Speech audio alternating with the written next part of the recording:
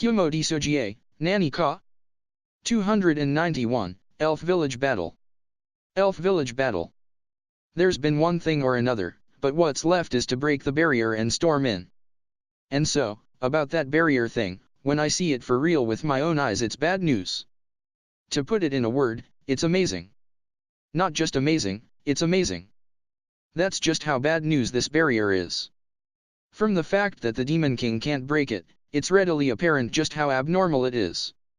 The Demon King's status values of approximately 90,000 are a step below the system maximum. Given that she can't break it, it means that with any status values in this world, it's already impossible to break it. Not unless you surpass the limit. Thus, it can be said to be impossible to create such a thing with the power of the system. In other words, this barrier was created using technology that is unrelated to the system. Therefore, if you consider the technology capable of creating such a thing without using the system, there's basically only one type. The super technology that uses Ma energy. Moreover, to maintain a barrier of this intensity, a large quantity of Ma energy needs to be consumed. It takes some nerve to use a barrier with such ridiculous conditions. This is defective equipment that shortens the life of this planet while in use, basically. Hey Kuro, why did you neglect this thing all this time? Well, all that ends today as well. It's finally time to destroy this dangerous thing. And so, I take out a golden bat. It's time for some baseball. The Demon King makes some kind of stupid voice, but this bat is amazing, okay? Anyhow, it's something from D's place. The second convenient item from the single-use only series. If a full swing is made with this, oh my how strange.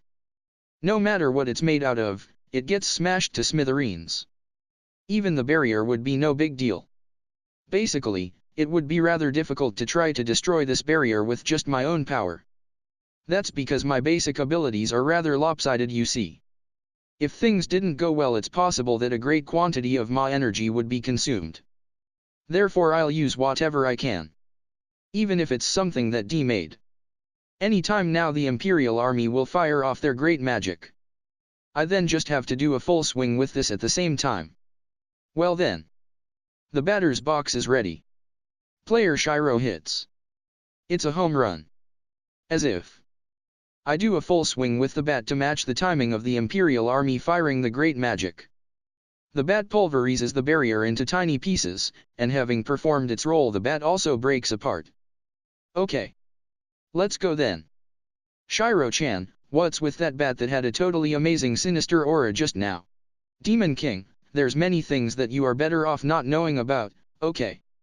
Although the Demon King asked about the bat, I'd rather not have her poke her nose into D's carefully made convenient goods. While they certainly are convenient, on the other hand they're all terrifying to use. After all, it's D who made them, you know? Wouldn't you be scared of having some terrible curse attached to you? I did do a careful check on them, and only used the ones that I could confirm don't have such a thing, you see. But this is D we're talking about, so it wouldn't be surprising for something to slip through my checks. Even so, I will use them when it's appropriate. They're so convenient after all. Though saying that I only have one item left now. I used the clock on Kuro already, and the bat just now. I should have the cards left still, but I lost those at some point though. I wonder where they ended up? Well, rather than worry about that now, it's time to get the action started.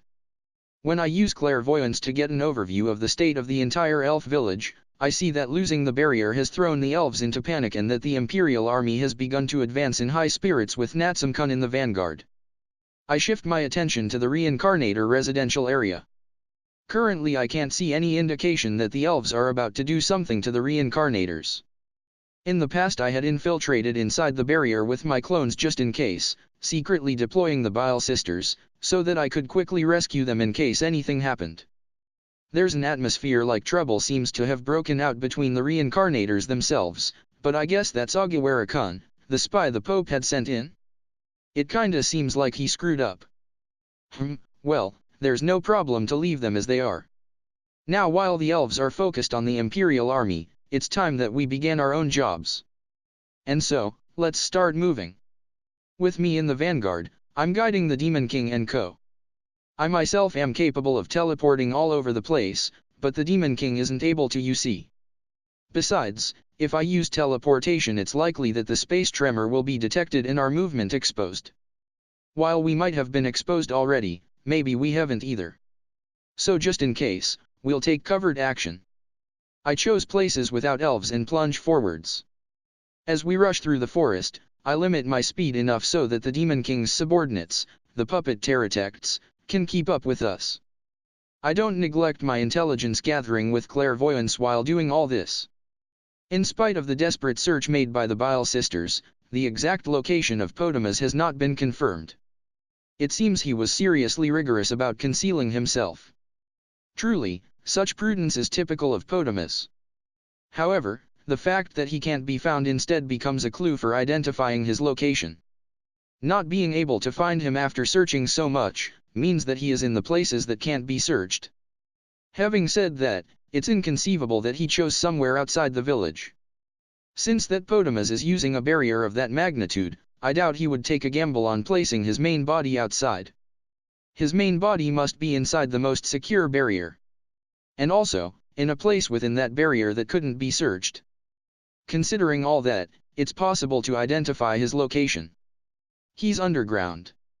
Since he couldn't be found after searching every nook and cranny above ground, he has to be there.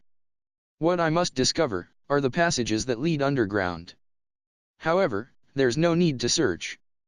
Above ground, there hasn't been even a single sighting of a robot created using the super technology that Potamus should have.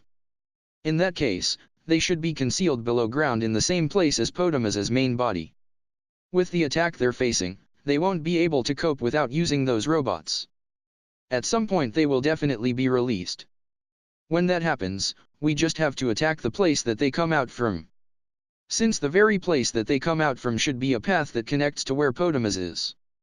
And, right when I say that, about 1 kilometer ahead of us the ground surface suddenly splits open, and from there robots come crawling out. Wow! Those robots look like something that could appear in a certain War Amongst the Stars movie. 4 arms and 4 legs. Those 4 arms have guns attached. A bunch of SF-like robots that don't fit this fantasy world. As soon as the robots get above ground, they start moving towards us. It seems that Mr. Enemy has already noticed us. Using 4 legs for dexterity, they dash through the forest at high speed. They're fast, huh? Converting them into system status values, I guess around 5,000? For the Demon King and I that level of speed is trivial, but for the puppet pterodactyls it might be a bit of a hard fight. The puppet pterodactyls might have status values of over 10,000, but I don't know how powerful the weapons that those robots are equipped with are though, and there's a lot of them as well. Enemies approaching. I will deal with them. I briefly report to the Demon King and co. Immediately I move at high speed. Before the robots can get close enough for visual contact, I activate my magecraft. Multiple bullets of darkness fly out, and rain down on the robot army. The robots are penetrated with barely any resistance, and are destroyed. How fragile! This is Potamus's combat ability? Nah, can't be. There's no way it's just this junk. But, well, I've found the underground entrance. I ignore the wreckage of the destroyed robots as I pass through them, and arrive at the entrance that the robot army came out from. It seems that the lid to the entrance is being closed in a hurry, but I stop that by force. Or rather, I smash the lid itself. The entrance that the robots came out from has a steep descent. Down there is Potamus. I exchange glances with the Demon King, who silently nods her head and heads down. From here on, only the Demon King will proceed. Because that is the Demon King's desire. We will not interfere. However, to watch over her I have secretly placed a single minuscule clone, and it accompanies her. Don't die, Demon King. Now then, time for me to do what I can here. Translation notes. Amazing, Shiro says it's not amazing, Shugoi, but amazing, Sungoi. Both words essentially mean the same thing but the latter has more emphasis. Bile Sisters, this is from chapter 233, The Black-Hearted Biles. Magecraft, as noted in chapter 275, what Shiro uses is magecraft, not magic, since she's outside the system. Kumo Desu, Nani ka? 292, Elf Village Battle. Elf Village Battle. I see the Demon King off, and while it instruct the puppet pterodactyls to each move according to their own judgment. If I need to keep moving in step with these guys, I won't be able to take action freely. Based on the ability of the robots seen just now, even these guys should be able to deal with them. Well, there's no way I can think of these robots as being the most dangerous things in his armory, so it wouldn't be at all strange if something terrible turns up though. The puppet pterodactyls are as smart as anyone else anyway, so I'm sure that if they feel that it's too dangerous then they'll withdraw. Go ahead and raise hell. Meanwhile, I'll do as I please. That being said, what shall I do first? The top pick would be to go off and secure the reincarnators. For the moment the reincarnators don't seem to be in any danger, but if I secure them then I'll be able to guarantee their safety. The second pick would be to keep reducing the elven forces. Basically to go around and whack every last one of the robots. To put it simply, I feel that would be the best. Apart from the robots, the normal elven forces are on a level where just the Imperial Army and Demon King's army can manage. If the robots aren't here then the elven forces are not much different from normal humans with a bit more magic ability included. Even though they have the advantage of location, while they are fighting with the Imperial Army, once they receive a surprise attack from the Demon King's army to their flank, they'll be helpless. Or rather, the Demon King's army has Vampire Girl, and Icon, and Mara anyway. Just those guys alone will be able to trample down the elves. And so, for the elven forces apart from the elves themselves, in other words the robots hidden underground, I think I'll go exterminate them. If I can manage that somehow then we've basically won. As for the reincarnators, well, since the Bile Sisters are there, it'll be fine to leave them alone for a while. Now then. It's time for some robothunting. And the moment I think that, the ground starts splitting open all over the place, and a large number of robots come out from there. Crank, crank. Isn't that a lot? Yeah, loads. With a quick glance, there's definitely at least 10,000 of them though. Whoa. I thought they were fragile, but they were mass production general purpose robots then huh? Having 10,000 robots that are each about equal to a dragon, that sure would be a threat to the people of the world. The violence of numbers is scary.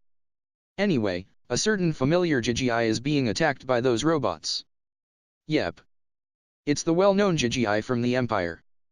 That GGI is without doubt the strongest human in the Empire, or rather, he's strong enough to be nearly the strongest human around, but it seems that even he is having a hard time against those robots which are about as strong as a lower-class dragon.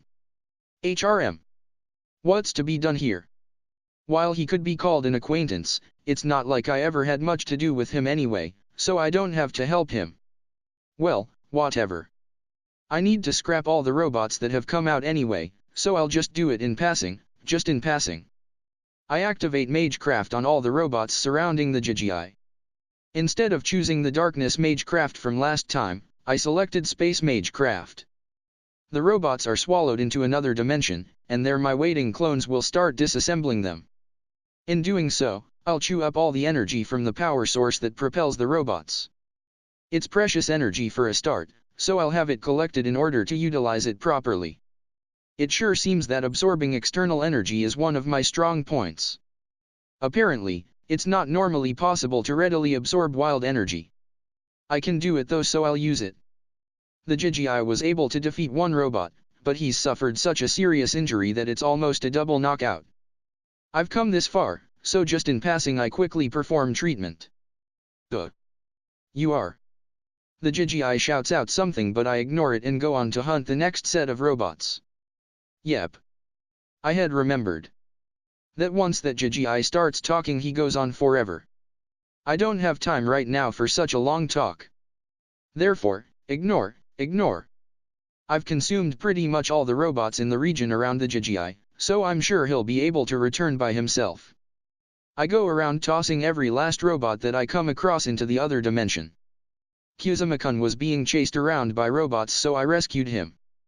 There's robots appearing around the Pterodactyl squad, but the queen is there so I can put off doing something about them. Then, while I'm doing my best dealing with the robot army, I spot the scene of Vampire Girl and Oenikun bullying Yamada-kun's party. What the heck, guys? Yamada-kun seems to be holding his head and floundering around or something though. Doesn't that look bad?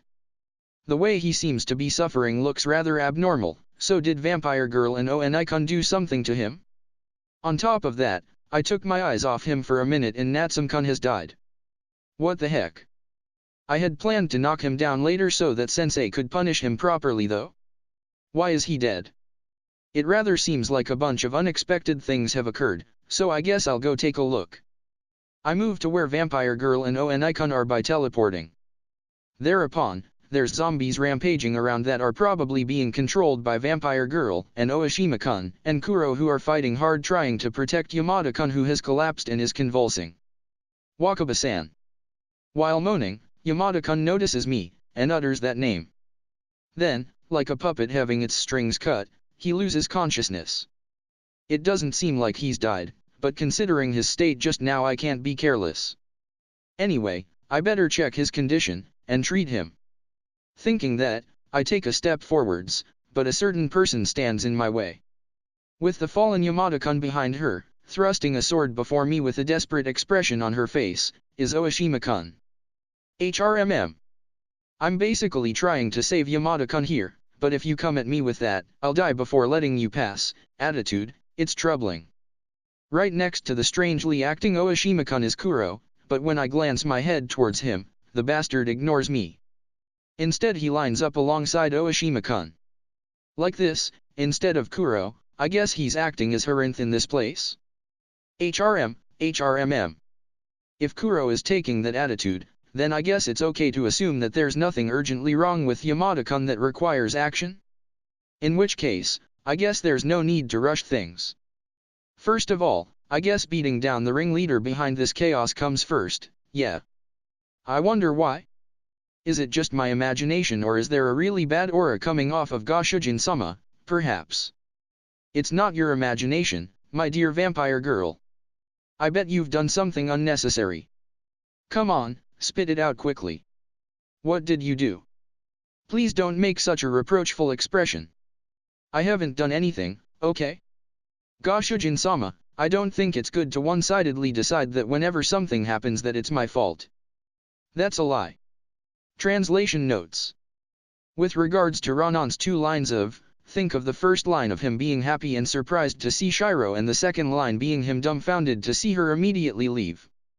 Or something like that. That's a lie. Probably a reference, in words if not in tone, to the US Oda meme. Kumo Desu, Nani ka? 293, Elf Village Battle. Elf Village Battle. You are Wakaba-san, right? Just what is going on here? What was done to Shun? Oashima-kun yells that out, but I'm just about to put the screws on the suspect who most likely did something to Yamada-kun, so please wait a moment. Shiro-san, we truly haven't done anything. Just as I had seized Vampire Girl by the scruff of her neck and was about to make her confess everything, there's an unexpected defense motion from Oenikun. Shun did something to the half-elf who is collapsed over there, and then suddenly he was in pain. Based on the situation, isn't it likely that Shun used some skill and then experienced a side effect from that? To Oenikun's calm analysis, Vampire Girl nodded her head quickly in support. Suspicious. That Vampire Girl's eyes are swimming a bit, is extremely suspicious. Well, the one who caused the situation that forced Shun to use the skill was Sophia-san though. Never expecting Oenikun's support to be reversed so quickly, Vampire Girl turns to look at Oenikun with such force that you can practically hear a whip sound effect. Her face totally has, I don't believe this guy, why the fuck did he expose it, written on it. As expected, the perpetrator is you, isn't it? The zombies that Sophia-san is controlling fatally shot the half-elf over there. Shun performed medical treatment, but the next moment he was in pain. That's about how it looked from my perspective. Oenikun concisely explains the situation. Yup, easy to understand indeed. He performed treatment then was in pain. By the way, unless I'm mistaken, it shouldn't have been possible to treat that half-elf in time. It was a fatal wound to all appearances after all. No matter how good Shun's magic abilities might be, there's no way she could be saved in time. Huh? In other words, the half-elf who is unconscious right next to Yamada-kun had actually died? However, she's breathing normally for a start and is basically just unconscious, right? Which means that Yamada-kun used his kindness skill to resurrect the dead then. Is what Shun did resurrecting the dead? Well, for such an ability, there's no way such a thing should be possible without compensation, right? I don't know what kind of compensation there might be, but considering how much Shun was suffering it seems about right. Kanata, I'd rather you don't blame us for that, okay? As if spitting it out, Nani-kun said so to Oshima-kun, who is still firmly holding up her sword. Even though her eyes are showing confusion, there is the light of reason in her eyes as she tries to sort out the situation. It seems she's desperately thinking about whether it's possible to break through this situation. However, I can't afford to worry about that right now. I'm dripping in cold sweat. Isn't the reason for Yamada-kun's collapse my fault in a way? After all, for him to collapse after using kindness, that absolutely has to be because his taboo level was maxed, right? The compensation for using kindness is for taboo to go up a level. If it was just that, then there's no pain or anything. Not unless taboo's level is maxed. I've experienced that myself as well, but even now I still can't forget that revolting experience. Yep. It's no surprise for him to lose consciousness.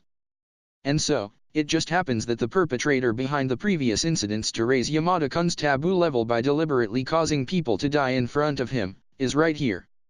It's me. Indeed, it's my fault that Yamada-kun's taboo level has maxed. The final straw was due to Vampire Girl's actions, but it's still a fact that I had been causing it to pile up previously. I can't blame Vampire Girl now. Besides all that, Kanata, didn't you make rather too much fuss over Shun merely losing consciousness? While I'm pondering how to conceal the truth, Nani-kun conveniently changes the subject. Shun is still alive. He's not dead. Also, this is a battlefield. It wouldn't be unusual to die here. Despite all that, why did you get into such a panic over something as minor as him losing consciousness? I hope I'm wrong, but surely you are not standing here with neither the resolution to die, nor the resolution to lose others, right? A sense of intimidation surges out from Nani-kun, like an electric shock. Perhaps they were overwhelmed by the intimidation, as the Imperial Army and Elven Army fighting a short distance away stop moving. Even the zombies that are already lifeless seem to have stopped moving out of dread. Oshima-kun, who is faced with taking that intimidation head-on, has a torrent of sweat running down her while quivering. As if she had had a bucket of water thrown over her, a ridiculous amount of sweat is pouring off her. Her body is visibly shaking in fear. It's to the degree that you wonder how she can even be still standing.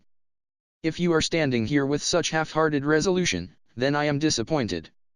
Without knowing the truth, without having the resolution, yet you are convinced that you are on the side of justice or something. That's so not funny that it could inspire rage. When I think that my former friend has become such a fool, it's repellent in the extreme. Nani-kun, unusually for him, is hurling abuse at someone without even trying to conceal his disgust. That rage, perhaps being overlooked amongst all the intimidation, somehow feels fishy. Well, since his former friend is his opponent, he might be thinking about various things. That opponent, known as Oshima-kun, is only half-conscious due to being overpowered by Nani-kun. Kanata, this is your first and last warning. Lower your weapon and surrender. Otherwise, even though we were once friends, I will cut you down. That's what it means to be resolved. I'm sure he actually has no intention of doing so, but Nani-kun declares that with plenty of intimidation. That was the clincher. Oshima-kun goes weak at the knees, and sinks to the ground right there. Having already comprehended the gulf in strength between them to a painful degree, she yielded by instinct rather than by reason. Well, that's when you go, it's impossible, after all. The despair that Oshima-kun is feeling now, would probably be similar to what I had felt in the past when I met Alaba for the first time, I guess. That it's impossible to win, just from feeling the other's presence. That's just how much of a difference in strength there was. Oshima-kun loses the will to fight and retires. Yamada-kun, sensei, and the half-elf are unconscious. Only Harinth, Kuro, is left. Yep. I guess I can leave this place to an icon and vampire girl already. Kumo Desu, Nani ka? 295, Elf Village Battle. Elf Village Battle. Author's note, Demon King's perspective. How pathetic. The voice that's repellent in the extreme, can be heard coming out from speakers installed somewhere. In the end, this is all you amount to. The only one I have to be cautious against is Jayuri Destodes. Against me, who has made preparations on the assumption of facing a genuine god. Surely you didn't think you could actually win? That's why you are and will always be a mere girl. Maybe it's just my imagination, but he's unusually talkative. Maybe he's just that happy. Nonetheless, we've known each other for a long time. It would be an insult for me to go easy on you at the end. Consider this as you being worthy enough for me to destroy you with all my might. I evaluated you high enough to actually decide to use this Gloria type Omega on you, which was built to take on Jayuri Destodes. An evaluation that doesn't make me happy is dispassionately spoken through the speakers. Right in front of me, is a machine weapon that appears to be entirely looking down on me. This is deeply moving. An association of many years, is finally coming to an end today. I'll settle what's going on outside soon. Farewell, my greatest failed work. Then, the blade of that machine weapon swung down towards me. Going back in time a little, I separated from Shiro-chan and Co., and went down the descent that carried on endlessly by myself. A passage that continued down into the ground. Potamus is waiting ahead of this. Then, after finally coming to the end of the descent, there was a place like a vast warehouse. I think that this room was most likely used to store the robots that Shiro-chan is mopping up above. It's not just used for storage, but for performing maintenance as well, it seems, as there's suitable-looking machines dotted here and there. Welcome. Suddenly, a voice resounded out of nowhere. Echoing through this enclosed room, it wasn't clear where it was coming from. However, even with that echoing voice, there was no mistaking the owner. Potamus. Indeed. Potamus sounded uninterested in his response. Simultaneously, there was a thunderous roar behind me. On turning around, the passage that I had came down is shut by a massive metal door. How foolish! Didn't you suspect there would be a trap? At the same time that I could hear Potamus's disdainful words, my body lost its strength. The power that had been humming throughout my entire body until then, vanished as if disappearing into thin air. Perhaps it would be better to say that it was erased. A magecraft jamming field. Probably because it is laid out across the entire warehouse, my status values vanish. In the situation where my status values are gone and my skills are unusable, I can't use any power beyond what my appearance might indicate. I certainly never expected you to actually walk into the trap by yourself so easily. When a path in enemy territory is shown so ostentatiously, I would think that it's normal to distrust it. Nothing but a mere girl in the end. Or rather, nothing but a mere insect, I guess. A number of robots of the same type that I saw above ground came out from the interior of the warehouse. They surround me, who cannot use my strength due to the field, and point their guns at me. How boringly simple. Ours is an association of many years. I'll at least send you off without suffering. A flash of fire bursts from the guns. Being turned into a beehive after being shot at with a hail of bullets from every direction, is totally not happening. I jump and quickly rise up into the air, performing a flip so that my feet land on the ceiling. Jumping off from the ceiling, I accelerate with gravity to do a dropkick that lands on a robot. The armor of the robot that I kicked is crushed, and is hopelessly broken. Oh ho! Potamus speaks out with an admiring voice. That tone implies that he's still very composed. You sure don't get it. Therefore, in order to destroy that composure, I'll make this declaration. I came in order to make you feel despair. What do you think the fastest way to achieve that is? It's by breaking through all the traps that you've prepared, and boldly coming to stand before you. Humph. You sure are talking big. Consider the best use of the brief time you have left to live, and face it with composure. Because I'll be coming to stand before your main body before long, after having torn through all your traps and the machines that you're so proud of. When that happens, feel free to turn pale with fright and beg for your life. On hearing my caustic words, Potamus emitted a low kukuka laugh. Try it if you dare, little girl. While I wonder whether he's finished speaking or not, all the robots around me prepare their guns at once. The moment I leap off the ground and leave that spot, the place I was in until just now was pierced by bullets. I might have said all that, but the situation is not good.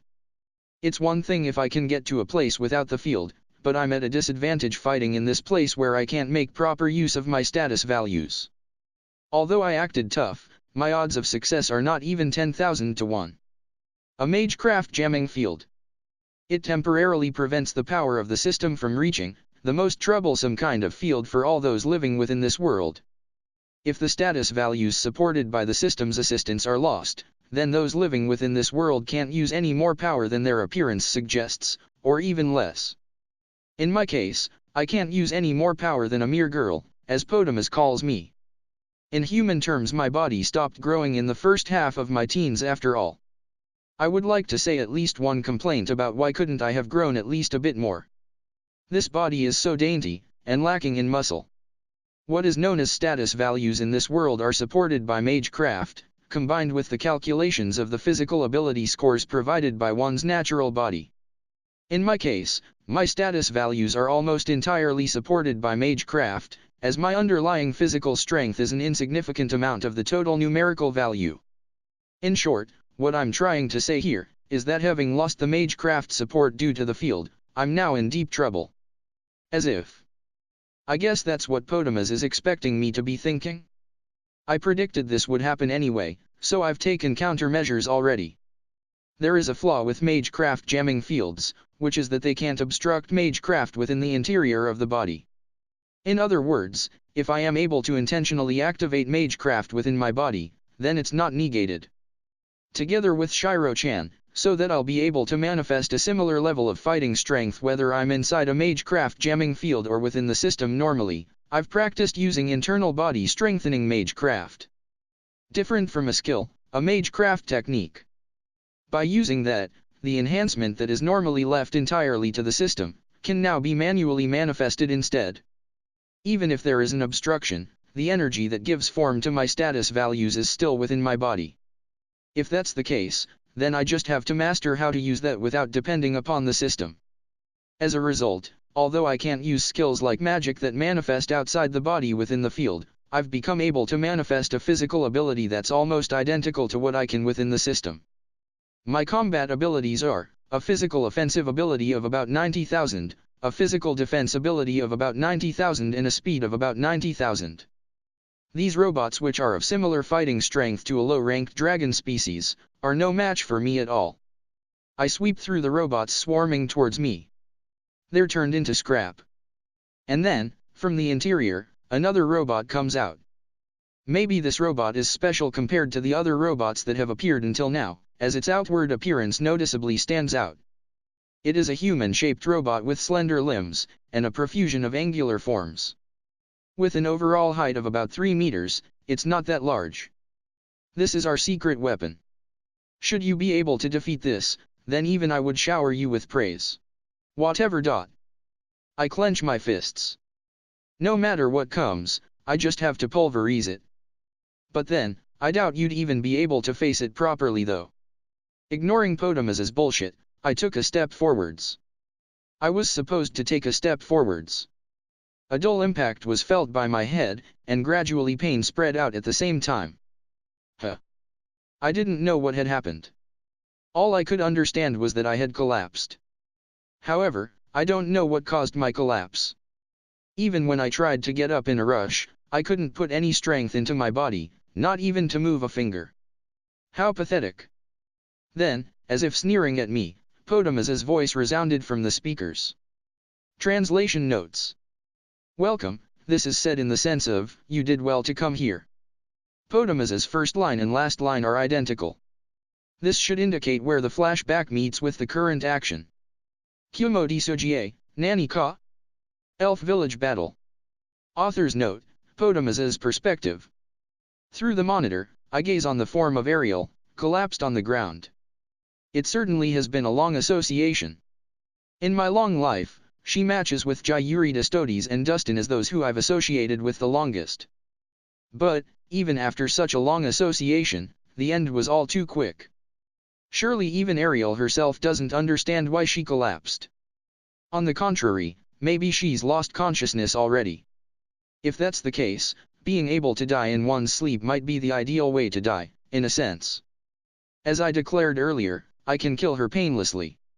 For me, that's my way of showing her respect as her sworn enemy for such a long time. Heh, this is no good. When did I of all people start getting sentimental? Perhaps that shows just how significant an existence Ariel is to me. You just never know. She was an existence that I had initially thought of as a worthless creation, so I hadn't ever expected her to develop into someone who could oppose me. Thinking about it that way, amongst all the useless articles that I had thrown away until now, maybe there were others who could improve into an outstanding talent in the future. But then, for such a miraculous result, that's practically like finding gold dust amongst a heap of garbage. If I had that much time, it would be much more constructive to try striking gold in another place. Ariel is the one and only miraculous example of garbage transforming into a gold nugget. Which is exactly why she is both something precious to me, and something depressing. If only one thing, yes, if only one thing had been different, she might have been under my wing. If she didn't believe in that idiotic existence called the goddess, her uncommon ability might have gained her the position of being my right-hand person. If that had happened, rather than calling her a mere girl of a failed creation, I would have treated her as my real daughter. Thinking that becomes highly irritating. Although I understand this is meaningless even as a theoretical possibility, that I still feel this shows just what a missed opportunity it was. However, in actuality we are antagonists to each other, and thus there she is, collapsed on the ground. The reason why Ariel has collapsed, is that she's in a poison-induced coma. This is not the fake poison within the system, but a chemical poison. For poison produced within the system, it can be counterbalanced by the resistance. But, the effect of that resistance is purely limited to poisons created within the system, so it does nothing against real poisons. It is a cruel bait and switch. Contriving a magecraft attack purporting to be poison, then being able to resist that with something purporting to be poison resistance. Because that's how those skills in the form of energy are produced. Ariel has been living for a long time within the system. For that reason, she's under the impression that poison doesn't affect her. Natural poisons are erased by the system, so all that's left is the fake poison created by the system. So it wouldn't be strange for her to be under that impression. Seriously, there is nothing more absurd than this thing called the system. It distorts the laws of nature entirely, transforming the condition of the world, and on top of that forces all the living things within this world to supply energy. Again and again, I tried to perfect a poison that would not be erased by the system, and in the end I realized that couldn't be accomplished. However, being unable to stomach the sense of being defeated by the system is now a nostalgic memory for me.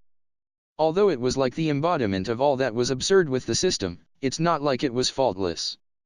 That Ariel can be afflicted by poison and has fainted is proof. The name of the poison that has Ariel in the grip of death, is carbon dioxide. If you think about it, it seems obvious, but within just the single word of poison there are a vast number of varieties. Amongst them are things that, despite being poison, are indispensable to this world. The prime example being the aforementioned carbon dioxide. Not just limited to humans, the majority of living creatures absorb oxygen, and release carbon dioxide. Then, that carbon dioxide is absorbed by plants, and released as oxygen. Not even the system can overturn this cycle. Therefore, carbon dioxide can never be removed from this world. When the concentration is increased, carbon dioxide indisputably becomes a poison. The rest is simple. I just have to pump a large quantity of carbon dioxide into an enclosed room. When the concentration of carbon dioxide is increased, respiratory failure occurs, a disordered consciousness is induced, and eventually death occurs. Whether or not the system's assistance bestows transcendental strength or not, that body is that of a proper living creature. Because it is a living creature, it cannot escape from reason. Although the system, and in particular that which is similar to the power of God, might seem to be disregarding reason, in practice it is not the case that they are completely separated from reason. They might seem to be separate from reason, but in fact fixed rules still exist. They might seem to be able to do anything, but something like the embodiment of a miracle requires expending a large quantity of energy in exchange, so if there is not enough energy to put it into practice, then the realization of that is impossible. In addition, even if enough energy is available, the process for implementing it must be understood. What is called magecraft does not produce something from nothing. This is only a hypothesis, but I think that what I call energy might actually be the underlying basis for atoms. Materials can change state between solid, liquid and gas, so in that case it wouldn't be strange if the same applies to atoms, which are the underlying basis for materials. And that is what energy is. Magecraft is a technique to manipulate that energy, and through external interference energy can be converted into materials. If that is so, then it is theoretically possible for energy to be converted into oxygen, and for carbon dioxide to be reduced to energy. Therefore, it's no mystery why Ariel was able to almost completely avoid the Gloria's strike, and for her body that should be been afflicted by carbon dioxide to stand up either. I see. Somehow or other, it seems that she does know the process required to properly break out of this situation. Whether or not one has the energy, magecraft cannot create a miracle if one does not have the knowledge to manipulate it. With the intrinsic energy that Ariel has, it wouldn't be impossible for her to heal herself of the carbon dioxide poisoning, or for her to be able to continue fighting. If she knew how. And Ariel did know how. That's exactly why she was able to stand up. Damn it, such a missed opportunity. That she has all that power, all that knowledge, yet I have no choice but to completely crush her. I shall praise you for being able to stand. However, it's not like the magecraft jamming field has vanished, nor has the concentration of carbon dioxide in this room reduced. With such an environment, Ariel must fight that Gloria. Creating miracles with magecraft requires energy. If there is not enough energy, then a miracle cannot be performed. That being the case, how long can Ariel last for, I wonder?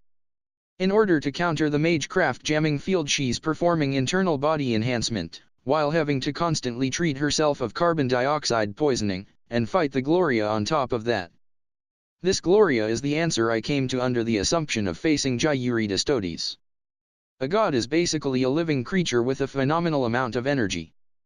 Thus, since they are a living creature, they cannot escape from reason. Even if a vast amount of energy is contained within their body. No matter what miraculous technique they use, since that is backed by the use of energy, then I just have to make them expend all that energy. That's the reason for this combat arena. That's the reason for the Gloria Type Omega. The Gloria Type Omega is specialized in wars of attrition. Whether it's for a day, for a week, or for a month, it can still continue to fight, with its indestructible body. Once I've finished cleaning up outside, I'll keep company with you however long it takes. Until you die, that is, Ariel. Translation notes.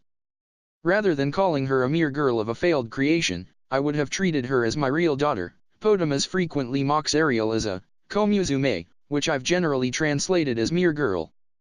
These days this word is normally used as an insult towards a girl, e.g. wench. However, the literal meaning is more like young girl or little girl. By itself, muzume can mean girl but generally means daughter. Bait and switch, the literal term here is match pump, which is short for lighting a match and then putting it out with a water pump. Or in other words, creating a problem, poison, then introducing a solution, poison resistance, and trying to take credit for the solution. It's more or less the flip side of bait and switch. Regarding poison being fake within the system, this came up previously in chapter 214. Kumo Desu, Nani ka? Elf Village Battle.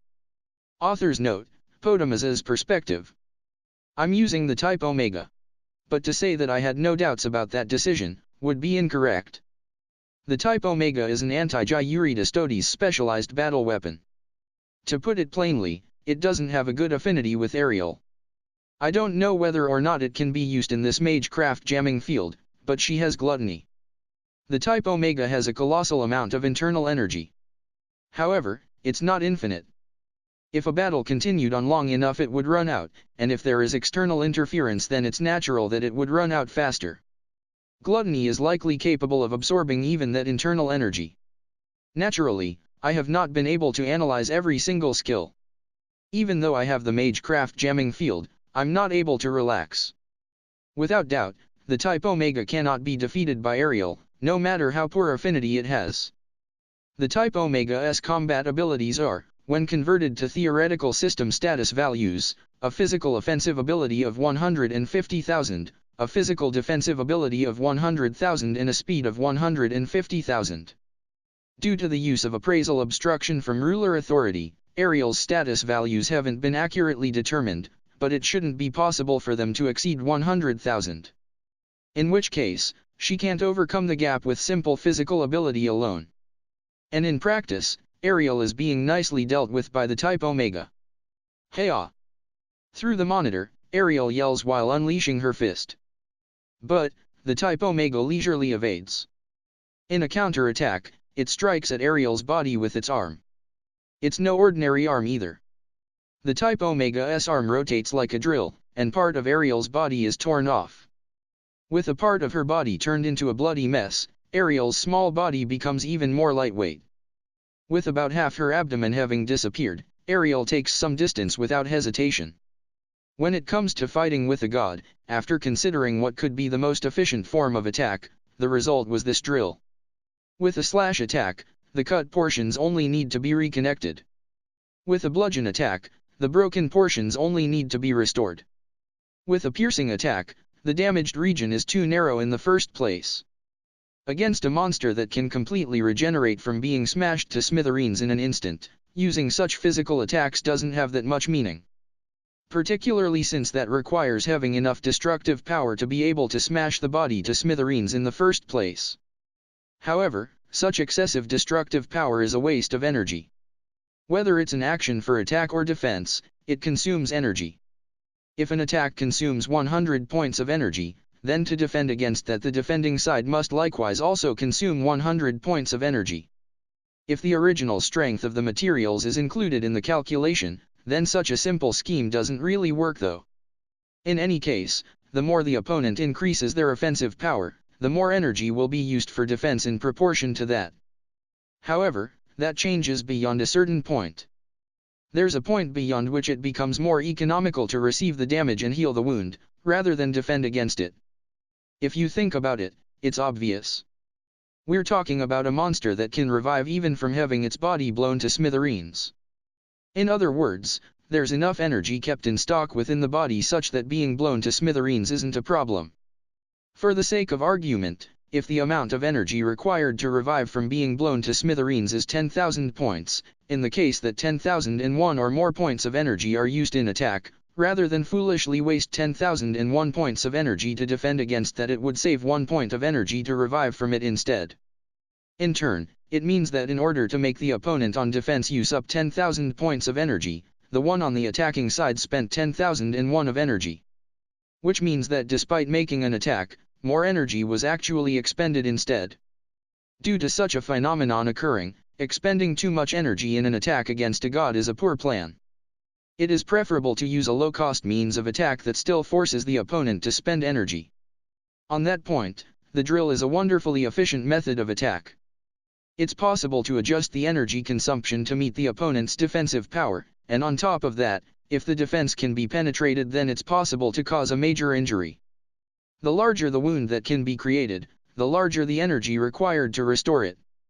Although the results might seem meager against a god who can even revive from being blown to smithereens, as the costs pile up they become massive. Low cost, low return. However, the return is guaranteed to be larger. In addition, Ariel is not a god. With this setup that was prepared to take on a god, for a mortal like Ariel, no matter how good an affinity she has with the type Omega, it's ultimately hopeless. The only thing that I'm concerned about is the possibility of wasting the type Omega's internal energy. After gathering so much precious energy, it would be galling if more than the expected amount of energy was consumed in fighting Ariel. But, like I said to Ariel, I consider her to be a worthy opponent. Enough that I decided that it's worth playing my strongest card against her as a tribute. Potamus-sama. How do you wish to proceed with the counter-attack outside? I'll leave it to you. Which is why, when my subordinate transmitted a request for instructions, I left it all to them. I have no intention of taking my eyes off of Ariel, displayed on this monitor. It's fine to leave the minor matters outside to my subordinates. At most, the only ones that are a cause for concern are the Queen Terratect and the one called Shiro. Considering that both of them together could not possibly match Ariel, there is no need for me to deal with them personally. For now, I want to concentrate on seeing the last moments of my ancient enemy with my own eyes. Ariel puts a hand over the lost part of her abdomen, and is breathing heavily. Just by breathing in the air that's laden with carbon dioxide, her physical condition will worsen though. Because of the Magecraft jamming field, even the possibility of healing an injury is doubtful. Naturally. That's the reason for the Magecraft jamming. That's the reason for the carbon dioxide. Using the Magecraft jamming to put a limit on the combat abilities and recovery abilities of a god, and using carbon dioxide to force them to gradually waste energy, and finally to accelerate that using the type Omega. In order to kill a god, I thoroughly prepared this battle formation despite not being a god. Not being a god, it is impossible for Ariel to defeat it. Ah! Once again, the type Omega attacked Ariel. The drill pierced Ariel's chest, opening a large hole. However, Ariel was prepared to take that attack in order to grab the type Omega with her left hand, and constrain it. I caught you. Until that point, the type Omega's speed had made sport of Ariel's attacks, and she hadn't connected even once. In order to land a strike on the type Omega, Ariel purposely took an attack from the type Omega. Ariel's right hand is clenched tightly. She unleashes a powerful right straight. Caught by her left hand, the type Omega wasn't able to evade. The blow made with all her might lands on the type Omega. Her clenched fist drives into the head section of the type Omega, which explodes like a balloon despite being metal. Continuing further, the impact was transmitted through the body, and the type Omega's entire body was scattered as if it had detonated. How'd you like that, huh? Ariel smiles as if in triumph. That's in spite of the large holes that have been opened in her abdomen and chest, which would be fatal to a living creature. However, it's unfortunate for her. It's unfortunate, but I wouldn't think it's over yet. In front of Ariel's eyes, the smashed-up body of the type Omega begins to revive. Without even taking a second, the body returns to the uninjured state that it had until just now. If a god can do it, then there's no reason why a creature with a similar amount of energy invested cannot. All the more so because unlike a living creature, the type Omega is a simple lump of metal. It's merely being remote-controlled by Magecraft. The complex structure of a living creature versus a simple lump of metal. Naturally, the former requires a greater amount of energy to revive. Efficiently force the opponent to consume energy, resulting in a smaller loss for us. Keep making the same investment over a long period. That's the essence of the type Omega. The second round is getting started. Together with those words, the type Omega rushes towards Ariel again. It might end with the second round. She's hardly likely to last until the final round. But then again, that final round would never be reached, since this is a hell of infinite rounds after all. Kumo Desu, Nani ka? 296, Elf Village Battle. The countless number of sea urchins floating in the sky. The huge triangular pyramid in the center of them. Somehow, it's a scene that really makes me want to say, go do it in space. Nani. To everyone living on this planet, I'm sorry. You've sure worked hard. Well, if there's some weirdo out there who's delighted with allowing those things to float around, all the saved up energy won't last. I had wondered, hey, just how much energy did you grab to make even one of those sea urchins, but considering the amount gathered here, then the world could have been saved once or twice over long ago. Or rather, this world sure has been put through such unbridled and continuous exploitation for so long, huh? I guess that's proof of just how hard the inhabitants of this world have been working. Seriously, they've really worked so hard. Well, despite all that, there's no change in what I need to do though. All members, emergency evacuation. Via telepathy, I send an evacuation order to all divisions. It would be hard for Vampire Girl or Oenikon to face those sea urchins as well. Against those sea urchins which even the Queen couldn't do anything about without my assistance, since there's too many floating around to even count, this is a case of, he who fights and runs away, lives to fight another day. Besides, since I'm about to get serious, they might get caught up in it as well. On that point, Mara is excellent. Before I had given my evacuation order, he had already made the army retreat. Beforehand, I had already warned him not to overdo it if an unexpected situation occurs, but he still took prompt action even so. Since he immediately evacuated once he felt danger, with one thing and another, I guess Mara might be the best general we have amongst us all. Using the Bile Sisters, I secure the reincarnators. I toss them into another dimension. It seems that two of them were taking independent action, but I had them nabbed and secured as well. Good. With this I can now turn the entire area into a battlefield without worry. Now then, time to get serious, eh? Darn it. I had wanted to avoid revealing the full scope of my power if possible, but now's not the time for that unfortunately. While I was making all those preliminary arrangements, a corner of the triangular pyramid begins to glow. It's a motion gun, huh? Yup, it's a motion gun. As I had expected, a moment later that light was fired at me as a heavy laser beam. Yeah, it's death shoot from another dimension time. Okay then, right back at you. The heavy laser beam heading towards me is swallowed up by the gate to another dimension that appears in front me.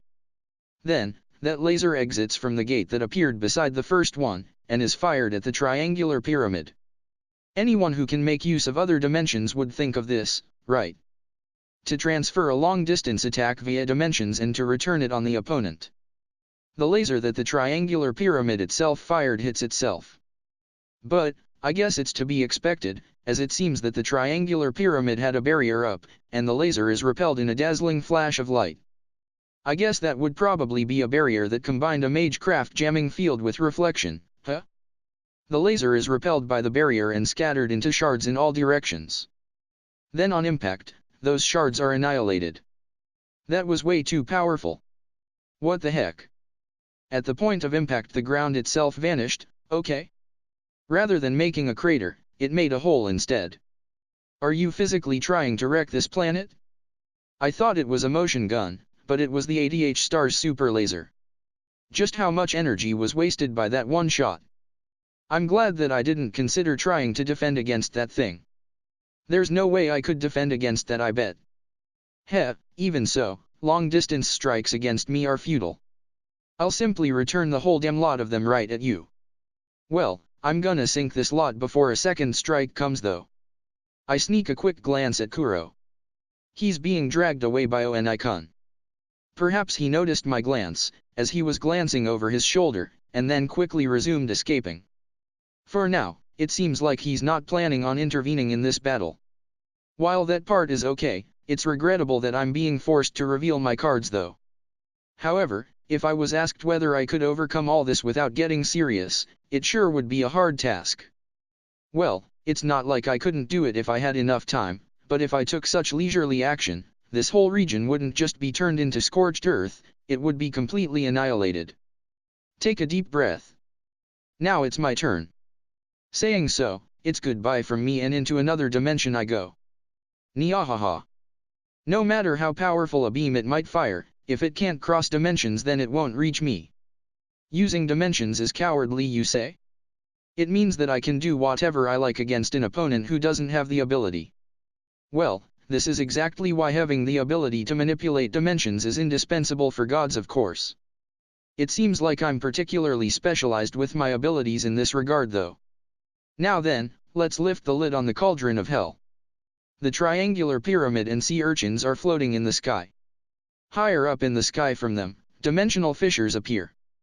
Those fissures spread out in a pattern like a spider's web, covering the skies above the forest where the elf village is. Then, a countless number of eyes peek out from those fissures, facing the ground. A myriad of eyes gaze down upon the ground. They are my clones with the evil eye of gluttony. The swarm of clones simultaneously activate the evil eye of gluttony, greedily eating up the energy from the triangular pyramid and the sea urchins. The triangular pyramid and the sea urchins all shoot attacks up at the clones, but they're obstructed by the spider web-shaped dimensional fissures, and not a single attack reaches the clones. Indeed, the dimensions are fully isolated. Of course they won't reach. In the meantime, having had their energy eaten, the sea urchins start dropping to the ground. This is me being serious. Fully utilizing my dimensional abilities, first I sequester countless clones in another dimensional my home, then one-sidedly squeeze the energy out from my opponents with the evil eye of gluttony. Even if the opponent is a god, once they've run out of energy they're an ordinary living creature. Since having an unbelievable amount of energy for a living creature is what qualifies a god as a god, if that is taken away then they can't be called a god. As an incomplete novice god, this is the strategy one devised to take on Kuro. Or rather, this is all I could do. After all, I'd lose for certain in a direct fight. Therefore, I had no option but to thoroughly expand my hand of available cards. Basically, this is all I could do. There's not many things I can do that could reasonably be called godlike. Even so, this is the new my home strategy that I've continuously refined in order to defeat the higher-ranking god that is Kuro. A bunch of mere elven weapons had no chance of defeating it. Once again I check on Kuro. Yikes. He's totally looking. Please stop, please don't look. Since this is all I can do, if he develops a way to counter it then I'll be checkmated. Which is exactly why I didn't want to do this. Pretty please, don't counter it, okay? While I was making such a wish, all the sea urchins had fallen to the ground, and in the end the triangular pyramid also dropped to the ground without power. Translation notes. Motion gun, in the Japanese, obviously a reference to the wave motion gun. Kumo Desu, Nani ka? 297, Elf Village Battle. Ariel. What the heck is that? Sounding as if he's at his wit's end, Potamaz's voice resounds. At the same time, the robot that had been completely dominating me stops moving. If you just say that, how am I supposed to know what you mean? Unless you use a concrete expression I can't understand what you're saying, you know. Acting dumb, I deliberately shrug my shoulders and shake my head in confusion. In a normal situation I'm sure he would readily turn aside my joking attitude, but I guess he's really at his wit's end, as I can hear the sound of him grinding his teeth through the speaker. That person called Shiro. What the heck is that? Naturally. Yep, I knew it. While saying that I didn't understand what he meant by that, of course I knew. In the first place, it's unimaginable for someone to be able to bring about a situation that would make Potamaz so flustered, aside from Shiro-chan. Still, Potamaz is staggeringly flustered. Perhaps this is the first time that I've ever heard Potamaz expose so much emotion and yell so much. Potamaz normally looks down on other people, and doesn't display any particular emotions. Because no matter what the people he's looking down on try to do, he doesn't have to bother with it. Precisely because he looks down on others, it seems that he thinks it's embarrassing for his emotions to be affected by others. Which is why, even when he does feel emotions, he doesn't reveal them. Despite all that, currently he's losing his mind. This must be due to some situation occurring that completely went beyond Potamaz's assumptions. Yep, Shiro-chan is capable of that. What's up? What has Shiro-chan been up to then? I doubt he'll give me an answer, but I'll try asking since I'm curious. I am the one asking the questions. Hurry up and answer what that is. He's already shrieking. I'm a bit dejected here. I'd wanted to make him start yelling like that myself though. Shiro-chan has beaten me to the punch, I guess. While I don't know what happened, I guess you've been beaten by Shiro-chan or something, huh? I'm like, so sorry. Sucks to be you. Against my jeering, the robot that had stopped moving until now suddenly starts attacking me again. I take a back step to avoid the rage-induced wild swings. Upset? Angry? My, what a short temper. Maybe you've not had enough calcium in your diet? This is the problem with frail kids who shut themselves inside. Against my provocations the robot charges at me transparently like a idiot. Shit. Shit. Shit. Where did my calculations go wrong? There's no reason for such a person to exist though. The pathetic sound of him heaping abuse on himself reverberates. How fragile. I'd already known about it, but this man sure is weak.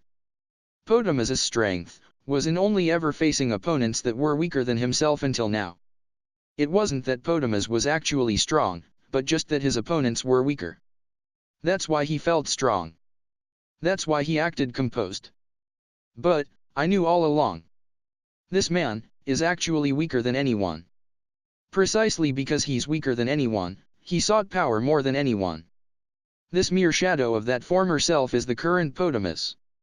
Misunderstanding strength and about becoming strong, this man is as weak as ever. Having faced Shiro-chan, someone who is stronger than himself, he's revealed his true colors and his weakness can be seen. How weak? Say what? Catching my brief mutter with his sharp ears, Potamus responds with a threatening voice. Potamus, you sure are weak. I hadn't really intended for him to hear my muttering, but since he asked I'll clearly spell it out for him. I sure don't want to hear that from someone who is satisfied with the transient power of the system. I wasn't talking about being strong or weak in that meaning though. But even if I said that, I'm sure this man wouldn't get it. That's right, the system. What about reaching godhood? Couldn't that have become a god? But, what is that? And in that case, why? Shit. Damn it. I can't even tell what he's saying anymore, as Potamus repeatedly heaps incoherent abuse on himself. Perhaps influenced by the controller, the robot's movements become incoherent as well. The drill is thrown towards my face. I stop it with my teeth. There's a horrible grinding noise, but I ignore it and put strength into my jaw, biting off the drill. Wait. That's right, why? Why are you still alive? Oh? He finally noticed? How have you healed? In this magecraft jamming field, how can you fight on equal terms with the Gloria Omega? What's going on? You're slow on the uptake. My body was wrecked by the robot's drill. My abdomen was gouged out, my chest was pierced, my arm was torn off, my leg was shredded. However, those wounds have already healed. It can't be that you have as well? Does this mean that you have become a god as well? Potamus is shouting at the top of his lungs. He'd been utterly looking down on me until now, yet he fears that I've ascended to godhood before him while he's sought it all this time. I'm sure that would be the greatest possible humiliation to Potamus. You're wrong. However, unfortunately that's wrong. I haven't become a god. I can't become a god. If it was that easy to become a god, even Potamus should have become a god long ago. It's not the case that I have become a god. However, just for a moment, I am capable of producing a strength that can compete with the gods. You know what method I'm referring to, surely. The robot takes a step back. Being like that, Potamus seemed to shrink before me. It can't be. Oh yes it can. Are you sane? That's a cruel way to put it. Well, I'm sure that from Potamus's point of view it would be devoid of reason though. Which is why I said that you are weak. I'm pretty weak as well, but I believe I have the courage to put my life on the line in order to achieve my goal. Humility. My newly acquired skill of the 7 virtues. Due to its ability, I can temporarily obtain an ability that compares with the gods. When my soul fused with a fragment of Shiro-chan's soul, the former body in charge, my soul increased in volume accordingly. At the time, my soul was already filled to bursting, like a container that was cracking on the verge of exploding. As if mending those cracks, Shiro-chan's soul permeated through. Thanks to that, I was able to gain new skills that were once beyond my reach. Like telepathy for example, a skill that I hadn't needed until then due to being a loner. And what I took at the end was the skill of humility. This skill that I've kept secret from everyone except Shiro-chan, is my secret weapon. I won't hesitate at all in using this secret weapon. Even if it will burn away my very soul. Humility and percent power capable of reaching the gods. By consuming one's soul, a power that can even compare with the gods can be temporarily gained. In addition, the W system is surpassed and the right to interfere with the Ma area is obtained. Translation notes. Maybe you've not had enough calcium in your diet, I'm not sure about the real scientific basis, but in Japan it's common to blame anger and similar emotions on a lack of calcium. Telepathy. In chapter 170 when we see Ariel's skills through appraisal, the telepathy skill was not listed. We first see Ariel use telepathy in chapter 201. Kumo Desu Nani ka? 298, Elf Village Battle. As the robot begins to regenerate the broken drill, I grab its head and immediately sink my teeth into it. The bitter taste of metal spreads through my mouth. That only lasts for a moment though, as what I had bitten off in my mouth is disintegrated, and transformed into pure energy. My gluttony skill works properly within my mouth at least. While it means I need to get things into my mouth first, so long as I can get it into my mouth then it gets disintegrated into energy no matter what it is, and I can then absorb that. It makes no difference that it's built to be an anti-God robot. While the amount of energy that I can snatch in one mouthful is small, it should be more efficient than simply continuing to punch it endlessly. I've already figured out the rough design of this robot. At any rate, it's a war of attrition type that has been infused with plenty of energy. Relying upon its quantity of energy, it's made to be tough enough to instantly regenerate no matter how hard it's beaten up. Excess functions are excluded, and it's specialized only in efficiency. At the same time, the combination of the Magecraft jamming field and the poisonous gas exhausts the opponent. I see. It might be in a roundabout way, but if you consider what kind of strategy has the potential of defeating a god, it makes pretty good sense. Even while I'm actually using humility, it's still a real struggle. As for whether it would really work in practice against Jayuri, I don't know, but what I can tell is that Potamus has really thought long and hard about perfecting this battle formation. Precisely for that reason, and because I am the opponent, that will be the reason for its defeat. I thrust into the robot's torso with a spear hand. Then, I activate magic inside the robot's body. The Magecraft jamming field is not omnipotent either. For the interior of living bodies inside the field, and in particular, for the interior of allies where the activation of Magecraft must not be jammed, the effect does not reach. Well, of course, since the robot regenerates using Magecraft, jamming that would turn it into a simple lump of metal. Unlike Shiro-chan, I'm not capable of actually analyzing the construction for neutralizing the Magecraft jamming on the robot, but even without such laborious methods I am able to activate magic. So long as it's inside the robot. What I activated was level 10 heresy magic. Its name is Soul Break.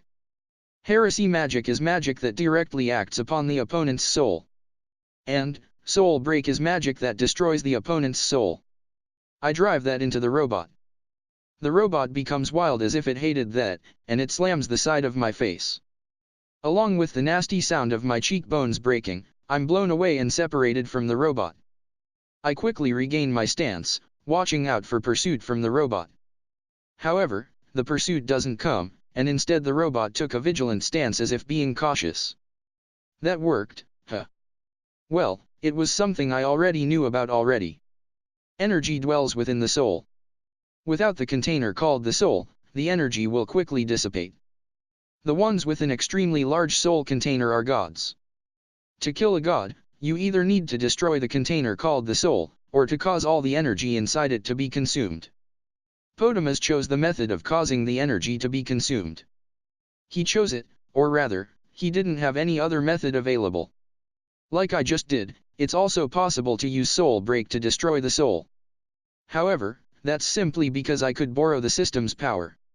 Without the system's support I can't use Soul Break. Even Shiro-chan has yet to be able to reproduce Soul Break after all.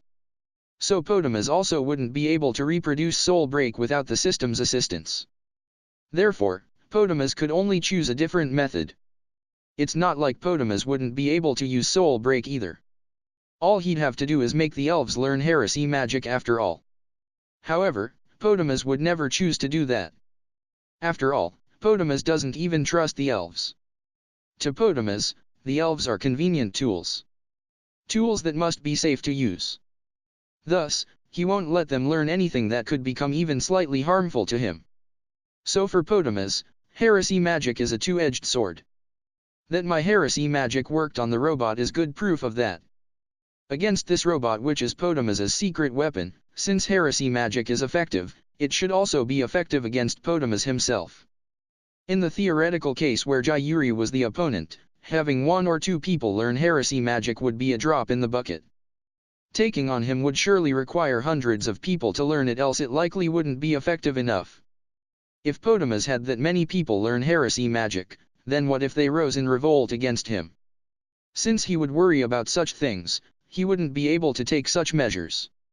It's often said that it's lonely being a king, but it's a bit different with Potamus. He's alone by choice. He's satisfied with being shut in his confined miniature garden. Because as long as he's inside that miniature garden, he can be number one. Because as long as he's inside that miniature garden, whatever he does is forgiven. Really, what a petty man. Because of which, he's a sleazebag. Potamus. To make this robot, just how many people's souls were used? Since I can hear Potamus' muttered groans over the speakers, I'm not expecting some kind of decent reply. However, I just wasn't able to keep quiet. Energy dwells within souls. Since it has energy, it means that this robot has souls within it. Also, there is a threshold for how much energy can be saved up in souls. A threshold that Potamus and I were unable to exceed. This robot was specifically granted energy under the assumption that Jayuri was the opponent. That amount of energy cannot possibly be retained by a single person's soul. If he'd been able to do that, then Potamus would have become a god long ago. Therefore, this robot has several dozen people's souls infused into it. All their souls have been reconstructed into this metal body. I pity you all. But, I won't go easy on you. For soul break to destroy a soul, it means that it returns to nothingness rather than rejoining the cycle of reincarnation. Quite literally, a heretical magic. Even so, I will not hesitate in making use of this. It's not like I have the luxury to choose otherwise either. Gluttony and soul break, and finally the time-limited humility. I will use these to overcome Potamus. Sorry. To these pitiful souls that were reduced to a weapon I give a single word of apology, then I took a step forwards. Translation notes. Soul break, skills with this word, have appeared before, though not in pure spell form. E.g. the Evil Eye of Soul Break in Chapter 119 or how the Heresy Attack skill uses the Soul Break attribute in Chapter 110. Break Soul or Rend Soul would be a more literal translation though. Quite literally, a heretical magic, the Japanese word for heresy or heretical more literally means off the proper path. As Ariel said, it takes souls outside the proper cycle of reincarnation. Kumo Desu Nani ka? 299, Elf Village Battle. I wonder how much time has passed. I feel that the battle has continued for quite a long time, from my perspective. But, it's possible that my sense of time was lengthened and it was like that only in my subjectivity, and that in fact the actual amount of time might be unexpectedly short. I'm not sure how many times I've done this now, but once again I make a strike. My spear hand pierces the robot's chest, and the heresy magic that I activated inside destroys a soul dwelling within there. The robot trembles once as if convulsing, then its movement stopped completely. Even after I withdraw my hand, the hole that I had created doesn't regenerate, and having lost its support the body feebly collapses to the ground. The crashing sound it makes is unexpectedly light, giving the impression of being an empty shell of an instrument that had lost its significance by losing its souls. It's over. No, not yet. Even if this robot is Potamus's secret weapon, it's not actually Potamus himself. Until I give Potamus himself his last rites, it won't be over. That being said, that sure was painful. I might look perfectly unharmed in appearance, but on the inside I'm a total wreck. That's because the effect of humility is to consume the soul. While the energy that I was able to steal from the robot helped cushion the effect somewhat, that's only at the level of being better than nothing. If I cancelled the effect of humility, it might be bad. I guess this is like how a candle burns brightest just before its flame burns out. Please, let me last until I have dealt with Potamus. If you're done then come outside. That voice resounds directly within my head. I guess it's a message from Shiro-chan. Despite the Magecraft jamming field still being active, I wish she wouldn't make doing that seem so easy. I'm losing my confidence here. Anyhow, for Shiro-chan to go out of her way to call me, I guess it means that I had better go outside, right? I forcibly wrench open the door that had closed over the entrance when I arrived. Just what you'd expect of something made to shut in a god, I sure had a hard time opening it. I was wheezing after opening the door, then wheezing again as I climbed up the long slope, reaching the outside world. What I saw there was something completely beyond my expectations. The forest was blazing here and there. In the places where flames were burning, there were these large round objects lying there that I couldn't really figure what they were. Within that spectacle that was like something from hell, there was the silhouette of something enormous standing out prominently. As if covering the sky, an enormous disc-shaped object was floating there. If I was to express it in a single word from Shiro-chan's memories, I would call it a UFO. That thing rumored to actually have space aliens riding it. However, that expression is not necessarily wrong. That floating disc is evidently a spaceship after all. There's no way that Potamus wouldn't know about the current state of this planet. The reason why Potamus is obsessed about this planet that is like a house of cards, is because the system is here. Although he was making heavily abusive statements about the system just earlier, that's precisely because his expectations have been betrayed. Potamus had expectations of the system. That perhaps it could make him a god. However, Potamus couldn't become a god. Even so, betting on that ray of hope, Potamus remained on this planet, hoping that one day maybe he would be able to become a god. However, Potamus himself should have been aware that there was only a faint hope of that. Therefore, it's natural that he was prepared to escape from this planet, that is. Potamus was ready to leave this planet at any time. For that reason, he could calmly do things that were capable of ruining the planet. What's floating in the sky right now is basically his means of escaping this planet. But then again, that means of escaping has been rendered immobile by white threads though. Just as if it was a bug caught in a spider's web that could do nothing except wait to be devoured. Yeah. That's actually so true it makes me want to smile. Shiro-chan, you're something amazing. While I was playing with that robot, just what the heck were you doing? You did such an amazing job I can't express it in words. Potamus is in there for certain. When I was fighting with that robot, partway through I stopped hearing Potamus's voice. Meaning that he had abandoned the robot and was trying to escape already. Even that robot, despite all the time and effort that he spent on it, is just another tool in the end, from Potamus's point of view. If it was in exchange for his own life, it's clear that Potamus wouldn't worry about his choice even in the slightest, basically. Amongst the threads that are binding the spaceship, there is one stuck to the ground right next to me. The thread is thick enough for a single person to walk along without a problem. On taking a quick look around the area, I see no sign of Shiro-chan.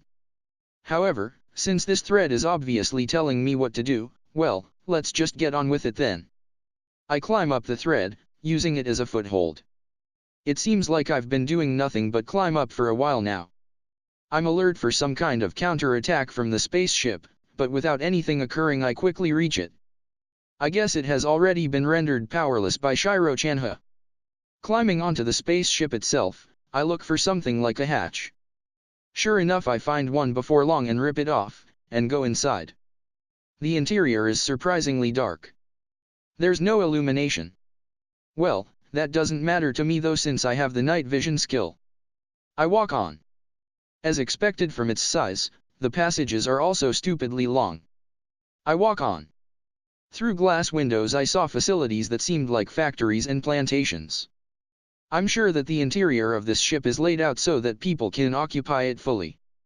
Because they very well might need to spend centuries wandering through space after all. Maybe it's not just because of his expectations for the system that Potamus didn't leave this planet, but also because he was uncertain about the future.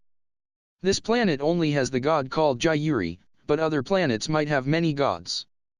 Considering that, he couldn't afford to be careless. I walk on. There's defense-orientated robots swarming around, but they're hopelessly weak compared to the one I fought underground just now. I rout them. What I realize from dealing with the other robots, is that the one I fought underground, Gloria type Omega or whatever, is very clearly a special one. I walk on. While screaming something strange, one of Potamus's clones attacked me. He had a handsome face, but it turned into something nasty due to impatience and terror. I've killed many of Potamus's clones up to this point, but none of them had such a warped expression. While he's not bothered about however many of his disposable clones are killed, he's clearly that worried about the possibility of his main body being killed. Well, naturally. I quickly finish off the attacking clone. No matter how much they're strengthened by machines, I'm already far beyond what these mere clones can handle. In short, you're checkmated. I walked, and when I finally arrived, he was there. The body of an elderly elf, inside a transparent cylinder. That body had countless tubes attached. Perhaps because some kind of peculiar subject matter is clogging those pipes, the old elf doesn't even twitch. Stop. Stop, stop, stop. I don't want it to end. It can't end here. I must live on for eternity. I beg you. Please stop. Well, instead of moving, his screams are surging out from the speaker though. Along with the continuous entreaties to stop that are being emitted from the speaker, there's also a meaningless scream mixed in. Since he doesn't need to breathe, he can scream continuously as well. To Potamus, a body is not a container for living in, but something that simply needs to be alive.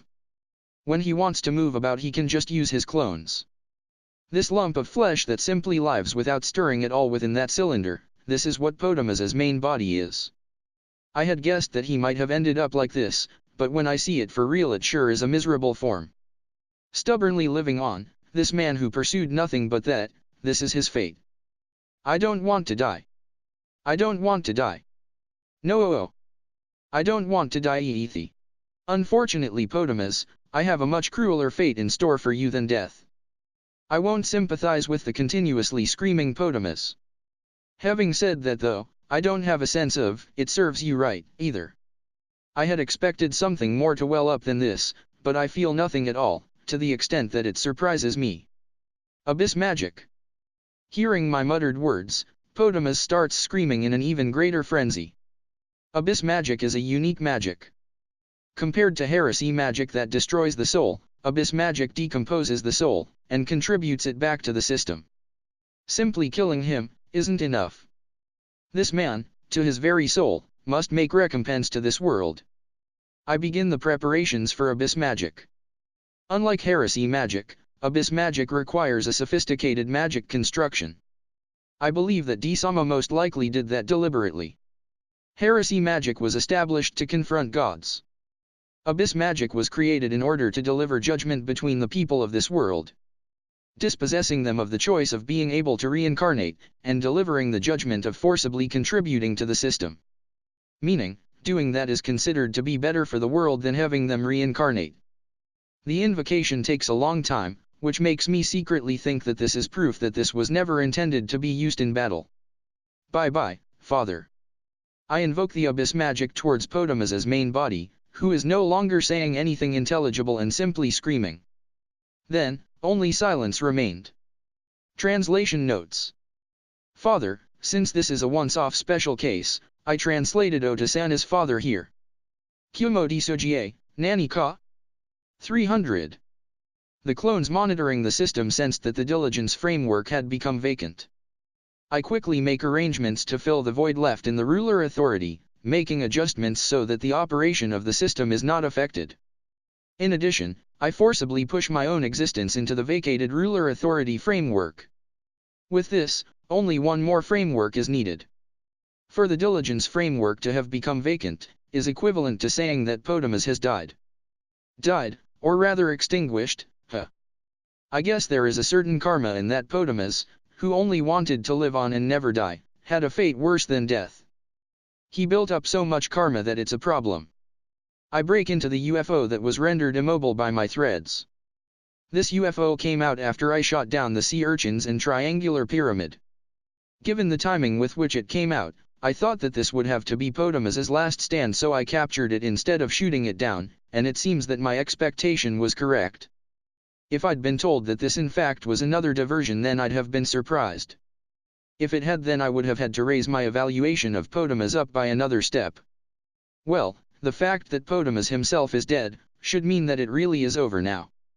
At the end of this excessively long journey, I find the Demon King sitting on a chair and operating what appears to be a console in front of her. It's over. I see. Without turning around, the Demon King spoke plainly.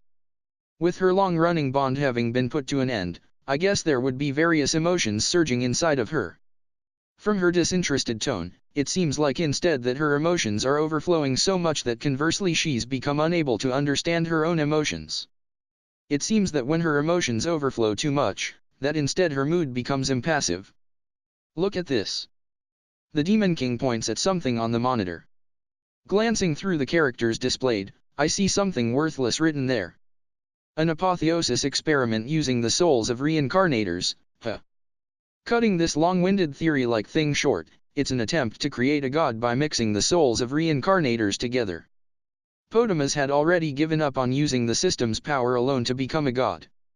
No matter how much experience points in the form of souls he gathered, he wasn't able to break through the limit. In which case, he considered using a new type of experience points, in other words the souls of humans from another world, and by using the souls of the reincarnators, that perhaps it would be possible to break through the limit. How worthless. Well, kinda. Basically I'm saying that I can't see any hope of this succeeding. Even if you gathered all the souls in this world, it still wouldn't be possible to break through the limit. So then just use souls from another world then, huh? If that could make a god then it wouldn't be so hard in the first place, you know.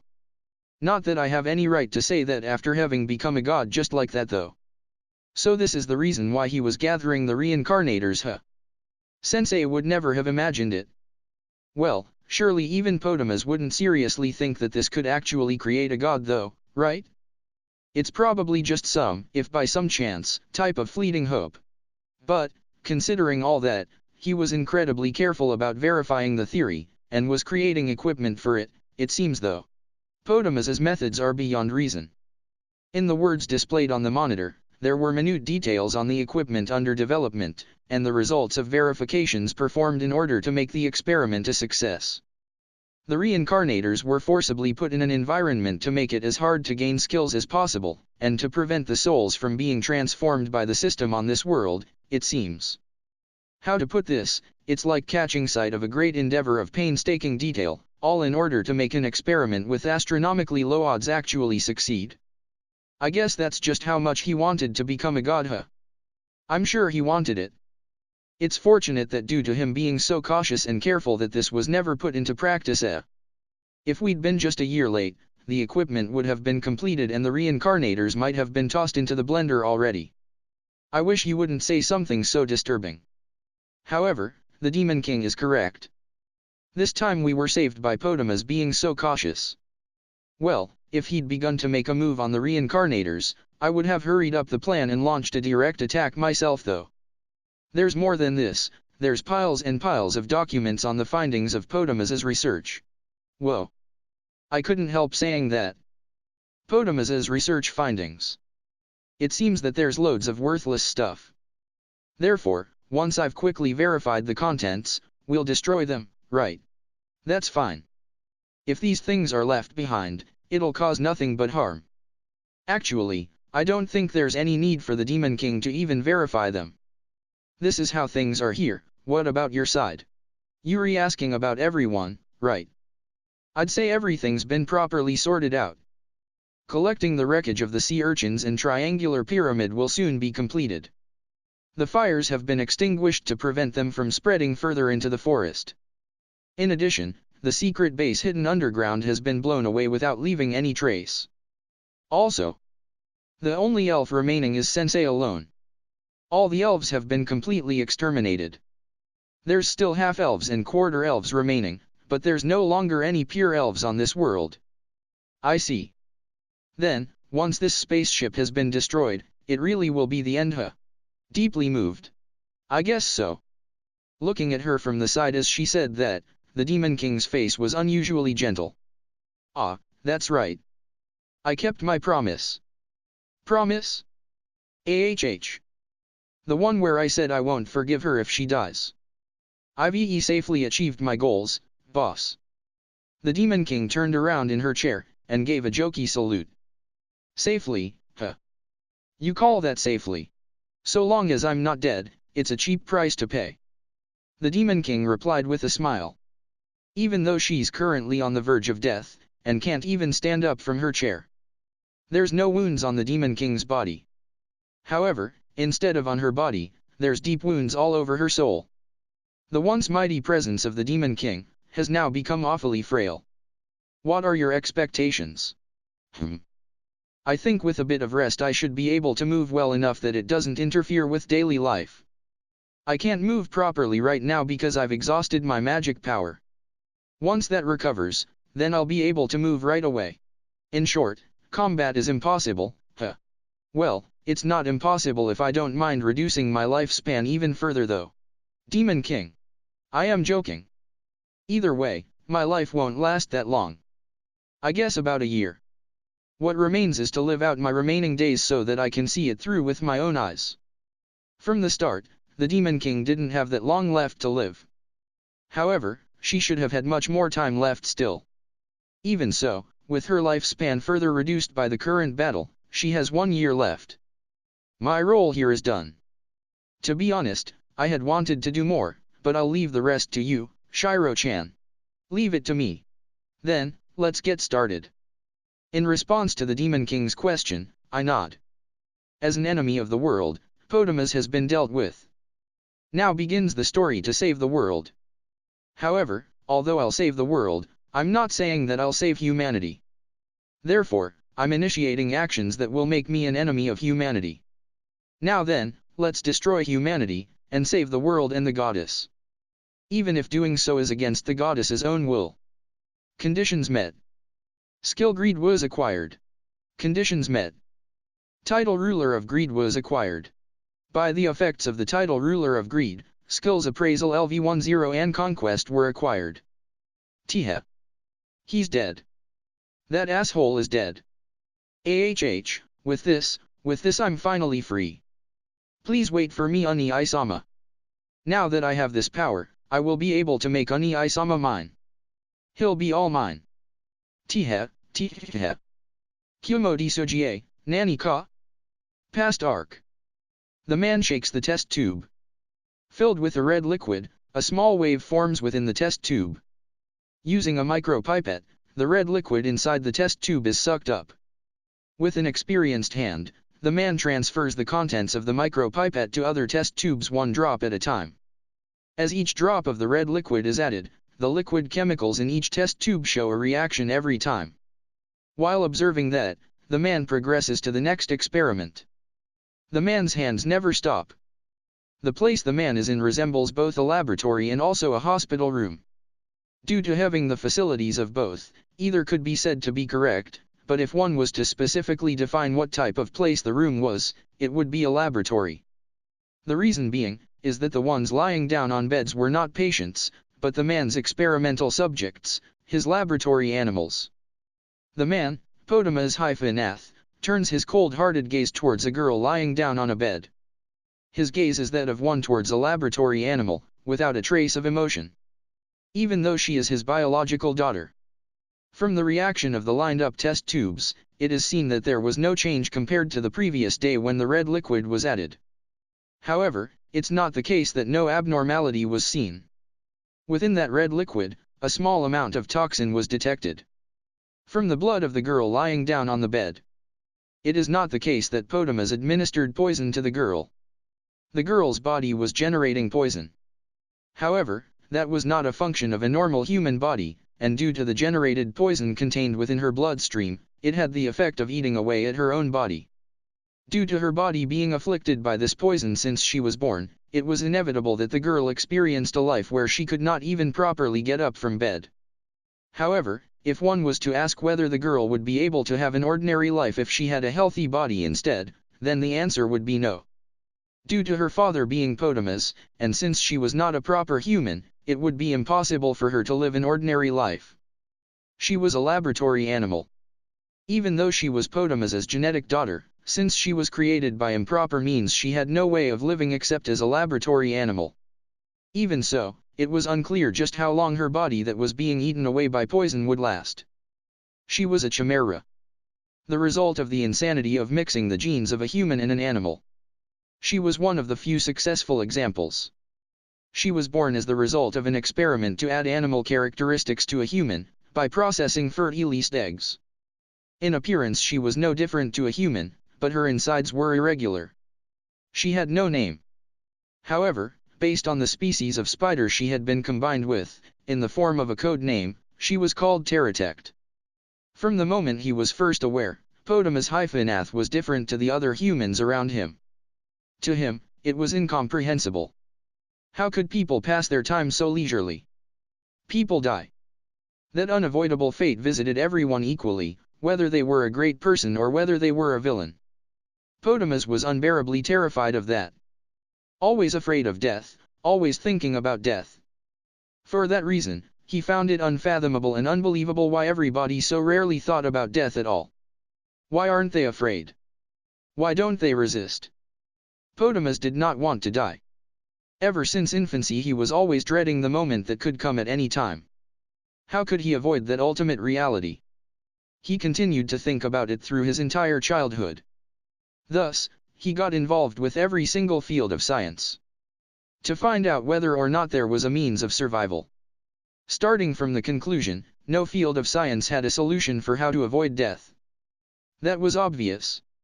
If a method was known, then there's no way that people wouldn't be aware of it.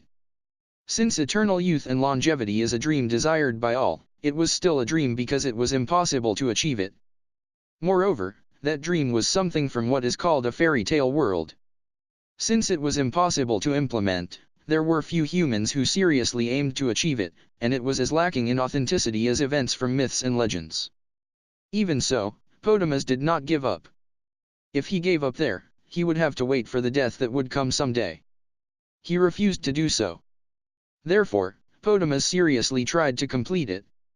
The secret to achieving eternal youth and longevity. He conducted his research using scientific methods based around cellular biology. Before reaching the age of 10, he had skipped grades and became a university student, and before he was 20 he became world famous due to his numerous discoveries. However, his main research had not borne any fruit.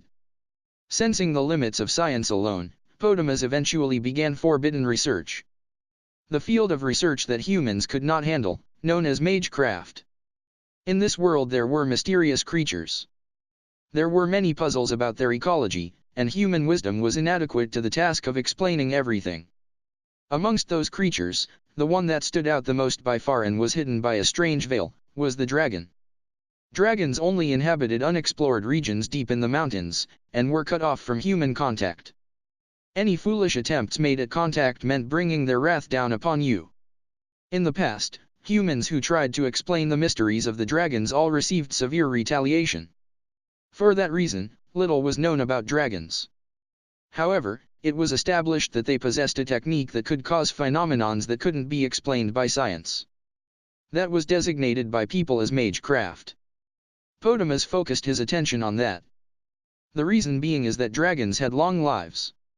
Dragons lived long enough that they were said to have eternal youth in legends. Researching the bodies of the long-lived. Also, the unknown field of research called magecraft. If he could gain knowledge on those, then he could come closer to completing his research on eternal youth and longevity. With that conviction, Potamus set out to search dragons. And that particular event became the prelude to ruin. Translation notes.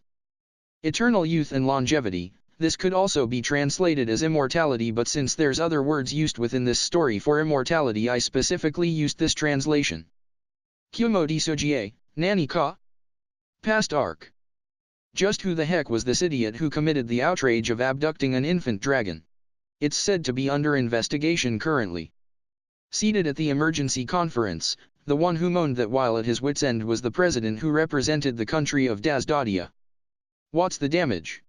For now it's only gone as far as a warning, but if the search continues without progress, then who knows?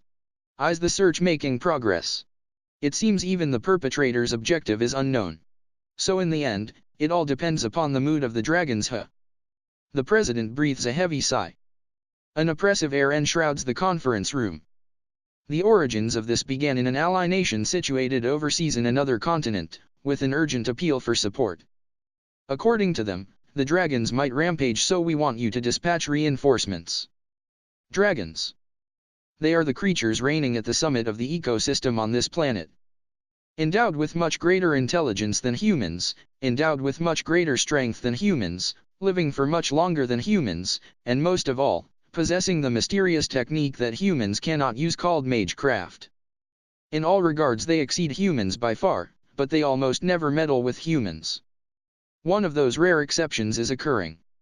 It was clearly an unusual situation. On inquiring for the details of the situation from the country requesting emergency aid, they were informed that there was an announcement from the dragons. An infant dragon has been abducted by humans. Immediately hand over the culprits, and safely return the infant dragon that was taken. That was the announcement from the dragons. At first, the ally nation that received the notice was thrown into confusion.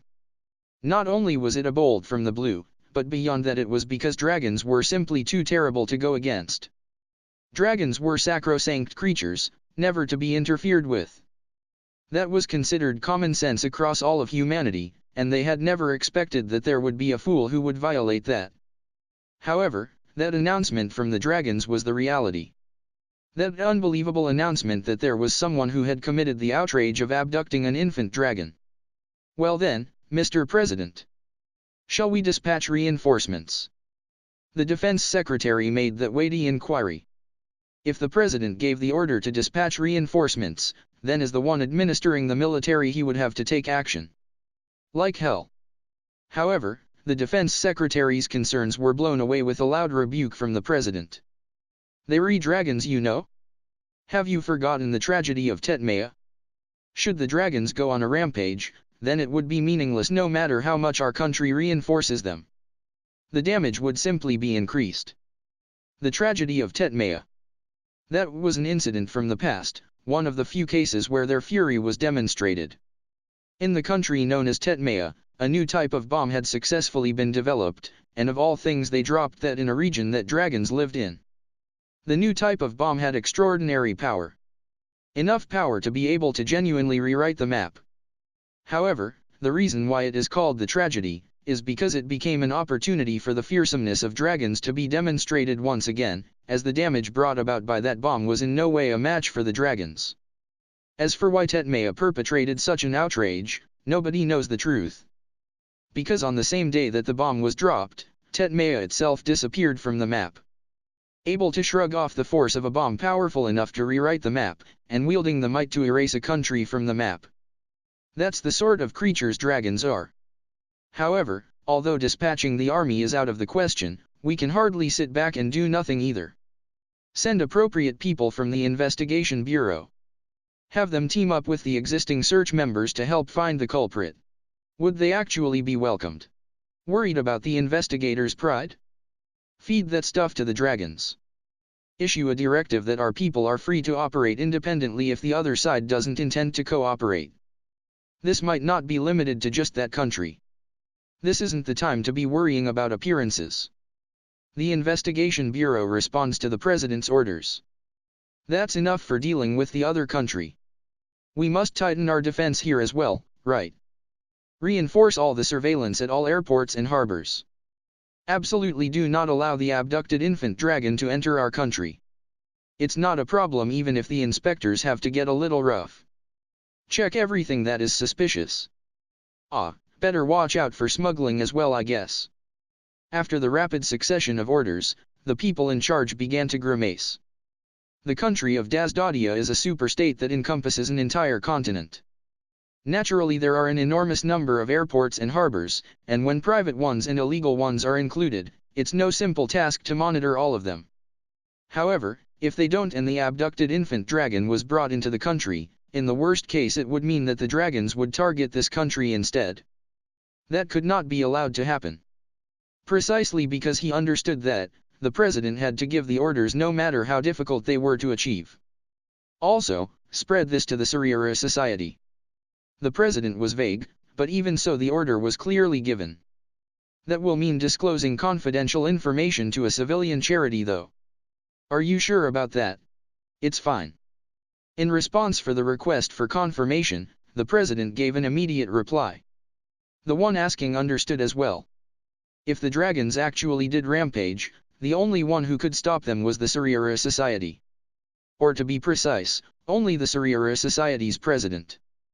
The Suriara Society is a charitable organization not attached to any country. Their range of activities is wide-ranging. protection of plants and animals, support for hospitals, aid for the poor. On top of that, they even have experience mediating in wars. They are an organization that undertakes every activity that is considered to be charitable. That is the Suryura Society. There is a plausible seeming rumor regarding the Suryura Society. Namely, that the president of the Suryura Society is not human. None of the humans who knew the truth about that were in this conference room.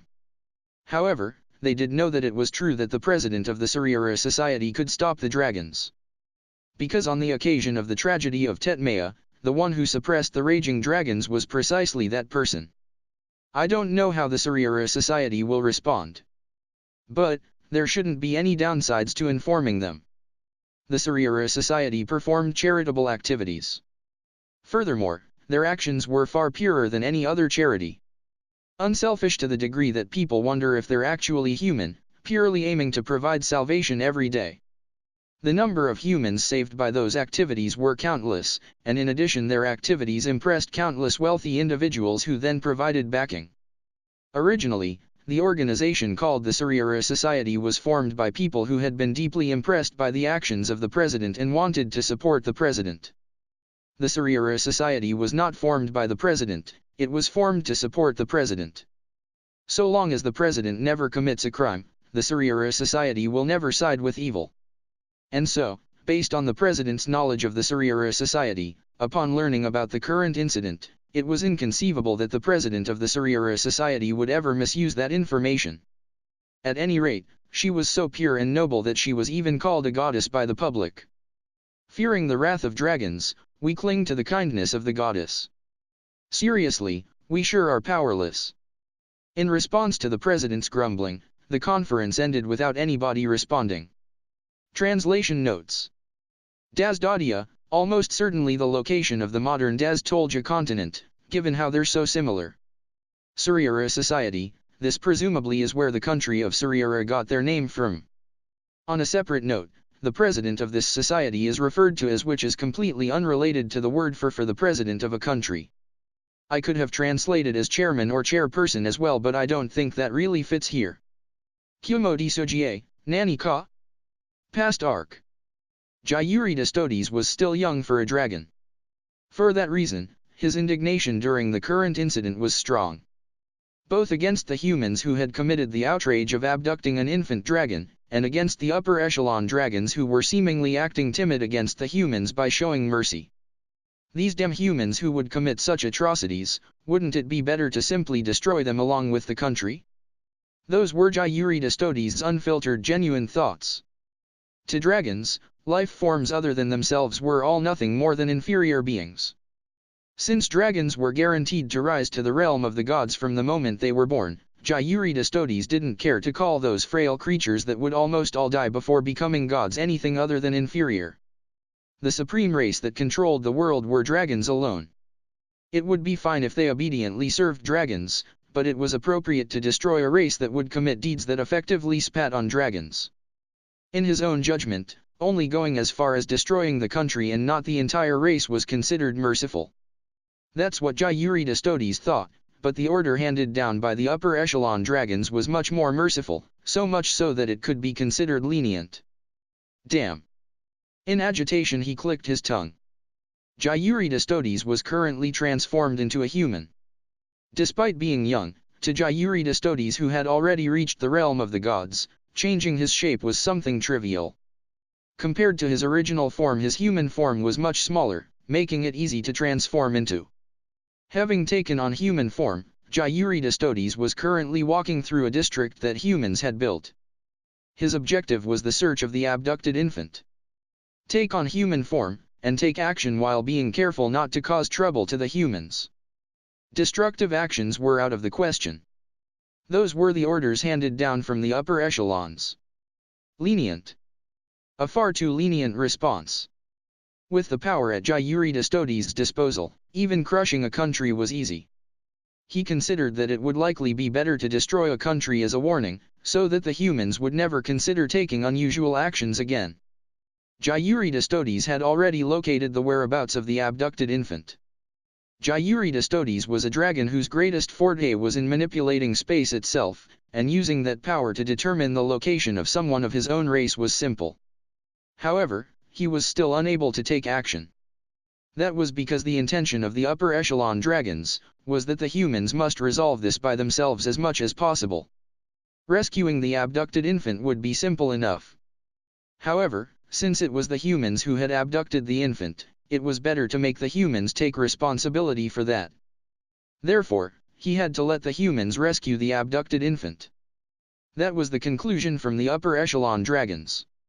In the unlikely case that the infant faced danger, Gyuridastotes was there for insurance, and so long as the infant wasn't in danger, then he couldn't take action. Gyuridastotes was disgruntled about that. On top of that, the bad air in the human district was making Gyuridastotes' mood worse. The vehicles called cars emitted exhaust fumes, the large buildings confined the space, and the streets were packed with humans striding around as if they owned the place. That was all part of it, but the most aggravating aspect was that this place was claimed as a human district. It was becoming hard for him to suppress the desire to impulsively blow away everything. He couldn't understand why the upper echelons would leave such creatures to their own devices. What Gyuridastotes felt was nothing unusual for dragons. As a whole, dragons consider themselves to be supreme beings, and seriously believe that they should be in control of the world. Thus, for inferior creatures such as humans to not be under the dominion of dragons, and even maintaining self-reliance and self-governance, is not something considered to be interesting by many dragons deep inside. However, if there's one difference between Gyuridastotes and the upper echelons, it's whether or not they were aware of the fact.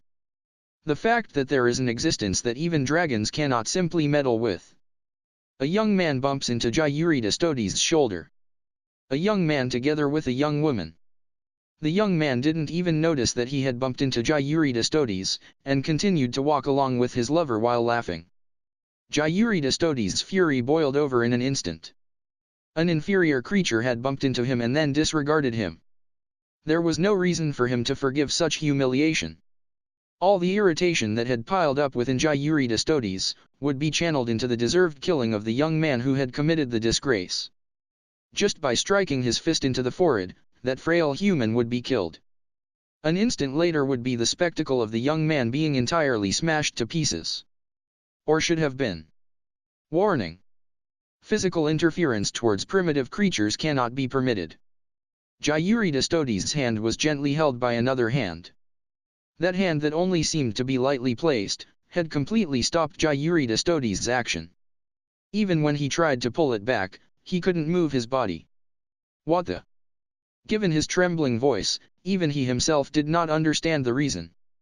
Hostile action towards primitive creatures observed. Allowing such actions violate the aforementioned mission. Will proceed to elimination. In response to Gyuridastotes' meaningless question, the person who had caught his hand dispassionately informed him so, as if explaining some facts. Spoken with a gaze so lacking in emotion, that it was like an artificial eye. With a gaze as indifferent as if looking at garbage.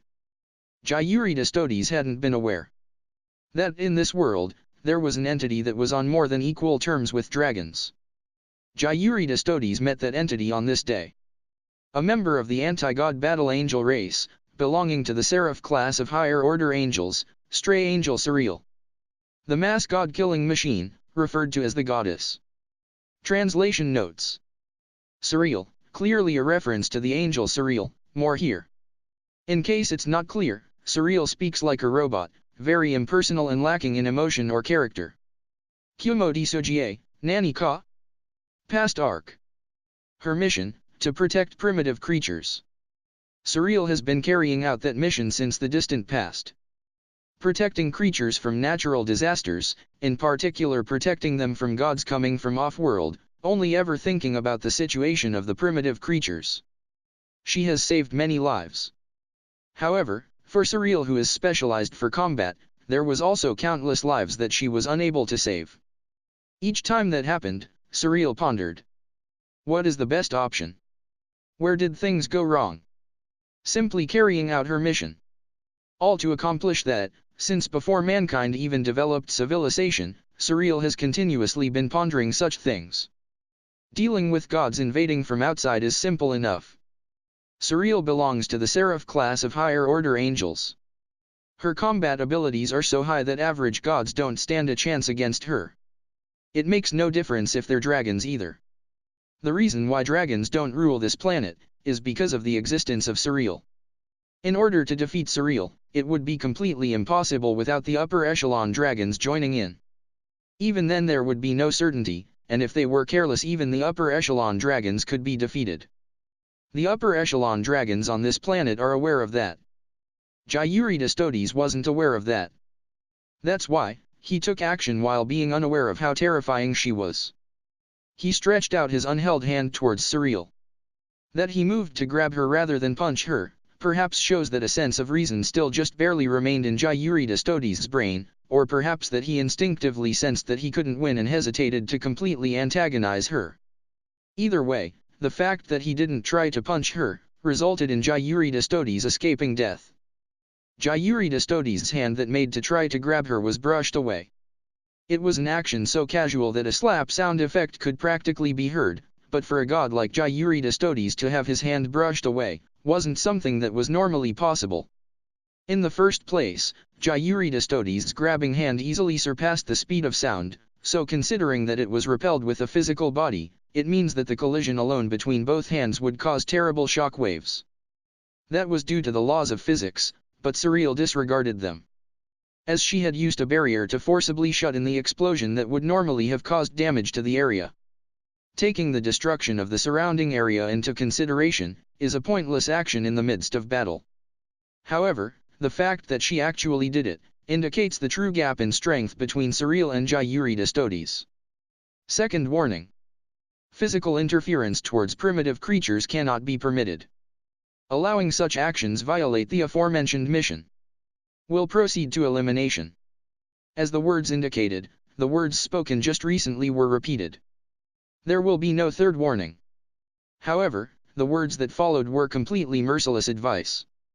It was a plain declaration that if he tried to do anything further then he would be eliminated without question.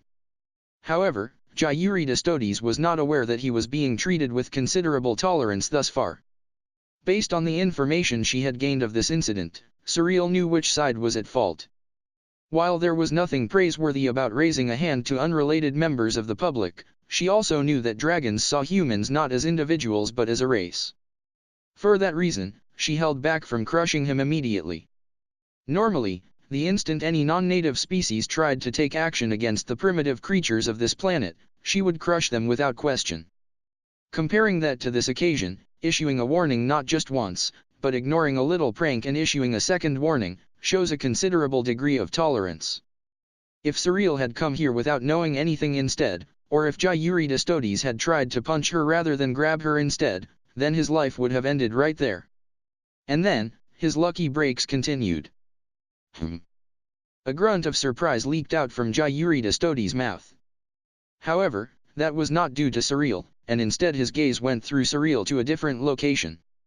To where the abducted infant dragon was. In Gyuridastodes' eyes, at the place where the infant dragon was being held, armed humans could be seen breaking in. Those armed humans were also identifiable as belonging to the regular army of this country. Gyuridastodes single-mindedly concentrated on their actions, checking whether any harm could come to the abducted infant dragon. That concern passed without being realized, and the attacking soldiers captured the group of kidnappers.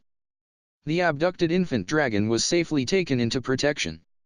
Observing that through clairvoyance, Gyuridastodes breathed a light sigh of relief that the infant was no longer in danger for now. Then, remembering that his hand was still being held, he became baffled as to what he should do for the first time since coming here. Gyuridastodes realized that the still expressionless woman holding his hand was the stray angel Surreal that he had heard about. He had heard about her. About the stray angel on this planet, and that precisely because of her existence the dragons could only take half-hearted actions. However, there are things that can't be understood without seeing her in person.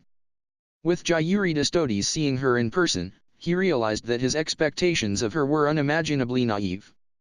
Dragons uniquely have the ability to create a special boundary field. A field that invalidates all magecraft, something that could be said to be the natural enemy of gods that rely upon the foundation of the paranormal phenomenon known as magecraft. Naturally, Gyuridastodes was using that ability as well. However, that field was currently being suppressed by force.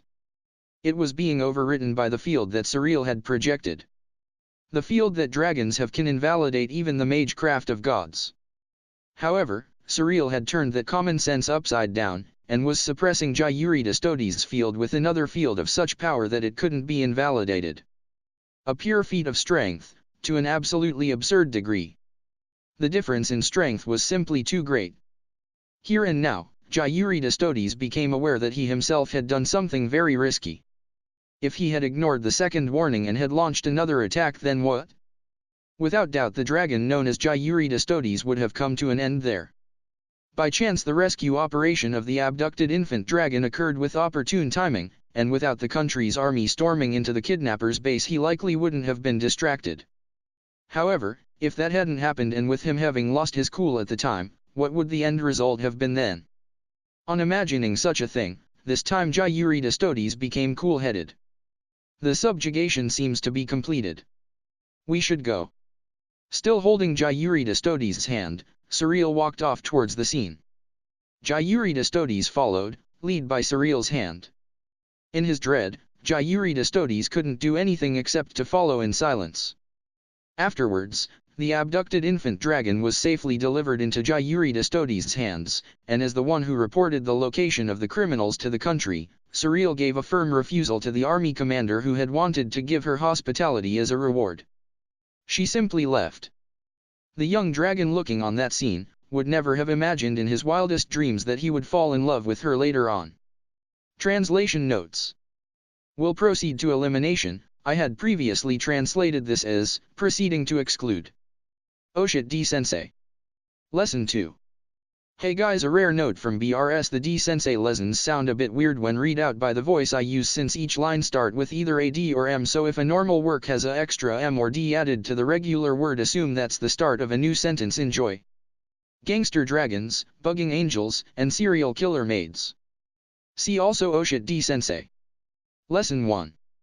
Think of the format as being D and the Miedo, M, being a pair of presenters on a TV program or so, speaking in turn to explain things to the viewers, while doing a subtle comedy routine. Oh shit D-sensei. Lesson 2. D greetings. We are back with everyone's favorite segment. I'll do everything to pretend the previous disgrace never happened. DEVERYONESFAVOURITE. There's no need to be so desperate. Well, let's get on with it already. DEVERYO. That's enough, okay. Ahem. Starting from the beginning then, it is time for the second, Oh shit D-sensei. On this occasion we shall discuss the gods. MAHH, that's Tornad I guess.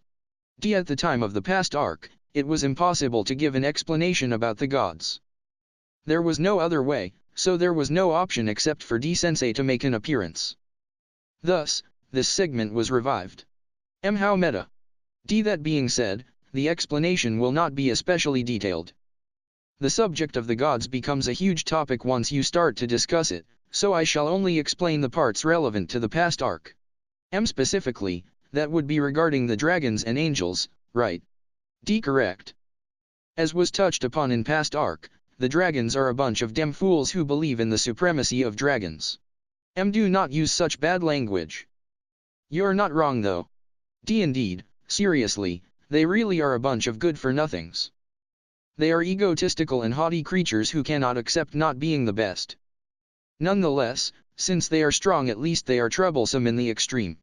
Since the one in charge of the exposition is doing nothing but complaining, I shall give a detailed explanation. Dragons are born with the expectation of being able to reach the realm of gods sooner or later, so they could be called the elite from the moment they're born.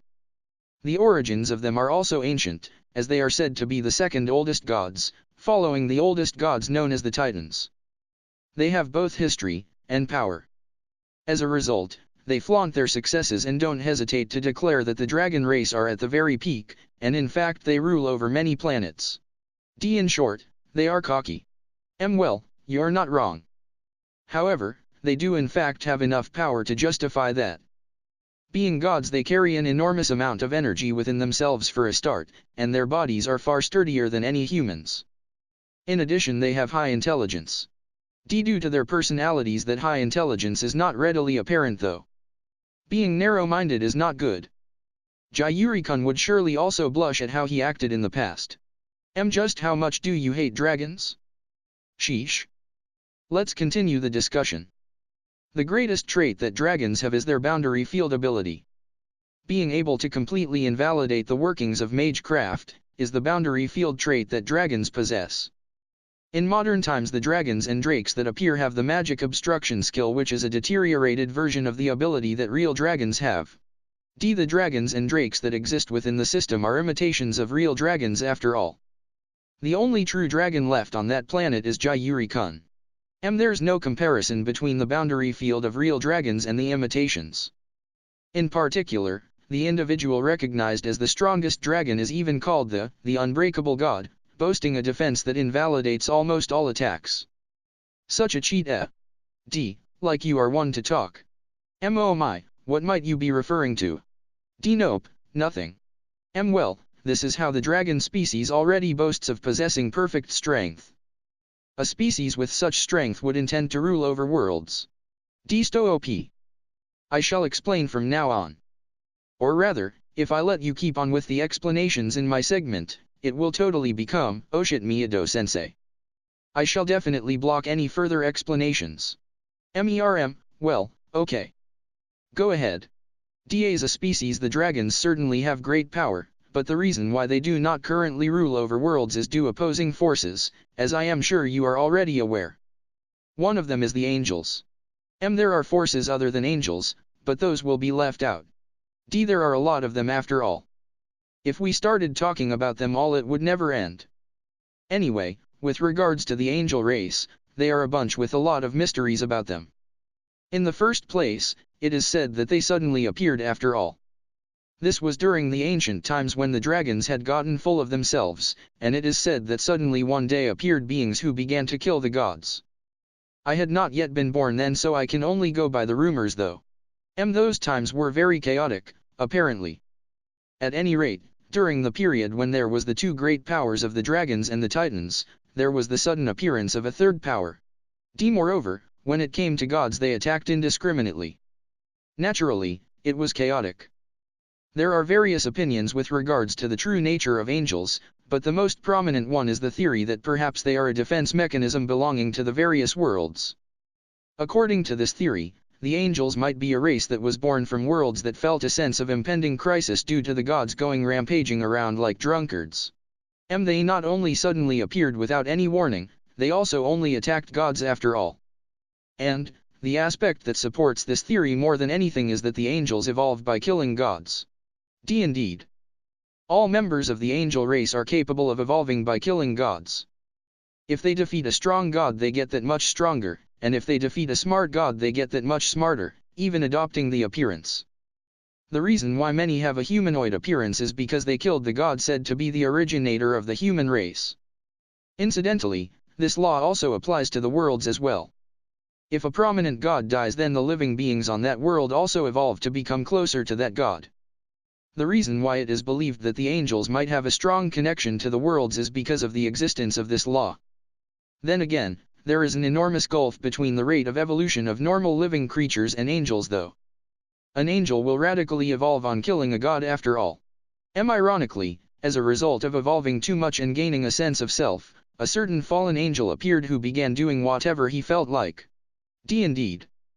By nature, angels are all similar to Surreal, who just made her appearance within the story, lacking in human kindness and being like machines. Despite her being known as the goddess with her head full of flowers, I am sure it was unexpected for Surreal to be that type of character. Surely. In practice, she is a woman who will absolutely accomplish her mission. Move over, the worst part about her is that she is a stray angel. Regarding her being a stray angel, for some reason she has strayed from the main force of angels, yet is still faithfully continuing to accomplish her given mission. In this sense, her being a stray angel is like a bug, and with her being the type to blindly devote herself to her mission without any flexibility, she's causing many troubles. Seriously, why did this individual called Surreal become a stray angel? Regarding that, while I am not certain whether it is related or not, but long ago there was a nuisance of a god rampaging around that area apparently. Then isn't it due to that god? The angel Surreal is a powerful enough individual to meddle with dragons without hesitation it seems. Surely she wouldn't become a stray angel without something unprecedented occurring. Indeed, something must have occurred. As unprecedented as the god rampaging around in those days killing random gods to improve her skill. Indeed. Of course, it is unknown if it was related. Indeed, completely unknown. Undoubtedly it was unrelated. Surely it was. Let's say it was okay. And we shall leave it at that. Well, let's summarize things for a moment. The planet on which the main story is set was once the domain of angels. However, some sort of trouble occurred, and the angels apart from Surreal vanished, leaving Surreal alone to carry out her mission, and properly continued to protect the primitive creatures. Hey, please don't emphasize the some sort part. Then the dragons secretly settled. Despite being scared of Surreal, they waited for their chance to rule the planet. Surreal was indifferent to anything except her mission to protect the primitive creatures after all. So long as the primitive creatures were left alone they could stay there. It's really touching to hear the effort they put in. I have nothing to say about how they arrived with the desire to rule the place though. They are dragons after all, so it cannot be helped. That's dragons for you. But what we have been talking about is what happened prior to the past arc. From here on will be Ponoji's secret maneuverings, Ponoji getting up to bad stuff, Ponoji being reckless and all sorts of other bad things. It generally Ponoji's fault. That is terribly correct. Then at the end of the world I shall make my descent. My glorious offer to save the world shall appear later in the past arc. What a terrible spoiler. No. You saving the world is a pack of lies. Evil gods don't lie. Liar. We shall end this second installment of Oh Shit Sensei here. Well then, until next time. Goodbye. Goodbye. Gyuri, in the past, I was a rascal to the extent that I would actually say, you damn inferior creatures. Miyado-san, in the past, I was a rascal to the extent of killing random gods to improve my skill. Past and present a rascal. Translation notes. The unbreakable god, literally, the hardest god, as in toughness, but that sounds a bit odd. Nope, nothing. The implication here is that D was referring to something cheat-like about Miyado and that Miyado was slightly threatening D in return, so D dropped the subject. Stray angel, for reference, Gyuri Stodes refers to himself as a stray dragon using the same word for stray in chapter 193, when he drinks with the then Arachne Kumo. Ponoji, an indirect way to refer to Potamus. See the chapter on Potamus for a longer explanation. Miyado-san, in the past, I was a rascal to the extent of killing random gods to improve my skill. It should be clear from this line and the other hints dropped that the rampaging god, who resulted in Surreal becoming a stray angel, was almost certainly Miyado-san. Kumo Desu, Nani ka? Past arc. Fodway's life was one of kicking down others. The weak were there for exploitation, the strong were there to be deposed. That's how he had lived. Without resorting to crime and fraud, of course, he made his wealth without any legal issues. That wealth was sucked from the weak, and swiped from the strong. He then moved on to making another pile of wealth. Fodway himself had no particular desire for money. That's simply how he was since birth, that making money was his job, and was his life. Like he was simply a cog on the wheel of the economy. The human called Fodway was a device for spreading money around. Compared to Fodway, Surreal was considered to be the exact opposite. Bringing salvation to the weak, and also lending a hand to those who were once strong and now cast down. With Fodway finding no appeal in leading a life where he simply piled up more wealth day after day, he grew interested in someone who was completely the opposite to himself. He wondered just what kind of saint she might be. Fodway donated part of his excessive wealth to the Surreal Society. He succeeded in using that connection to gain an audience with Surreal. The person who he met there was more of a device than himself. Without emotion, she simply and dispassionately accomplished the mission given to her. She was not anything like the sort of saint that he had imagined. The impression that Fodway had of Surreal was that she was a machine, lacking a purpose of her own, a machine that simply executed the program that had been inputted into her previously. Perhaps it would be more accurate to say that she was a machine that was functioning normally despite bugs occurring. What Fodway felt for Surreal on seeing her was pity. What he felt on seeing her dispassionately carry out her mission without understanding the ideals behind her own actions was an indescribable pity. However, despite that, it didn't mean that there was anything he could do. Whether or not Fodway felt pity, Surreal would continue to be an unchanging cog in the wheel of the world. Being someone who was nothing but another cog himself, Fodway couldn't do anything. Even so, he wanted to do something somehow. For that man who had continued to be a cog until now, it was the moment when he decided for the first time ever that he would willingly go against the world. From that day, Fodway began to follow Surreal.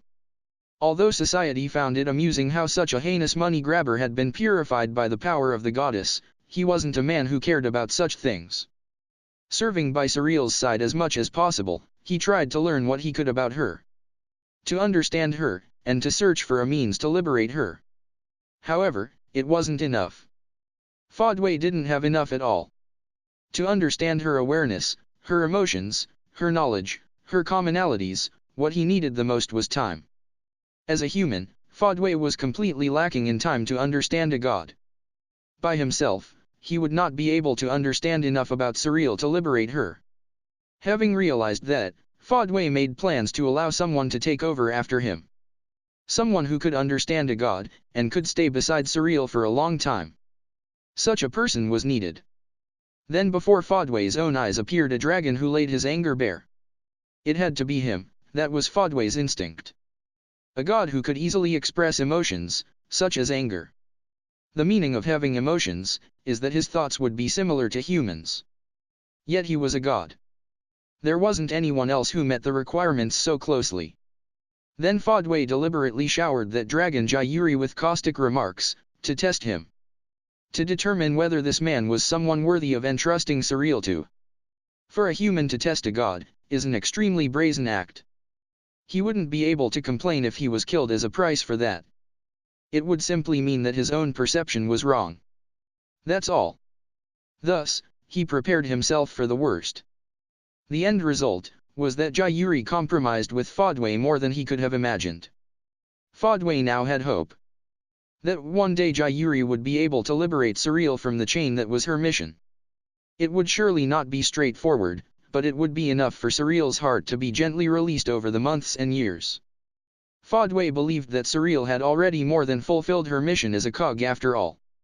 If one perused history, a person similar to Surreal could be seen appearing and disappearing.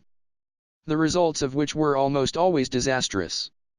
Try all she might to do good, but the results turned out for the worst. It was like she was being dragged into a bottomless pool of malice. Fodway felt that was due to the very ugliness of humanity. Even still, in the name of Surreal's mission, she continued to provide her services to the world without stop. All while she was covered in emotional scars. Without even noticing that she was scarred. Seeing her continue to simply fulfill her mission, was just too pitiful. It should be fine for her to rest already. He thought that, but Fodway had no means of stopping Surreal. Whether by his words or by his actions, Fodway was unable to touch Surreal's heart. Fodway did not have enough time in order to reach Surreal's heart. Faintly existing within Surreal was something that could be called her heart. She was not a perfect machine without any heart at all. That was why she was scarred. That was why she could be saved. However, seen from a human perspective, her heart was awfully small. Any flickers of emotion were microscopic, almost as if they didn't exist. Fodway wasn't able to appeal to those flickers of emotion. He wasn't able to bring out any waverings in her emotions that would just let her abandon her mission. Because of that, he was entrusting her to another. He didn't particularly need to make her abandon her mission. However, he didn't want Surreal to be scarred any further. Surreal had few waverings in her emotions, but even so she had accumulated many scars over the years. So long as those scars could be healed, then anything was fine. I shall leave the rest to you youngsters. Though saying that, I'm by far the youngest actually. Fodway had brought Jayuri to Surreal's side.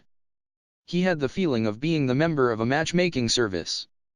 He prayed to the gods that he didn't believe in, that the two of them would find happiness. That wish was trampled down by the malice of humanity. That endlessly bottomless malice. Kumo Desu, Nani ka? Past arc. Dragons are the supreme race. Regardless of whether or not that's actually true, that's what the dragons themselves believe. And so, there is no way that such supreme dragons would not be dissatisfied with the current situation where Surreal is restraining them. In the past, Jayuri was the same. At the same time, the dragons are staying on this planet for a particular objective, not due to charity. They couldn't let the humans take actions that were contrary to that objective without responding. Even if that would result in hostilities with Surreal. So, you have been tasked with stalling me then. It seems so. With Surreal staring right back at him, Jayuri self-consciously turns his gaze away. The location is the reception room at the orphanage. Jayuri was a frequent visitor to the orphanage, and would normally simply enter rather than wait at the reception. However, sensing something wrong, the receptionists guided Surreal to where Jayuri was. Anyone could tell that Jayuri's state was strange at a glance, not just Surreal. With him making such suspicious behavior, even someone slow on the uptake like Surreal could guess that something had happened. And then, while half-interrogating him, she got information about the dragon's movements from Jayuri. So, what are you going to do? I will obstruct them, of course. That is my mission after all. To Jayuri's question, Surreal gave an immediate reply. As normal. Is that really your mission? However, in response to Jayuri's follow-on question, Surreal wasn't able to give an immediate reply. It can't be the case that you don't understand the implications of what the humans are currently doing. If your mission is to protect the primitive creatures, then wouldn't stopping the humans to prevent them from destroying this planet be the appropriate actions for you to take? Lifting his head, Jayuri continues to talk as if having resolved himself. Of course, I also think that eradicating the humans or something would be going too far. However, it would be better to take some kind of action. So long as that really is your mission. Jayuri gazes at her, as if testing her. Surreal cannot look away from that. However, she doesn't even begin to speak either. Surreal herself was aware that her actions were not optimal. However, she hadn't doubted those actions until now. Surreal is a stray angel.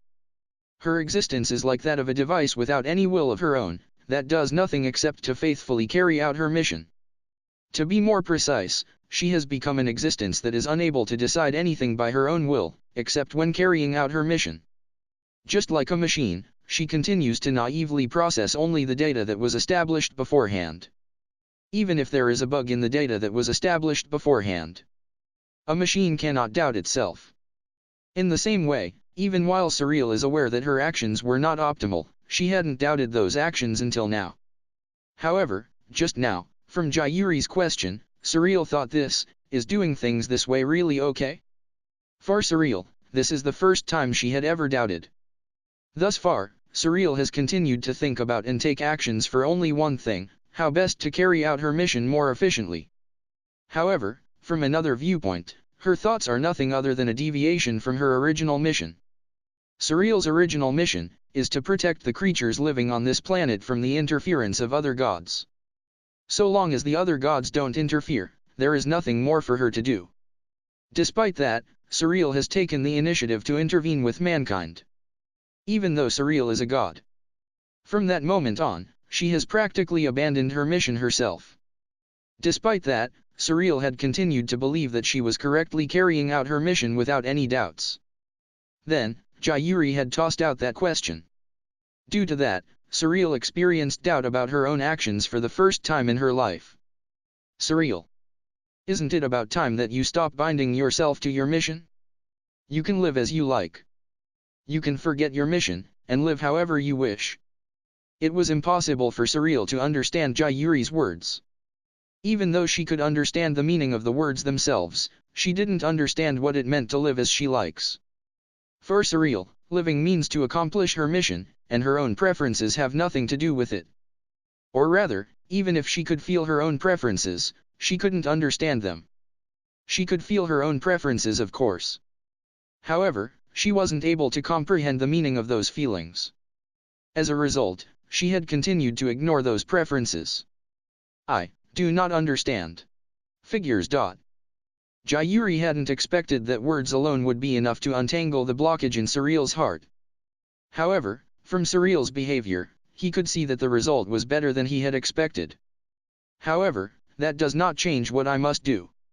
If there was one miscalculation, it was that what Surreal wanted to do from the bottom of her heart and stopping the dragons were in alignment. Jayuri's words of wanting her to live as she likes certainly did resound in Surreal's heart. Precisely because they did resound, they blew away the faint doubt that had been born in her heart. Because what Surreal wanted to do was to protect the people. That blew away her doubts about whether her actions were really the optimal way to carry out her mission. Wait. Jayuri. I have taken the liberty to consider you a friend.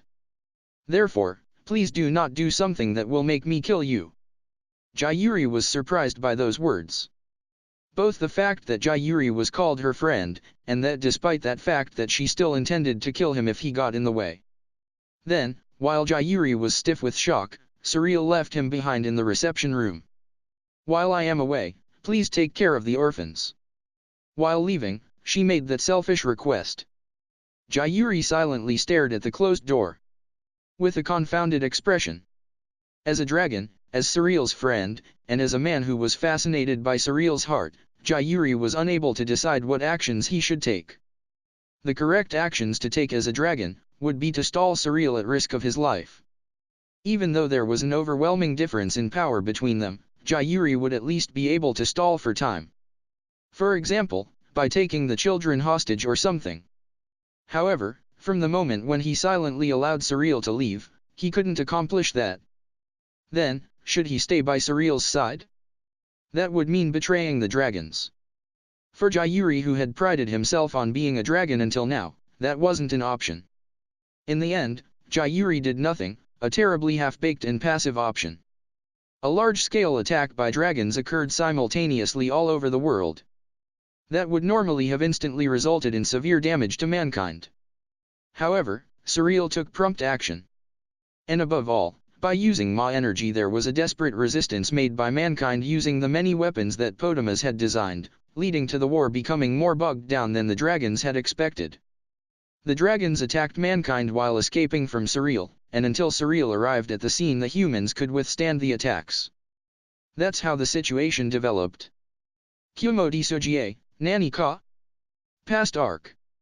Potamus was glued to the monitor, closely observing what was being shown on it. On a gigantic screen many graphical windows were open, showing various things. On one window was a video, on another window was a chart, on yet another window was a document. Potamus was reading those various pieces of information side by side. All of those were data created by the criminal group behind the kidnapping of an infant dragon in a certain country. Video footage of when the infant dragon was kidnapped.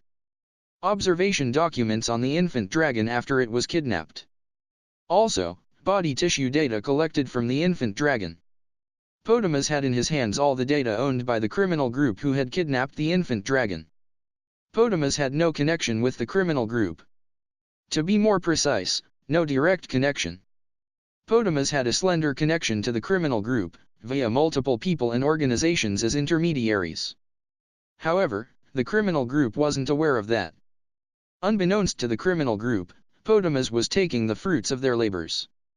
In addition, to completely avoid dirtying his own hands, he even made use of others to steal the data. By using all these precautions stacked on top of each other, even the most capable investigator would not be able to trace the crimes back to Potamus.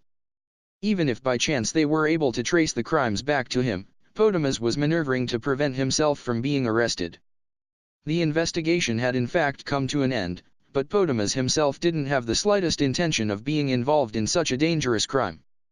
He especially did not want to take on the dangerous creatures known as dragons. Because Potamus did not want to die, he would avoid anything that would slightly increase the risks to his well-being. If he was ever to take such actions, then it would only be after Potamus had ensured his own personal safety. Thus, only after making meticulous plans to ensure his own personal safety, did Potamus trigger the incident in question. The criminal group were sacrificial pawns in order for Potamus to collect experimental data. Even the organization behind those sacrificial pawns were themselves prepared as sacrificial pawns, and even the fact that Potamus was connected with that organization wouldn't come out. This incident resulted in many people being arrested. However, none of them reached Potamus. They had been induced in such a way that it was a matter of course that they wouldn't. If by some chance Potamus's machinations were able to be completely exposed, then people would surely have been amazed at the extraordinary meticulousness of it all. All of that was done to achieve one objective, immortality. The great efforts that Potamus went to in order to achieve his dearest wish. His crazy obsession resulted in many people being dragged into the incident. As a consequence, the amount of data that Potamus had been able to get his hands on was pathetically small. While making enemies of the paranormal creatures known as dragons, and getting many people involved, all that Potamus had obtained was a report less than 10 pages long, and a video recording less than an hour long. Given the effort involved, what he had gained was pathetically small. However, rather than sulking about that, Potamus eagerly watched the video, and reread the obtained data again and again. While doing so he spun multiple ideas through his head. Until he had rewatched the video perhaps more than 100 times, he was glued to the monitor forgetting even to eat. Finally he came to a conclusion. That dragons didn't work according to science, but the logic of magecraft. In the data on the composition of the dragon's scales, there was nothing but conventionally known materials. While the scales were closer to being mineral than something biological, even so there was nothing unfamiliar about them. Despite that, the results from the structural strength experiments showed numbers that exceeded the values expected by the material composition by an unthinkable amount. It was a phenomenon that was unthinkable based on scientific general knowledge. In the recording made when the infant dragon was captured, it spat fire out from its mouth, was seen flying around as if disregarding gravity, stopped bullets, and so on in midair, so that was something anyone who saw it would understand. It was clearly understood that the video recordings were not manipulated and that no trickery was involved. The video was proof that paranormal phenomenons could actually occur in practice. Nevertheless, in Potamus's judgment those paranormal phenomenons still had laws. If not for that then the infant dragon wouldn't have become short of breath and been captured. While they were paranormal phenomenons that were unthinkable based on science, they still had rules and laws, and were not capable of anything and everything. Once that was understood the rest was simple. In short, while different to science, the phenomenons were still grounded in precise rules. That being the case, even if they didn't know the rules, it would still be possible for humans to replicate them. If there were no rules and laws regarding them at all, and they were something as intangible as a real act of God, then Potamus wouldn't have been able to do anything at all. However, since there were rules and laws involved, then they were simply natural phenomenon that humans didn't currently understand. They felt paranormal purely because they weren't understood. If they could be understood then there would be nothing paranormal about them, and would simply be laws. In order to explain those rules, Potamus then immersed himself in researching magecraft. Having felt the limits of science, he worked to achieve eternal youth and longevity. Finally, he discovered it. The strange energy that could not be explained by science, Ma energy. When the findings of that discovery, and the additional investigations that Potamus would make further, were made public, it shook the world and caused great confusion. Translation notes. Graphical windows. While the exact technology level during this time is unknown, based on the terms being used they should have advanced computers with a Windows-type user interface. No specific note, but the treatment of magic as a branch of science is not new. See some of the discussion on Clarke's 3 laws. In science fiction and fantasy, it's up to the author to decide whether or not to explain the magic. Some prefer a sense of wonder, keep it mysterious, and some prefer to make it more understandable and have that understanding be part of the plot. Kumo Desu, Nani ka? Past arc. On a general translation note, this chapter in particular is a mix of third-person perspective narration and Jayuri's first-person thoughts. It might be a bit confusing at times. Also, in Japanese slang, gokaberi, is short for cockroach. Past arc. Author Jayuri Destodes. Your name is too long. Jayuri Destodes. Author therefore, you'll be known as Jayuri in the narration from now on. Jayuri. Author actually, wouldn't shortening it more to G be better? Since your color is black. G. After that incident, Jayuri started making extensive use of clairvoyance to study surreal. Dragons are supreme, all other races are just inferior creatures. That's how he had been taught, and that's what he had believed without any doubts. However, that common sense was completely overturned by one chance meeting with Surreal. A power that overwhelms any dragon on this planet. Having been shown a glimpse of that power, Jayuri had begun to doubt the words that dragons are supreme that he had believed until now. Perhaps if Jayuri had met a dragon who possessed equal or greater power than Surreal, then possibly his thinking might not have been overturned. However, Jayuri was born and raised on this planet, and had not gone off this planet and into the universe. He had had no opportunity to meet with a superior dragon in the universe. Consequently, Jayuri's knowledge of the upper limits of what dragons could achieve was restricted to dragons from the same planet, and Surreal had easily surpassed that. For that reason he started to doubt. Were dragons really supreme beings? Normally, dragons would never harbor such doubts. Perhaps it was because Jayuri was still young and had flexible thinking, or otherwise perhaps it was because Jayuri was somewhat unusual. Either way, he harbored doubts. However, while that may be true, it wasn't so simple for him to overturn what he had believed in until now. For that reason, Jayuri decided to make observations of Surreal who had become the trigger for his doubts. If he was to observe Surreal, then he had the hopes and fears of being able to determine whether or not dragons really were supreme. At that point the doubts within Jayuri had already changed his convictions, but since admitting that was galling, by somehow discovering Surreal's faults he wanted to gain the peace of mind that, see, dragons are supreme after all. All while turning his back on the reality that doing so wouldn't change the fact that there was no dragon on this planet who could compete with Surreal in terms of combat ability. And so, his observations of Surreal began. Fortunately for Jayuri he had plenty of time. The very existence of dragons are far removed from ordinary creatures. Not just in terms of their lifespan, but unlike normal creatures they can also subsist with minimal food and sleep. Because of that, the daily life of dragons is surprisingly quiet. It's not unusual for them to do nothing for days on end. During such free time when he had nothing else to do, he would simply observe Surreal instead. He could observe her all day long. Once Jayuri started observing her, his heart was filled with nothing but bewilderment. That what Surreal was doing was far too small in scope. For example, if an epidemic broke out in a particular region, she would accompany the doctors. Indeed, from a human point of view, on seeing her bravely looking after patients she would be compared to a saint.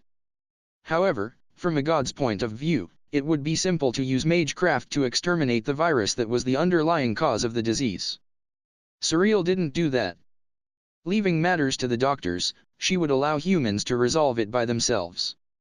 As he continued his observations, he repeatedly saw this pattern where she would fail to do something even though she should have been able to. What he gradually began to feel was irritation. Why are you using such roundabout methods? For the sake of efficiency there should be far better methods. Surely by displaying the power of a god she would be able to solve a great many problems, yet she didn't. Surreal's inefficient methods looked hypocritical to Jayuri. If you really want to save people, then surely it would be better to use the power of God without concern for how it was perceived. Despite that, Surreal stubbornly refrained from using the power of God. Because of that there was a life she failed to save. A child that Surreal was nursing. Oni-chan, thank you. Thanks are unnecessary. This is my mission. See you tomorrow. Yes, see you tomorrow. That was a casual exchange on leaving the hospital. That was the last conversation between Surreal and that child. When Surreal visited the hospital the next day, that child had passed away. It should have been possible to save the child. So why didn't she? And in spite of not saving the child, why did she then look so sad? When she was thanked, what was that subtle smile for? Back when he begun the observations, Jayuri had thought that Surreal was a machine-like existence without any human kindness. He had been taught that that's how angels were. However, he noticed that was wrong during his observations.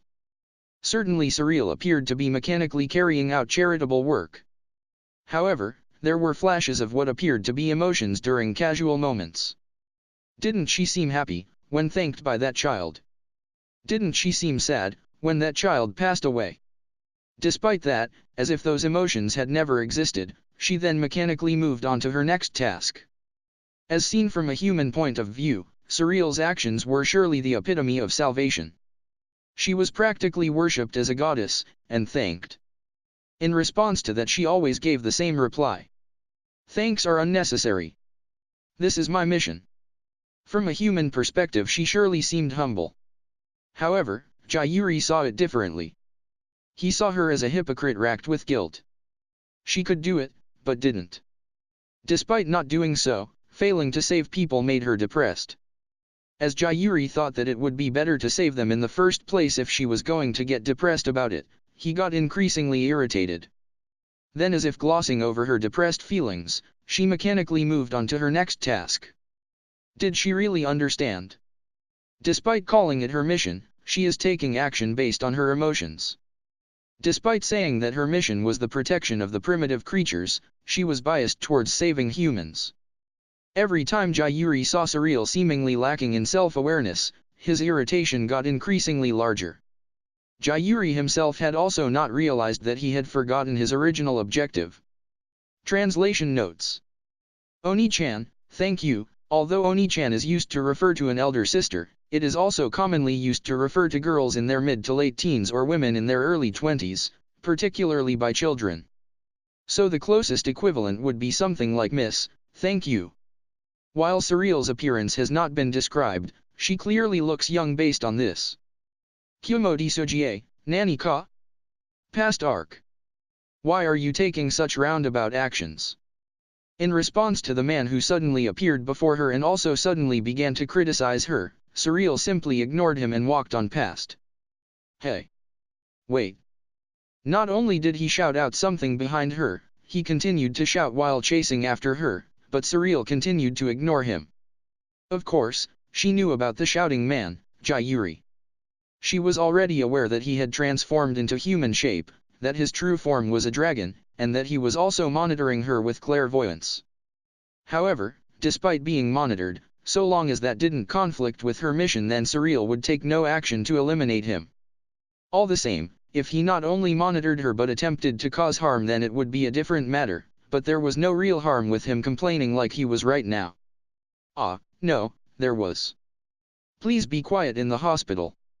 Surreal stopped, looked over her shoulder and cautioned the shouting Jayuri. Hospitals should be quiet. It's common sense. By blatantly breaking that, he is causing real harm. I don't give a damn about that. However, it seems like he was the type of person who couldn't comprehend such common sense. The volume of his voice became even louder. Jayuri began shouting again, under the impression that if all he did was to stand in front of Surreal and speak to her, then she would be inclined to listen to him. He was going on about how she should be able to heal them if she wanted to, asking her if she was really a god and so on. Since his voice was far too loud, the doctors and nurses, and even the patients were looking at Jayuri and also Surreal, who was ignoring him. They were in a small hospital in a developing nation. It was a hospital built with the support of Surreal, or to be precise by the financial support of the wealthy members of the Surreal Society who support Surreal's work. Due to it being a small hospital, Jayuri's voice resounded throughout the entire hospital.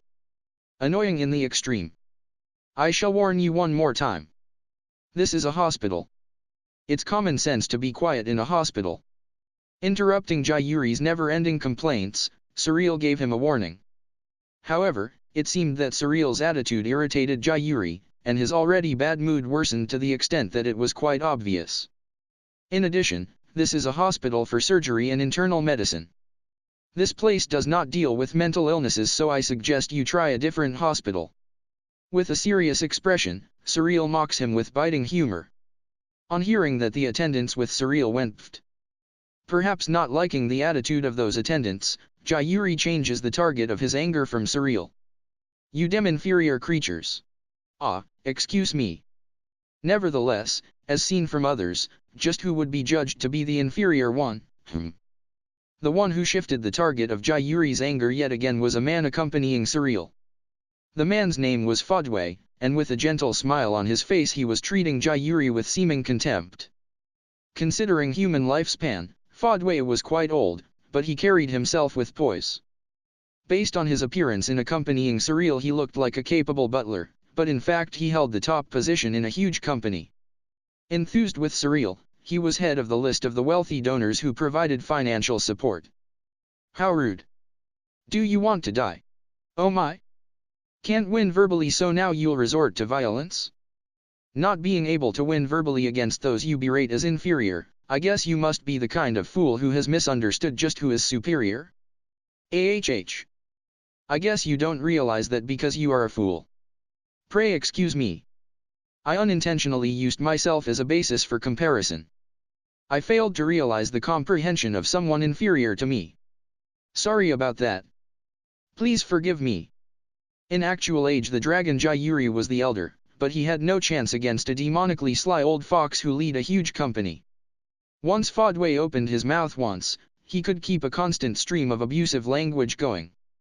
He could even keep going without pause for a whole day, but he wouldn't do something so pointless. I shall listen to you outside. This is a hospital. As Surreal Sama said, this is not a place for unrelated people to cause uproar. Or could it be, that your intellect is so inferior that you are not even able to understand something too basic? Ugh. At Fodway's words, Jayuri groaned. Rather belatedly he realized that the humans in the area were looking at him coldly. Well, naturally. If someone raves on about gods, then like Surreal suggested, it can't be helped if they're thought to be insane. Even though paranormal beings like dragons existed, to the people on this planet, things like gods and the power of miracles were the stuff of fairy tales. If a grown-up started talking about such things with a serious expression, it wouldn't even be unusual if people pointed to him saying, "What a nutcase." But then, the first problem was that he was making a fuss inside a hospital. Jayuri followed Fodway outside. He stubbornly kept looking over his shoulder back at Surreal many times, but Surreal didn't pay him any attention and walked off in order to accomplish her original purpose. Stalkers are extremely rare here, you know. Huh. On leaving the hospital for the nearby road with lots of people, Fodway said that, I am saying that even stalkers should keep things in moderation. Couldn't you hear me? It seems that these superior creatures that you're talking about have poor hearing. Based on my common sense that'd be quite strange, but the world is a large place, so let's just leave it at that. Surely there is a civilization somewhere where those with poor hearing are venerated. It's beyond my understanding though. When someone carelessly gives a foolish response to Fodway, this is what happens. But even this is him going easy on his victim and below his normal standard. Don't slander me. My hearing isn't poor, and in the first place I'm not a stalker either. Oh my.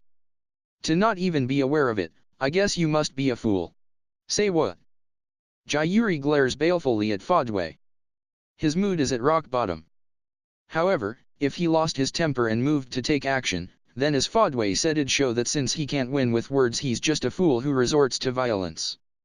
Since a supreme being from the dragon race like himself wouldn't do such a thing, he's been pinned down by the force of argument. Besides, if he took action here then Surreal would definitely come. If that happened then this time for sure Jayuri's life would be over. Sigh. Nevertheless, as if he wanted to shake Jayuri's already unstable powers of reason, Fodway deliberately breathed out a sigh as if to make fun of him. If you're going to claim that you yourself are supreme, then how about at least trying to achieve the common sense of the inferior and humbled human race, Dragon Dono? Jayuri was about to open his mouth in fury, but before all that, Fodway's last words preempted that. Those same words also left Jayuri dumbfounded. Jayuri had thought that Fodway was dealing with him, not realizing that he was a dragon. He had thought that only because Fodway didn't know that he was able to take such a foolish attitude. However, that wasn't the case. Fodway knew that Jayuri was a dragon, and moreover he still made a fool of him. That difference was small, yet huge. You bastard, you've been making a fool out of me while knowing that. You bet I will. So long as I have a reason to make a fool out of someone, then I will do so no matter who they are. On seeing this old man making that declaration as if stating something obvious, Jairi stopped holding an inferior creature in contempt for the first time. Because he was completely unable to understand him. At any rate, I can't bear to talk with you as you are now. You should leave now. Then, try studying human society a little. That way you should be able to somewhat understand why I've branded you a stalker and made a fool out of you. If you can't even manage that, then I'll have no hope for you. I would prefer it if you never show yourself before Surreal-sama again. Unilaterally ending the conversation, Fodway turned back towards the hospital and walked off. Left by himself, Jairi could only do as he was told and left dejectedly. Translation notes. You damn inferior creatures. This is exactly what Jairi says he used to say in the past in the Oshite Sensei. Lesson 2 Chapter Kumo di Sogie, Nani ka? Past arc. When is a dragon not a dragon? When it's a need. Past arc. Just when did it start? Just when did Surreal start giving priority to humans over other creatures? The trigger was quite trivial. The mission that was assigned to Surreal was the protection of primitive creatures. Being a type of angel that is combat specialized, the meaning of Surreal being assigned such a mission was that she should, in short, protect primitive creatures from other gods. The act of interfering with other gods means that, in short, the mission that was assigned to Surreal was the expulsion of gods. Similarly to the other gods, Surreal was not asked to interfere with the primitive creatures. That's why she simply watched over them at first. Surreal had watched over the world the whole time. However, starting from a certain point, Surreal no longer simply watched over them, but began to lend a helping hand. The trigger, really was quite trivial. It was simply, a child who she helped out with minor good intentions. She merely helped up a child who had fallen over, something that would be a stretch to be called something as great as a virtuous deed. Thank you. All that happened, was that she was thanked. Such a slight thing was where it all began. A stalker, refers to the act of following around a specific person. Understandably, the act of monitoring a specific person is also covered by that. There are different responses depending upon the country, but in developed countries it was an act that was mostly treated as a crime. A crime. A dragon such as himself, was a criminal. Only Jairi knew just how much of a shock that was for him. However, it would be enough to say that the impact was large. As asked to by Fodway, in the process of studying about human common sense, Jairi also gained knowledge about stalkers. Thus he became depressed. To think that the actions he himself had so casually done, was actually regarded as a despicable act and a crime to humans. A dragon such as himself, would be pointed out by humans as a despicable stalker behind his back. What a disgrace. At the same time, he felt a sense of crises due to the depth of his ignorance. He became anxious about the fact that perhaps the things he had been doing until now, might in fact be seen as something absurd by other people. Driven by that anxiety, Jairi studied everything possible about human common sense and customs. Dragons would not normally do such a thing. They would not be shaken by how humans saw them. It was obvious that humans would regard dragons as being divine. Since dragons were clearly supreme beings after all. It was also obvious that humans would regard dragons as being strange. Dragons, as supreme beings, would obviously be beyond the understanding of stunted beings like mere humans. Humans are fools because they are unable to understand dragons, and a dragon's actions cannot possibly be wrong. Such things are normal for dragons. However, in contradiction to that, Jairi's heart was disturbed by the words of humans, and he studied human culture. From that point on, his fellow dragons began to regard him as strange. As a supreme being, what need is there for a dragon to study the life of inferior creatures? As a supreme being, why does a dragon need to fit in with inferior creatures? It's fine between dragons, but if anyone has to fit in, it should be those inferior creatures who should match themselves to dragons. Despite that, Jairi didn't believe that what he was doing was wrong. Until Jairi had met Surreal, he had believed that dragons were indeed supreme beings and hadn't doubted that. On meeting Surreal, a tear had formed in that way of thinking, and on being defeated in arguments with Fodway, that tear became even bigger. Dragons were certainly mighty and great. However, were they really supreme beings in the end? Despite being inferior to Surreal in combat, and losing to Fodway in words? Perhaps there are races that are superior to dragons that I'm simply not aware of? To dragons such thoughts were heresy, but Jairi was fully satisfied with that. There was no doubt that dragons were extremely advanced beings. However, while that might be true, he had decided that it was overly hasty to arbitrarily declare that other creatures were inferior. In which case, wouldn't it be better to learn from the humans who he had not taken the least bit notice of until now, having considered them inferior and contemptible? The more that question drove him to study humans, the more his beliefs changed. Despite the excellence of dragons, they didn't attempt to make progress. Since even if they don't attempt to consciously do so, they will naturally improve in strength and knowledge as time goes by. And after a certain amount of time goes by, their intelligence will also develop in its own way. Precisely because they have enough time to be called an eternity, they are a species that can evolve to their peak potential without even trying to rush. That's how dragons are. In comparison, humans have no time to spare. From a dragon's point of view, an entire human's lifetime goes by in just an instant, so their lives burn out in such an instant. Their whole life is bustling with action, and they take the concept of living seriously, rejoicing in life. While dragons spend their time in idleness, humans are taking action to a shocking degree. Even if the end result is trivial from a dragon's point of view, humans live. They live life to the full. It seems that humans call people who do nothing and spend their time in idleness, a neat. I see, going by that theory then all dragons are neats. Realizing that, Jairi secretly smiled. No matter how big a difference in strength they can boast of, it's inevitable for them to be made fun of and treated as nothing more than neats and even stalkers. While dragons are being neats, humans are living desperately. As a race, dragons are superior. That is the undoubted truth. However, while that may be true, Jairi was no longer able to look down upon humans as inferior creatures. If dragons simply rest on their laurels using the strength of their race, someday humans might give them a wake-up call or otherwise cause them to feel a sense of crisis. Even if that is overthinking things, there are many things that can be learned from how humans live. To thank her for giving him the chance to realize this. To apologize for what he had done until now. And most of all, to verify the answer, Jairi made up his mind to visit Surreal once again. To verify the answer for why Surreal won't use her powers as a god. Translation notes. In case it's not clear, in Japanese, need is often used more as a pejorative rather than a technical term. It's not uncommon for English words to used in somewhat different ways in Japanese. Kumo Desu, Nani ka?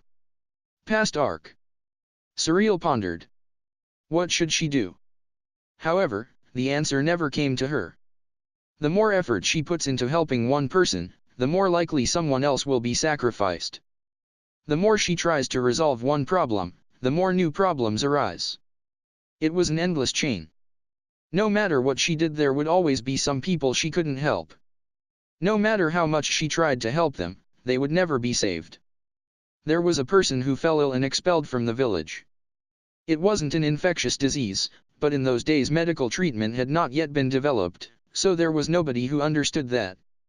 Having been driven out from the village, Surreal lent a helping hand to save the sick person, who otherwise could do nothing except wait for death.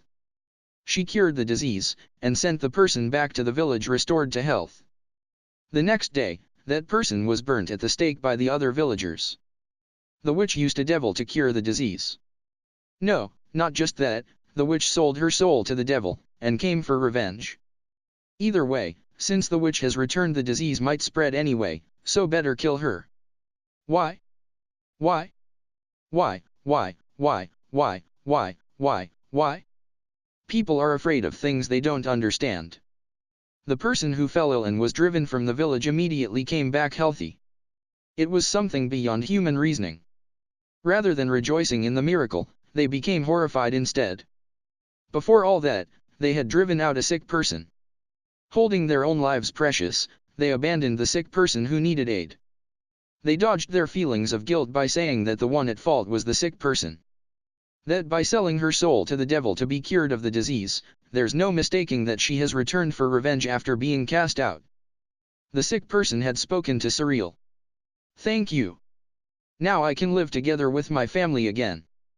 That family had gathered up kindling for burning her at the stake of their own free will. No matter how hard Surreal tried by using her power, the tragedies did not end. Instead, the more she used her power, the darker the tragedies would become. They never end. They never end. Even when they seemed to end, they never end. Poverty. Discrimination. War. Crime. There are times when people do something bad. There was also never times when nobody did something bad. There was also times when everyone did something bad. Equally, those were all tragedies that occurred precisely because they were human. The existence of wealthy people means that the poor also exist. People hope for equality, and anyone who deviates from the norm is hated and discriminated against. Despite all that they aim higher, trying to achieve a superior position to the norm. And then, as a consequence of trying to achieve a superior position, they then compete with rivals. The tragedy never ends. The reason being, is that humans are living creatures that cause tragedies. Hating tragedies, and while causing tragedies to occur, they still pile up more tragedies. It was as if they were envious of the sick person who was burnt at the stake, and went out of their way to stock up kindling. They are irrational. While having a mind that hates tragedy, their actions promote tragedy. That contradiction is far too irrational for living creatures. Nevertheless, that's how humans are. That irrational and imperfect creature is exactly what humans are. A creature that is rational and perfect cannot be called human anymore. Even though they cannot, humans still work towards that goal. As long as humans are human, they'll never be able to reach that goal though. And also, the more people try to aim for that goal, the more new tragedies are created. The reason being, is that to aim for that goal means to aim higher, an action where only the person in question tries to deviate from the norm, betraying those who love equality. And then humans would show no mercy to one who deviated from the norm. It has always been the case that those who are different become discriminated against. For humans to be able to aim higher, the only way is for them to slowly make progress in lockstep with their surroundings. Thus, because that means they could only advance about as fast as a walking tortoise, humans don't make progress. Even as civilization progresses, their insides are never making progress. Thus while aiming higher, they spend forever going round in circles in the same place. Round and round. Potamus-Nath is violating the providence of God. He should be purged at once. In response to that extreme statement, although the president of Dasdadia managed to avoid showing it on his face, he felt a headache coming on. Because of this overly long-lasting conference, his head really felt heavy. It was due to fatigue, but also due to the agenda. In response to the extreme statement just now, various voices of approval were raised, as well as voices of criticism. Even though it was a spacious conference room, the loud voices of the members talking to each other resounded painfully.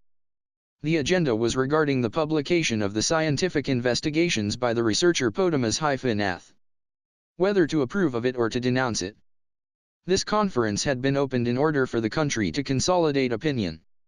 However, going by the state of things within the conference room, everyone could see that the agenda had become confused. Potamus had announced two new discoveries. The first was called Ma energy, the discovery of a strange energy, and the successful practical applications of it. Energy supply was a problem that all advanced countries should be concerned about. Oil and coal were not unlimited, of course, and the rate of consumption was rising year by year. Even if it wouldn't happen soon, eventually they would become noticeably exhausted, so energy development for the next generation was something necessary. Then, a solution suddenly appeared before their very eyes.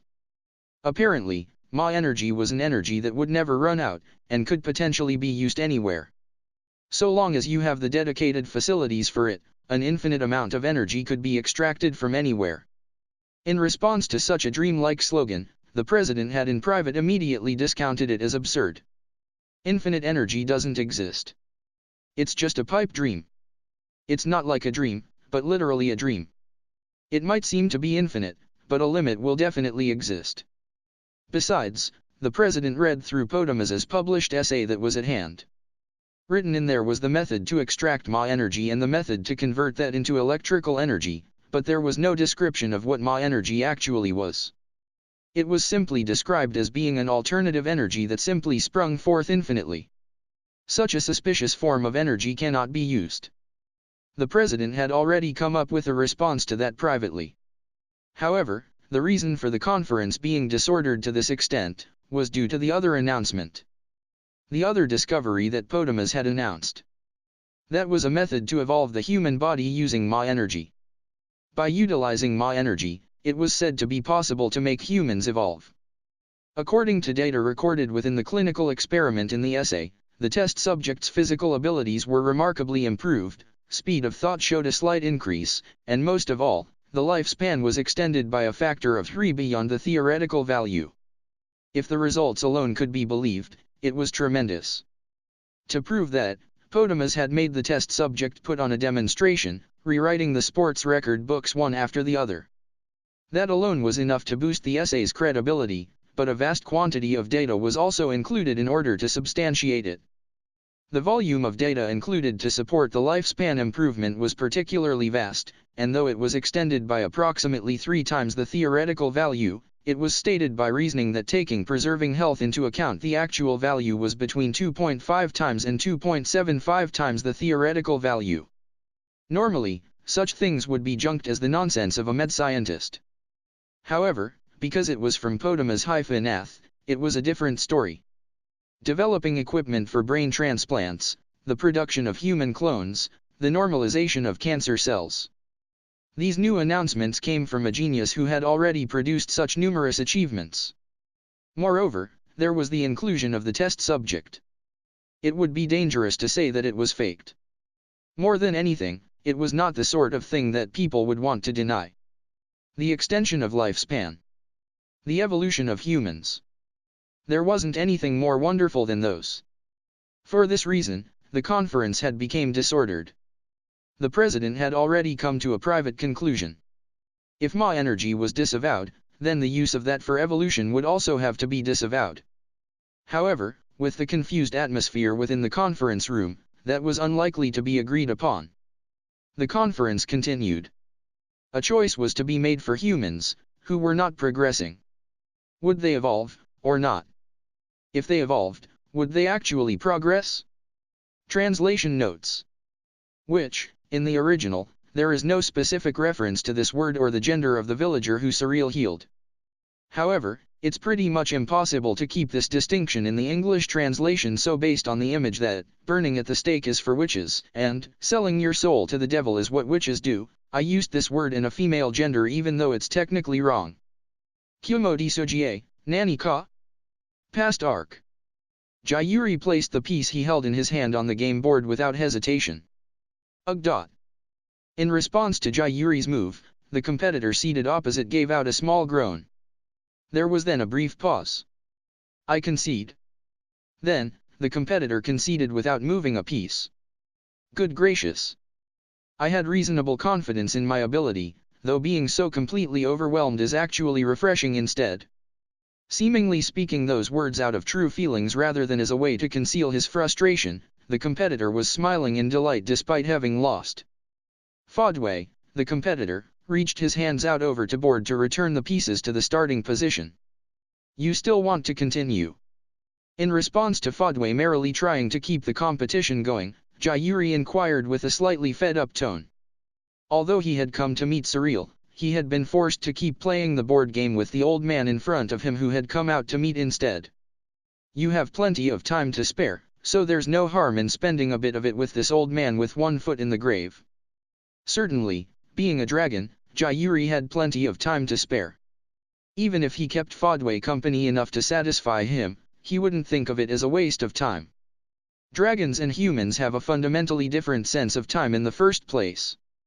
The entire lifetime of a human is just a brief moment for a dragon. While humans see time as something finite, dragons see time as something infinite. Surely, as the person himself had said, he could at least stick out with playing as the opponent of an old man with one foot in the grave. But then again, despite him saying that he had one foot in the grave, Jayuri saw Fodway as someone who would stubbornly linger on though. In resignation, Jayuri decided to continue being Fodway's opponent. The two of them were competing in a board game with ancient origins. It was similar to what is called chess or shogi on Earth. However, compared to those, it had a much wider variety of pieces and a larger board, making it more complicated. For that reason, it took a long time to play a game. Long enough that it could take 5 days to complete a professional match. The battle between them was now entering the 17th round. Naturally, such a number cannot be completed within a day. Jairi had spent the last several days requesting a meeting with Cyril, and each time Fodway came to compete with him. Fodway's goal was obvious. He was making sure that Jairi couldn't meet with Cyril. Anyone would be able to realize that goal given how open he was about it. And Jairi, despite knowing that, could only go along with the intentions of the old man in front of him. So for now he simply focused on doing what he could. If he couldn't show his sincerity, then he wouldn't be able to earn Fodway's trust. If he was determined to meet Cyril, then he would be able to meet with her. No matter how much Fodway attempted to obstruct him, he had no way to stop a dragon like Jairi. However, doing that would be wrong. Jairi had to get the approval of the old man in front of him. Not as a dragon, but from the point of view of a fellow person. If he wasn't able to persuade this old man on grounds of equal footing, then surely he did not have the right to see the same things that Cyril saw. Ugh. He was already on the way towards a dominant victory in the game though. Not going to take time to think. Taking time to think is heresy. During their lifetime, humans rarely get the time to think. Which is exactly why humans are afraid of making mistakes. Now that he said it, he remembered that Fodway had not once taken the time to think over his next move. Still, humans do make mistakes. Mistakes will always happen eventually. We pile up such mistakes, establish rules to prevent new mistakes from occurring, reducing further mistakes even if just a bit. Human history is basically the history of our mistakes. And we have reached where we are today by learning our lessons from that history. Even so, our mistakes haven't stopped though. While he kept on speaking continuously, Fodway placed a piece. Immediately Jairi placed his own piece, and again it was Fodway's turn. However, after a long pause, his hands stopped for a while. Thus I'm not piling up these defeats for no reason. Defeats and mistakes turn into new lessons each time. To demonstrate that lesson, I'll make this move. Fodway made that mighty declaration, and placed a piece. In response to that, Jairi swiftly placed his own pieces so as to block Fodway's move. While that certainly wasn't a mistake, it wasn't the best possible strategy either. This was a good example of what you were saying, I guess. It's not what you say, but how you say it, you know. The 17th round had also gone badly for him, but Fodway was a man who always had a way with words. Anything from trivial idle talk, to deep implications that could disturb Jairi, he chatted away while in the midst of playing the deep board game. Language is called humanity's greatest invention, you know. Human history is basically how we've endlessly argued back and forth. Hey, isn't that strange? In this way that it was hard to tell whether he was being serious or joking, he was able to confuse others quite often. There's nothing strange about it at all. Due to the existence of the absolute beings called dragons, we humans have come to not rely upon brute force. While brute force matters in the end, until things reach that stage, a battle of wits is what matters. By endlessly arguing about various reasons, it can be possible to deceive your opponent. Since that's all we've ever been doing, that's why I've gotten such a sharp tongue, you see. Don't blame your sharp tongue on history. Also, I'd rather you don't casually blame us dragons either. Contrasting Jairi's fed-up expression, Fodway smiled happily. Darn it. I'm amazed at that mouth of yours. I don't intend to lose in this, at least. Easily turning aside those sarcastic words, Fodway placed a piece with a proud expression instead. Jairi soon placed his own piece, and that proud expression retracted. I don't feel like I can lose in this game, but I don't feel like I can beat you with words either. Of course. The rate at which humans and dragons think it must be different after all. Most likely, no matter how many times I challenge you, it'll be impossible for me to beat you. It sure is strange though. Although both involve using one's head, while I don't have any chance of winning in this game, I don't feel like I'll lose in a verbal argument. While dragons are superior in straightforward calculations, maybe humans can win in sneakiness. While Fodway glared at the game board, he still seemed somewhat happy. There is no doubting how great dragons are. However, just because dragons are so great, it doesn't necessarily mean that there's nothing that they are inferior at when compared to other creatures. Dragons don't have a sneakiness like humans. Because they are strong enough without it. Even without bothering to use cowardly tactics like humans would, and simply by fighting fair and square they can still come off victorious against most opponents. Because of that, they don't need sneakiness. However, that's exactly why dragons are careless. They can be tripped up by the cowardly humans who they look down on as inferior. Indeed, just like a certain dragon right before me, who due to my cajolery came of his own free will to struggle against a human on equal footing. Fodway chatted away looking particularly happy. Despite having won on the board, Jayuri felt a sense of defeat due to Fodway's words.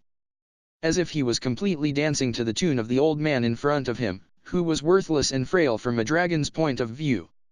And that was entirely correct, when considered objectively.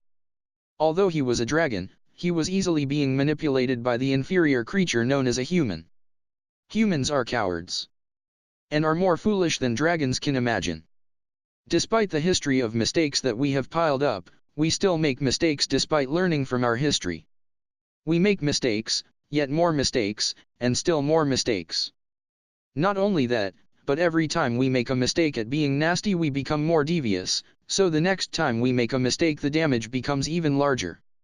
Even though we should be learning our lessons in order to reduce the damage. It sure is strange.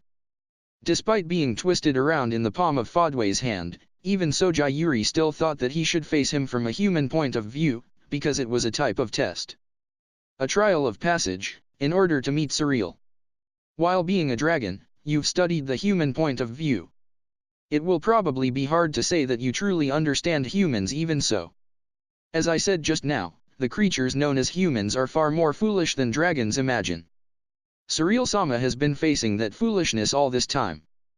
Fodway moved a piece. When Jayuri saw that Fodway didn't seem about to take his hand from the piece, he moved his own piece. I concede.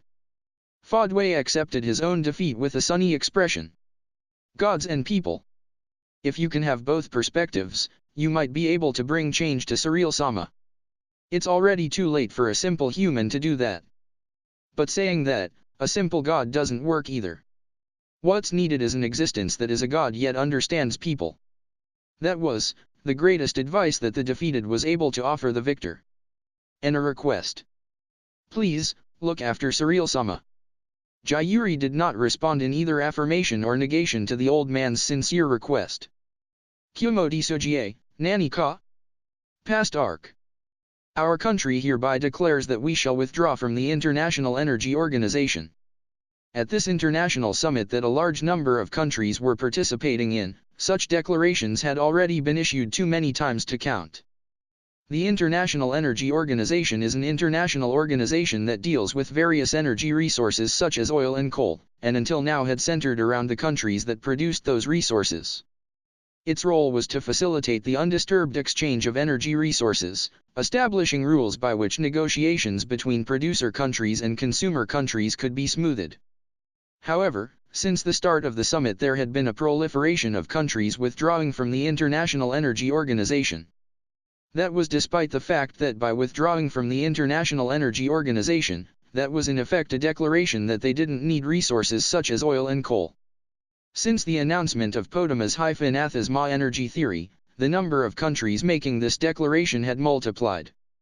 Most of them were small and medium-sized countries, those countries being under the burden of particularly strong energy measures, but amongst them were also large countries that weren't suffering from poverty. The countries that had issued the declaration had all similarly solved their energy problems by using Ma energy, meaning that they no longer needed resources such as oil and coal. At first there had been many voices that had doubted the very existence of Ma energy, but by now it was confirmed that simply by following the method outlined in the thesis, it really was possible to produce energy from nowhere. Also, that was with no side effects on the environment. Unlike existing methods, there was no pollution of the atmosphere from burning oil or coal, nor was there any radioactivity, and large-scale power generation facilities were unnecessary as well. So long as you have the equipment, it was highly practical for anybody to be able to produce energy. In addition, small-scale versions of the equipment were small enough that they could even be carried. Even large-scale versions were able to be transported on large trucks. Every household could have one. The equipment was so simple that it was easy to obtain energy that had until now required considerable amounts of money. Developing countries scrambled to make use of it. The president of the country of Dasdadia frowned while looking at the representative of the country who had made that declaration. He had predicted that such things would occur. However, even so, he stubbornly refused to allow Ma energy to be used within his own country. Because of that, his approval ratings had fallen sharply, but he had no intention of changing his opinion. The dreamlike energy that could be produced from nothing. Such a thing cannot exist. Since that energy actually exists, then it must have been taken from somewhere else. That somewhere else is a problem, and whether that energy really is harmless is another problem. After all, it was an unknown energy. Who knows what kind of effects it could have on the human body? It was also unclear if the method for the evolution of the human body that was announced at the same time was truly safe. The president believed that he had the duty to validate such things. So long as those things could not be validated, he had no intention of lifting the ban within his country, no matter how convenient it was for people to use. However, that only applied to his own country, of course. He wasn't able to stop foreign countries from endorsing the new methods. While he could exert influence on them, ultimately it was up to the politicians of the foreign nations to decide. The president had repeatedly warned about the possible dangers, but as to whether or not his warnings were heeded was revealed by the current situation. Even if something might be dangerous, people don't feel a sense of danger unless they encounter that danger themselves. Rather than being scared of a danger that can't be seen, they would make use of the convenience right before them. All the more so because that convenience was significant enough to completely change the entire world. Of course, not all countries jumped at the chance. Countries that produced oil and coal lost their greatest source of foreign currency, and vigorously appealed against the use of Ma energy. There were also quite a lot of advanced countries who kept calm and took a wait-and-see approach. Nevertheless, the global trend was heading in one direction. That was because the risks of Ma energy were unproven. No matter how much was used, it never ran out, and it also came from nothing. And yet, no flaws had been detected for the time being. It truly was a dreamlike energy. The countries who first made use of Ma energy developed rapidly. There weren't many countries who could endure observing such developments without doing anything. And thus the trend in public opinion was in favor of Ma energy. There was also a method to evolve the human body with Ma energy. All human abilities could be improved, and above all, there were many people who desired to lengthen their lifespan. However, the medical procedure to achieve that required the use of Ma energy. Unless the country approved the use of Ma energy, that medical procedure wasn't available. That being the case, it was inevitable that many members of the public desired for the bans to be lifted. This trend was particularly obvious within advanced countries. Developing countries pinned their hopes on using Ma energy for development, and advanced countries were captivated by the potential evolution of the human body. There was no longer any method to stop this trend. Even the president did not think that he would be able to stop the usage within the country of Dasdadia forever. Although he had some time yet before his term in office ran out, even that wasn't certain. It was possible that he could be dismissed from office. The president gave a sigh of grief. Did they actually understand? These two theses were published by Potamus-Nath. By that criminal who was wanted internationally for the repeated use of cruel experiments on living people. Then there was the other reason. One that gave the president particular cause for concern. That was, the opposition to Ma energy from two particular powers. The first was from the dragons. Unless there was human interference, it was rare for the dragons themselves to make contact and proactively make a declaration. They said, "Don't get involved with Ma energy." Those dragons did. At that moment, the president could only have a bad premonition. The second was from the Surya Society. The president, Surreal, issued an opinion in opposition to Ma energy. This was a warning from all the living creatures who were within the bounds of common sense of humans. The president considered that ignoring that would unwise. However, not even that stopped the global trend. It couldn't be stopped. Later on, the president would come to deeply regret that he hadn't resorted to the extreme choice of using military force to stop it. However, time could not be rolled back. Kumo Desu, Nani ka? Past arc. The incident that was the trigger for Potamus-Ath becoming an internationally wanted criminal, was something that could have easily become a horrible tragedy. The incident itself was significant enough that it became a hot topic in the news throughout the world at the time. The world learned just how dreadful Potamus-Ath was. However, the information that was relayed in the news was only the tip of the iceberg. For those who knew the truth, they were in fact relieved that it was contained with only that amount of damage and were glad that it wasn't more.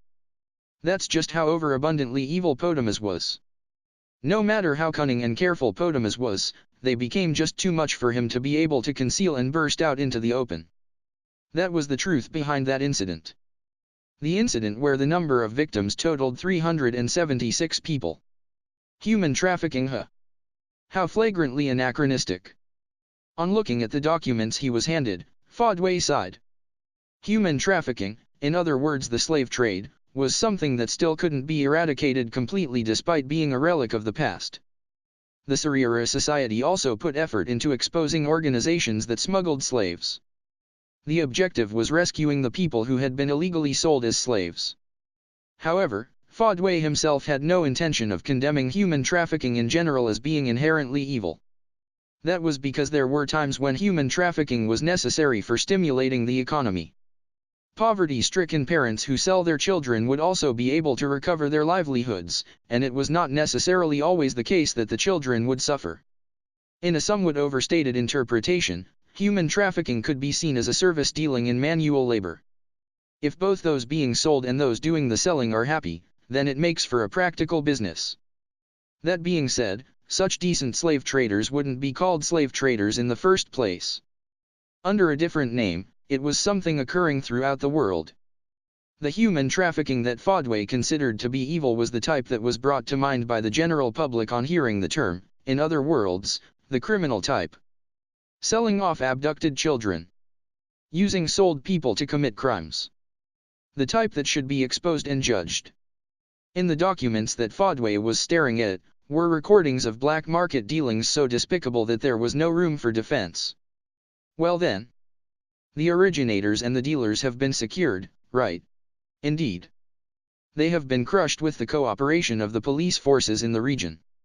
The one who answered Fodway's question was a man wearing a suit, but such a thing felt unsuitable for such a brawny person. He was a director of a security company that Fodway ran personally. Or rather, that was just a fancy way of saying that he was the captain of a unit specialized in actual combat.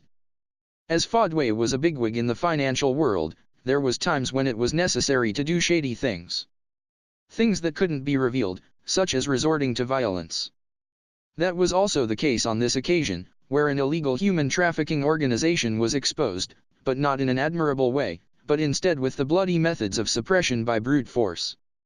The proper way was to gather evidence, and judge them according to the law, but Fodway knew that they would have gotten away in such circumstances.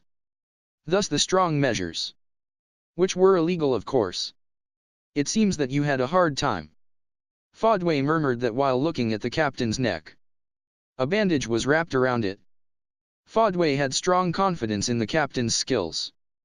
On account of him making a living in a shady business, Fodway had as much trust in him as his normal personal bodyguards, or even more. That's precisely why he was able to report directly to Fodway like this. For something to have injured this captain, Fodway interpreted it as meaning that there was considerable resistance. Oh, not really. There were no problems with actually suppressing them. I got this wound in a bit of trouble afterwards. However, the captain casually denied Fodway's words. This is a bite mark from one of the people we rescued. Perhaps due to being drugged, they were in a state of confusion. It was really pitiful. Against the assailant who had injured him, the captain was sympathetic. Surely due to how pitifully the person had been treated. It was that bad. Indeed. It is likely that they were being administered illegal drugs. From what I could see, it seems that they had completely lost their sanity. Every last one of them. My goodness. The state of affairs at the scene must have been gruesome indeed, for this captain who worked in a shady business to show disgust. That shows just how badly victims of human trafficking can be treated. Yuri looking pale. Are you okay? Excuse me. I am just feeling a bit unwell. I can continue with my report. The captain was looking ill. Fodway interpreted that as him feeling unwell due to having recalled some unpleasant memories. However, while the captain continued his report, his complexion became visibly worse. Having reached this stage, Fodway realized that the captain had genuinely fallen ill. You look terrible. Let's continue the report another day. Sit down for a while. I am, so, RRY. Unable to even articulate properly, the captain sunk his large body into a sofa that furnished the room. Seeing him like that, Fodway made a telephone call to arrange for a doctor. That was what saved Fodway from death. There was a piercing scream. The scene witnessed by the people who had come running, was that of the collapsed Fodway, and the captain who had bitten him in the neck. Translation notes. In case it's not clear, the opening paragraph is more like a summary after the incident with the rest describing part of the incident itself. Kumo Desu, Nani ka? Past arc. When Fodway opened his eyes, he was looking up at a ceiling he didn't recognize. The darkened lighting equipment in the ceiling was not one that he was familiar with. Although he felt languid and had a craving in his throat, the more time passed the more he regained his sense of awareness. Together with that, he began to remember as well. The suffering captain, who was unwell.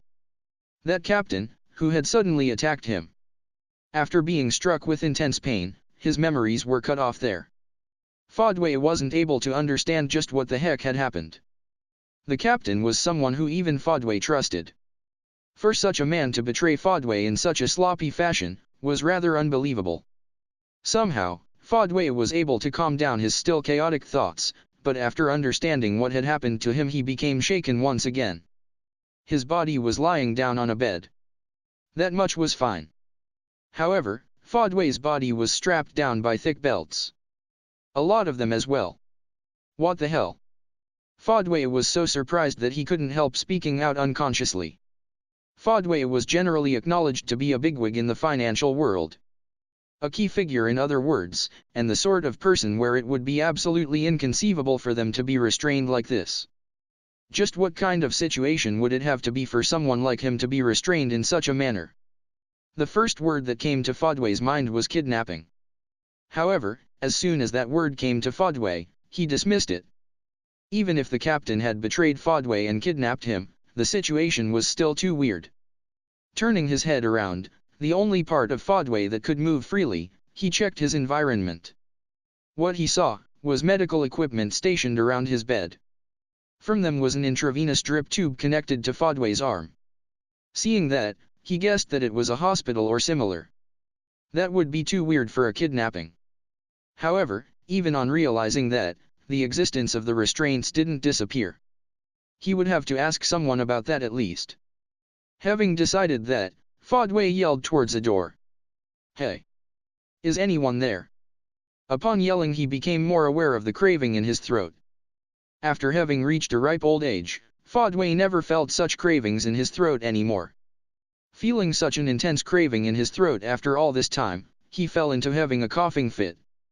Perhaps on hearing the yell, the sound of some hurried footsteps came closer, and the door was vigorously opened. Dazzled by the light shining in from the corridor, Fodway squinted his eyes. At the same time, despite the room having been pitch dark, he only just realized that he had been able to see awfully clearly. Considering the craving in his throat, and considering his eyes being exceedingly used to the dark, Fodway guessed that he must have been unconscious for a considerable amount of time. Are you awake? Then, on turning his attention to the person standing in the corridor, he was bewildered to see a different sort of person to his expectations.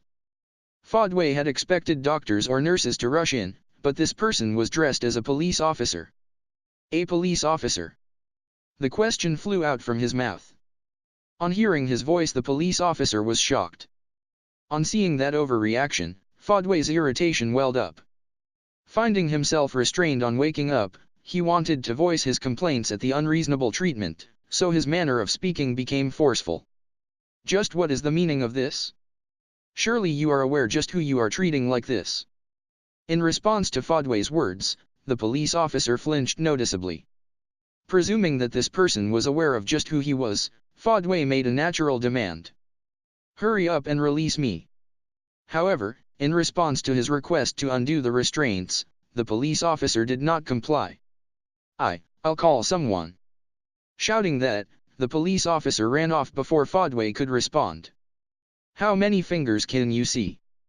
Just how much time had passed since the police officer had ran off? Fodway didn't have an accurate grasp of the time since there was no clock in the room, but with his body still being restrained, it was undeniable that he had had to wait a painful amount of time without being able to do anything. That's just how much time passed. Then, when someone finally appeared, it wasn't that police officer, but instead 7 people crowding the room. One of them, who appeared to be a doctor, was giving Fodway a medical examination, while he was still restrained. 3. Despite being rather fed up, he responded to the fingers the doctor was holding up. At first, Fodway had demanded to be released from the restraints and be given an explanation of the situation, but the only answer he got was a somewhat vague, depending upon a safety evaluation the restraints can be released. Fodway resented being treated as if he was some kind of dangerous person. However, the people surrounding Fodway had serious expressions including the doctor, bringing about a solemn atmosphere. Deciding that it would be wise to comply for now, Fodway swallowed his complaints, and obediently took the doctor's examination. Excuse me. Then, could you open your mouth please? Sure. Fodway opened his mouth as asked. The doctor came closer to peer into Fodway's mouth, but he had a strange sense that something was off. Normally, when a doctor would look into someone's mouth, it would be to judge the state of the throat, right? However, what the doctor was looking at currently was something much closer, as if examining the teeth. On top of that, it wasn't just the doctor who peered into his mouth. The other 6 also stared at Fodway's mouth. Surely that's enough. Feeling uneasy, Fodway closed his mouth. Sure. The doctor responded evasively. So? Do you understand anything? Fodway asked that without concealing his frustration. The medical examination was simple enough. Rather than confirming his health, it seemed more like that they were checking his state of awareness. Although having only recently woken up, from the point of view of Fodway who was fully awake, it felt like their tests were making light of him. Mr. Fodway, your reasoning ability is normal. That much should be obvious. Fodway impatiently spat that out in annoyance. It is not obvious. However, a dissenting voice was heard in response to Fodway's remark. Amongst the people who had gathered along with the doctor, it was from a man who appeared to have the highest standing amongst them. You are the solitary example of someone regaining their awareness, or rather, their normal awareness. Amongst those infected by a vampire, you are the only one to stay sane. The man declared that gravely. Fodway couldn't help making an atypically stupid-sounding response. Kumo Desu, Nani ka? Past arc. The illegal research institute that had bought the slaves, was one that belonged to Potamus. And the fate that had awaited the purchased slaves, was to be used in human experiments. When the institute was exposed, the former slaves who were taken into care, were the victims of human experiments. Of vampire experiments. Vampires. They were considered to be fictional creatures spoken of in fairy tales, but they actually existed.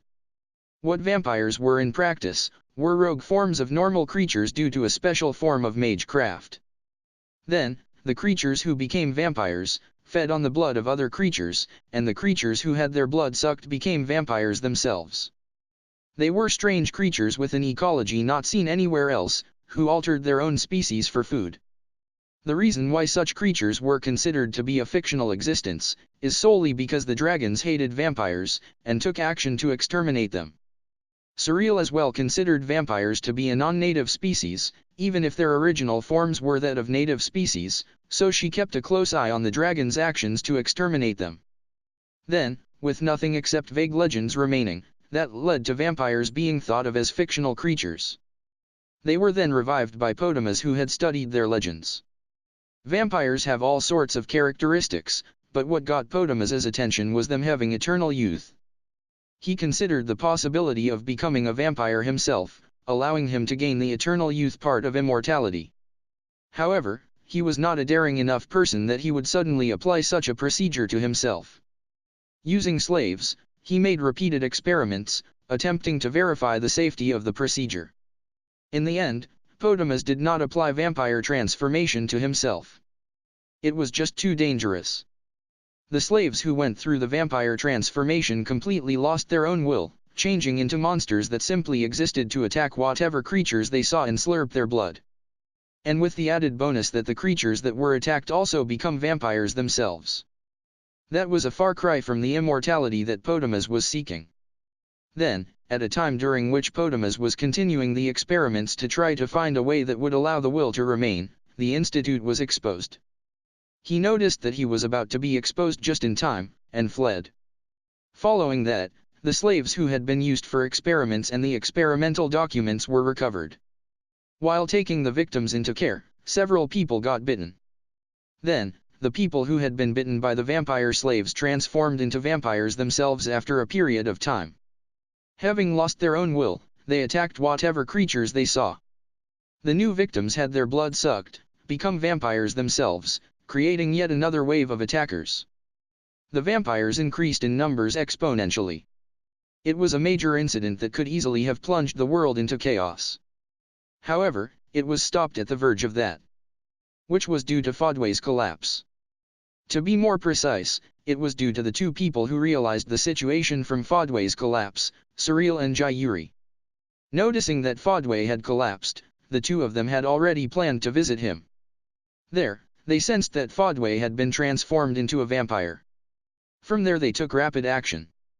Starting from the vampire who had bitten Fodway, they traced back to the captain, and from him back to the ex-slaves who had bitten him, and with the cooperation of the police the vampires were swiftly quarantined. The damage was already great, but the quick initial response was successful, enough to say that the number of victims was kept to the lowest amount possible. Unfortunately, there wasn't a means to save the people who had become vampires.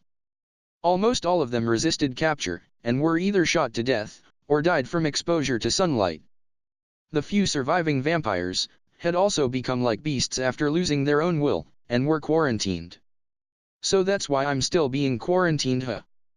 Consequently, due to the danger, as the only one to have successfully kept his own will, Fodway was still being quarantined. Who knew when he could lose himself? In addition, while he had kept his own will, it was still the case that he was a vampire. His long canine teeth were so sharp they didn't look like they belonged to a human. If he bit anyone with those teeth and slurped their blood, that person would become a vampire. Instead of considering Fodway's rights as an individual, it was necessary to quarantine him as a dangerous creature. We shall endeavor to prevent you feeling inconvenienced. However, we cannot grant you permission to freely walk outside. That's basically the definition of inconvenience, though. Fodway responded with sarcasm to the man who had come to explain things to him. However, his tone was somehow frail. Fodway himself had yet to come to grips with the misfortune that had struck his own body. Even though it was a miracle that he had kept his own will, there was nothing to be happy about. Due to his insatiable cravings, no matter how much water he drank, the despair he felt on swallowing some blood from a blood transfusion pack was something he couldn't describe. While it was at least better than being treated like a laboratory animal, to Fodway this incident was like a bolt from the blue, and it was a great shock that what had happened to him in the incident was, in a sense, worse than death. Since he was originally an old man, his life was simply one of dealing with the little time he had remaining. While death was something to be afraid of, it was something he had accepted.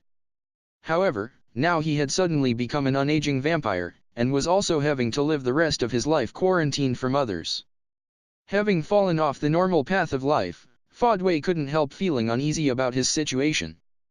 Thus, Fodway vanished from his position of being a bigwig in the financial world. Furthermore, his activities with the Surreal Society became quite limited. However, that might have been better for him instead. the Suriara society would afterwards become heavily involved in a certain activity. Namely, taking into care and treating the victims of Potamus as human experiments. Potamus hadn't only been experimenting with vampires.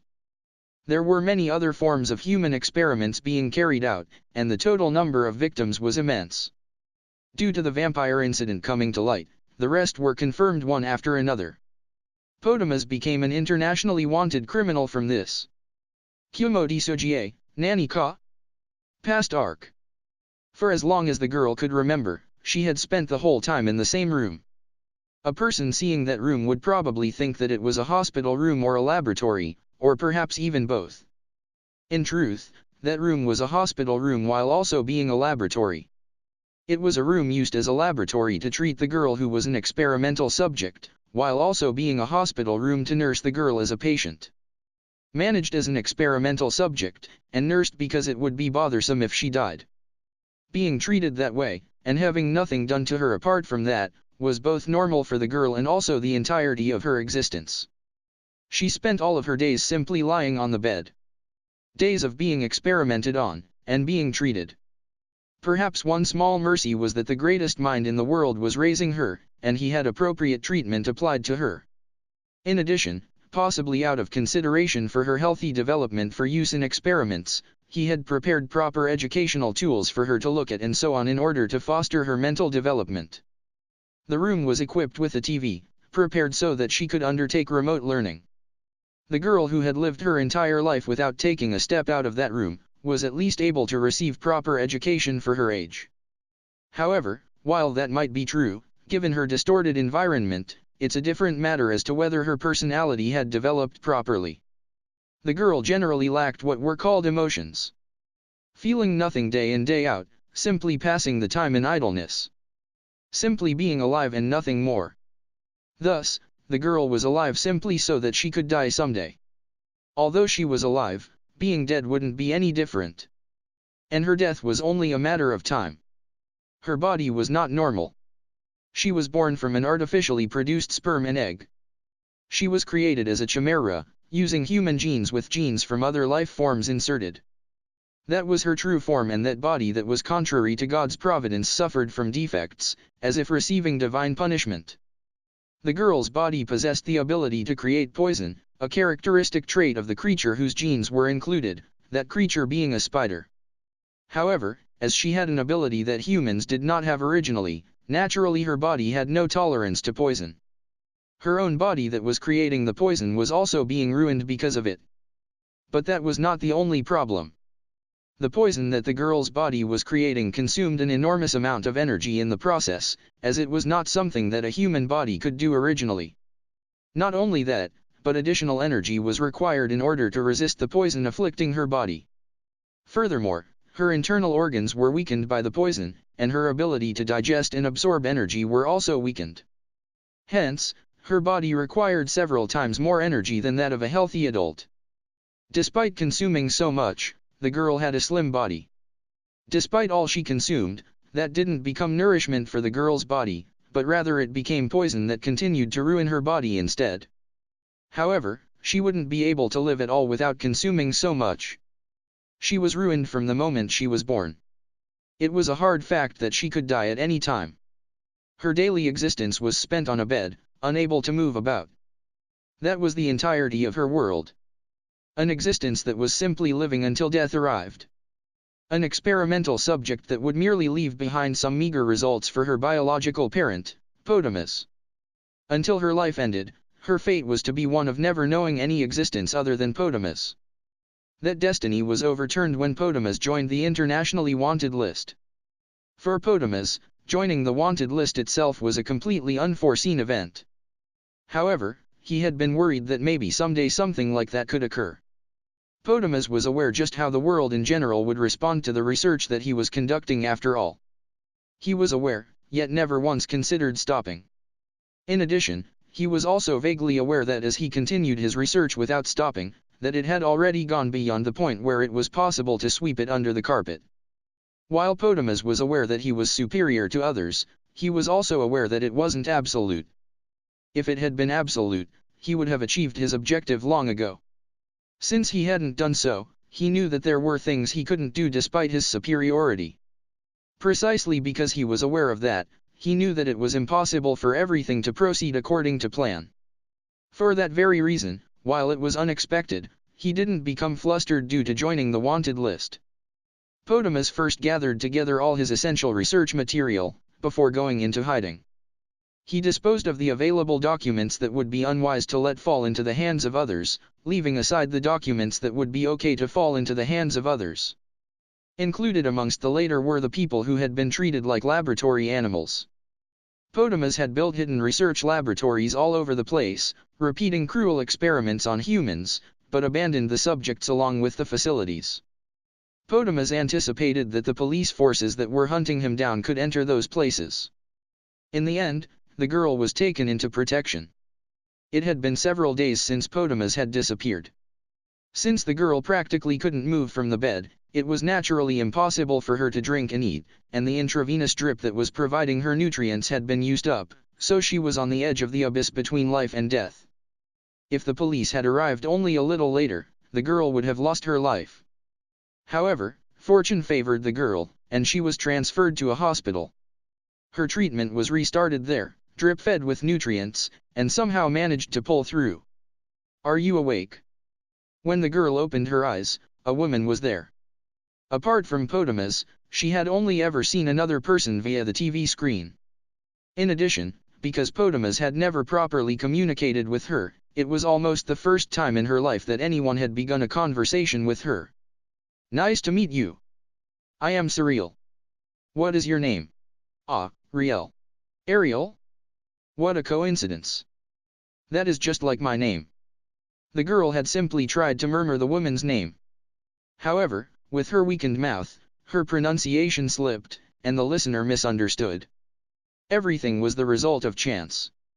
However, the girl who had never had a name, then gained a name at that moment. That girl whose fate had been only to live until she died thus encountered the goddess. Kumo Desu, Nani ka? Past arc. Let us eat. After Cyril spoke the grace before meals, the children reached out for the food arranged on the table. It might be expected that for children who were mostly in their growth period, that mealtimes could be likened to a battlefield. However, here the food was predetermined in each case, so there was no scramble over it. For children in their growth period that would often lead to small feelings of dissatisfaction, but here it was strictly forbidden to steal food from the other children. Even if they did so, they wouldn't be allowed to eat it. The reason being, is that the children here were dealing with unique circumstances, and accordingly their food was completely controlled. This was an orphanage managed by Cyril. To be precise, it was both an orphanage and a hospital at the same time. The children in this orphanage were test subjects from Potamus's experiments. It was an orphanage for the sake of the children taken into care from the research institutions that Potamus had scattered all over the place, to care for them and to treat them. They were all chimera, created by Potamus. They were living beings created using humans as a base, mixed with various plants and animals in forbidden experiments. The few surviving ones. As a result of police forces searching Potamus's research institutions, it was established that there were many humans who had been subject to experiments. Most of them had lost their lives. Those where the experiment ended in failure, those who were a success but were short-lived, and those who died when subjected to further experiments. In the experimental results, the fate of the victims was dispassionately recorded. They truly were treated like laboratory animals, their lives literally toyed with. The ones cared for at the orphanage were the children who miraculously managed to survive. Nevertheless, in order to deal with experimental after effects and the handicaps that they were born with, they were looked after in an orphanage that was combined with a medical institution. At the same time, it was also to keep the children hidden from the inquisitive eyes of the world. A small boy with green skin. A girl with slightly pointed ears. A girl with scales on her body. It was meaningful to conceal those children having a different outward appearance to normal. With Potamus's disappearance, the whole world came to know that he had been placed on the wanted list. Then, the contents of his research also started leaking out from various places, becoming rumors amongst the public. From false rumors to valid facts, a mixture of fact and fiction was circulating around. Amongst those rumors, were ones that Potamus had created grotesque-looking monsters. Those were true to a certain degree, and also incorrect to a certain degree. In truth, there were chimera made without using humans as a base. Potamus had created chimera by crossing various animals. Some of those certainly had a bizarre appearance. Amongst them, were chimera who should be called pseudo-dragons as they had dragonic elements supplied from who knows where inserted into them, and while they were not as large as the real thing they did display high combat abilities, and an incident occurred where the police who raided a laboratory were mowed down by a rampaging pseudo-dragon. Various exaggerated rumors combined to rush out. The problem was, whether the existence of the bizarre-looking children could also be compromised. There were humorous rumors of children with bizarre forms due to experiments attacking people. It was like chatting about creepy ghost stories. The people spreading such rumors weren't malicious, because they never actually believed that such children really existed. They were just exaggerating rumors, and chatting about incredulous tales.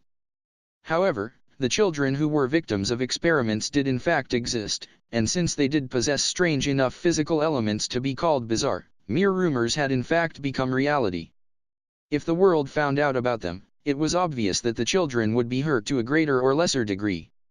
For that very reason, the children were only acknowledged to exist to sympathetic people, and kept secret from the world. Surreal took the initiative to take care of those children. Since the Surreal Society had lost their biggest donor in Fodway, the scope of their activities became noticeably reduced. However, because of that and another major factor, Surreal had found it necessary to hide herself as well. Thus, she worked at the orphanage. The reason why Surreal ended up having to go into hiding was due to her opposition to Ma energy. Potamus, who had since disappeared, was the one who announced the theory of Ma energy. According to that, it was possible to create endless amounts of energy without it ever being exhausted, and it was also extremely simple to achieve. In addition, the world was also astonished by the announcement of a way to achieve evolution of the human body. However, Surreal had known. She knew that Ma energy was something that was stealing the very life force of the planet itself. The word God is a generic term for existences that possess large amounts of energy. Going by that theory, planets can also be called a species of God. Vast amounts of energy exists within planets. Energy that can't be measured physically. That energy is the very life force of the planet itself, and if it is exhausted the planet will die. Ma energy was the energy of the planet, and the act of using it meant nothing other than shortening the life of the planet. Immediately after the announcement of the Ma energy theory, Surreal made an official statement regarding the truth of it. However, it wasn't accepted. While part of the problem was that people were drawn to the convenience of Ma energy, the biggest problem was that Surreal's words had no authority. Ma energy was seen as a mysterious energy and that nobody except Potamus knew what it was. Regardless of the theory, nobody even knew why such energy would gush forth. In other words, while she did make an official statement about the truth of Ma energy, it wasn't possible to verify her statements as being correct. Unfortunately, various researchers also made statements about their own personal opinions on the true nature of Ma energy, and Surreal's statement was taken as simply another opinion. In addition, Surreal was the head of a charitable organization. Since she wasn't a researcher or anything like one, almost nobody considered her to be credible. On the contrary, she was treated as a deranged person spouting thoughtless words. Part of the reason for that was that the dragon religion had made an almost identical statement. As the name suggests, the dragon religion is a group that worships the dragons. However, due to the tragedy of Tetmea and more, people considered it to be common sense to fear and avoid dragons. The general population considered people who believed in dragons to be deranged. Having made the same announcement as such a bunch, people viewed what the Surreal Society said with suspicion. In spite of it being the truth. Even so, Surreal assiduously advocated the dangers of Ma energy. Surreal was well aware of what could happen if it was used.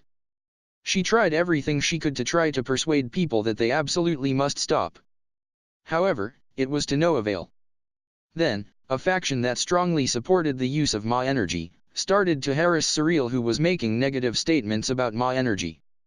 Threatening letters were sent to her house.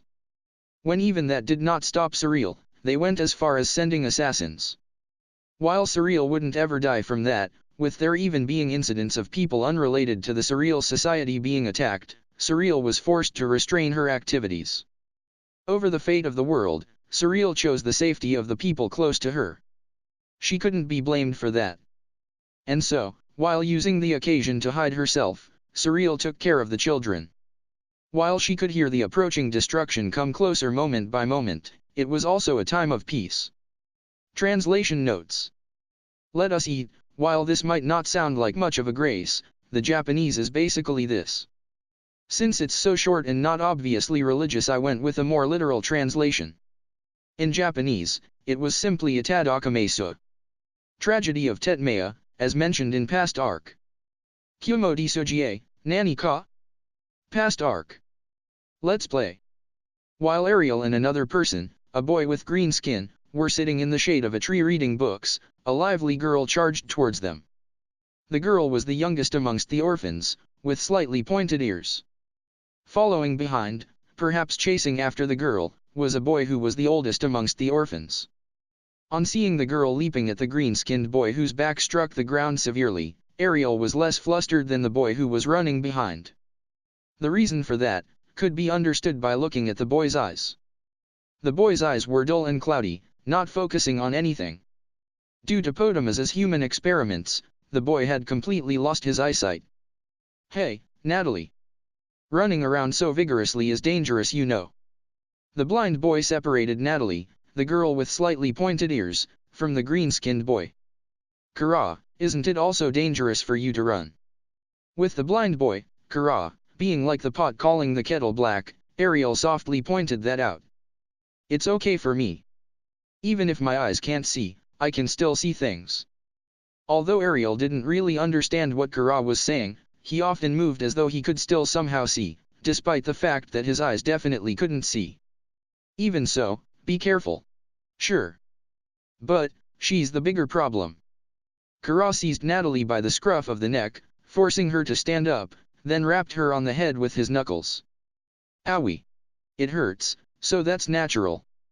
Come on, apologize to Gob. Stop balking. If you do something bad then apologize. Surreal-san taught that, right? Just like how you were hurt when I hit you, Gob was also hurt when you suddenly jumped at him, Natalie. Do you understand? It's okay. You don't have to go so far as apologizing. I was just a bit surprised, and it's not like it really hurt. Unable to ignore how Natalie looked when scolded, Gob, the boy with green skin who was in fact the victim, defended her. Natalie's face lit up in delight at the helping hand, but Kara didn't allow it. That's no good. Natalie must properly apologize to be forgiven. Overwhelmed by Kara's absolutely unyielding spirit, Natalie reluctantly said I'm sorry. However, Kara wouldn't go easy on her. You shouldn't be saying that to me, right? If you're going to apologize, make one to Gob. Also, such a half-hearted apology is no good either. Come on, apologize one more time. As prompted by Kara, Natalie turned to face Gob. I am sorry. It's okay. Gob quickly forgave the meekly apologizing Natalie. Seeing that, Kara smiled. Well done. I'm sorry for hitting you. Kara patted Natalie on the head. That was the spot where Kara had rapped her with his knuckles. It's fine. As if the meek Natalie from a moment ago had never happened, Natalie's face lit up with a smile of joy. Gob, let's go over there. And so, with his hands being pulled, Gob was dragged off. While leaving, Gob turned his head back to look at Ariel in concern, but Ariel made a gesture indicating, go ahead and play. Ariel and Kara watched over them as Natalie and Gob ran off cheerfully. It's dangerous, so don't run. As soon as Kara yelled that, Natalie fell over while involving Gob. I told you so. Not going to go help. Gob is there so it's okay. Although he said that, it didn't really look okay to Ariel. Gob was panicking on seeing Natalie burst into tears after falling over. However, that was also a scene that happened all the time, so while it might not be entirely okay, perhaps it was still okay. Perhaps as proof of that, Gob desperately began to comfort the crying Natalie. While Ariel and Kara watched over them, Gob awkwardly managed to soothe Natalie, successfully stopping her tears. Afterwards, this time without running, they went to join another group of kids who were playing. "Are you sure you won't join them, Kara? I am too old to be playing around already." Kara shrugged his shoulders while saying that, but from the perspective of the world in general he was definitely a child. Although he was the oldest in the orphanage, he was definitely still at a suitable age to be wanting to play. Ariel guessed that Kara was staying beside her out of consideration. In all the orphanage, Ariel had a particularly frail body. Although she had improved a lot since the time she couldn't even get off the bed, she could only just about manage to walk around, so running about wasn't possible. Reading a book under the shade of a tree was about her limit. For that reason, Ariel was often being watched over by the orphanage staff or by Cyriel's side. Speaking of Cyriel, she was currently surrounded by boys and girls, and being mobbed. So Kara was being a substitute for Cyriel, who had her hands full. "Thank you. What for? Just like how you gotta apologize when you do something wrong, when you feel gratitude you also gotta put that into words, right?" While Kara was playing dumb, rather than answer him directly, Ariel repeated what she had been taught. "Kara, just now, you were a bit like Cyriel-sama." At Ariel's words, Kara scratched his head, seemingly embarrassed. Ariel didn't know this, but he had repeated Cyriel's words from when she had scolded Natalie previously. Cyriel's expression didn't change much, but she was popular amongst the orphans. That much was to be expected as she acted as a foster parent to the children, kindly taking care of them. Having come into contact with Cyriel's warmth, while Ariel was still reserved, she had regained human emotions. The boys and girls who had been treated like laboratory animals, played and smiled like the children they were in the small miniature garden. "What did you say?" Jayuri asked in a trembling voice. The person being asked, returned the look with a cold expression, as if seeing something dull. "We will call the humans." "That's what I said." On that day, the dragons bared their fangs at humanity.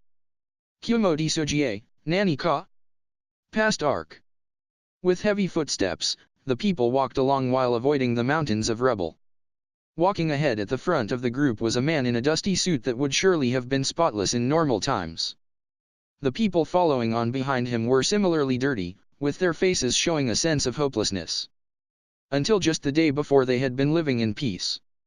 But on this day, that was suddenly lost. The buildings were flattened, the roads including the ground itself were turned upside down, and the weapons that should have stopped the destruction were scattered around in pieces. In this hellish landscape there was one thing that particularly stood out, as if skewering a high-rise apartment block, was a corpse of a dragon. Similar scenes had happened all over the world. Suddenly the dragons had bared their fangs at mankind. Faced with that terrible power, there wasn't much that mankind could do. Even by using weapons made with plentiful amounts of Ma energy that were developed by Potamus, it wasn't possible to oppose the dragons. Even with weapons that were beyond anything developed until now, the most they could possibly do was to stall the dragons for a small amount of time. However, by creating that small amount of time, in the sense that it was enough to reduce the damage until Cyriel could arrive on the scene, it could be said that using the weapons was meaningful. Those very weapons were what had incurred the wrath of the dragons though.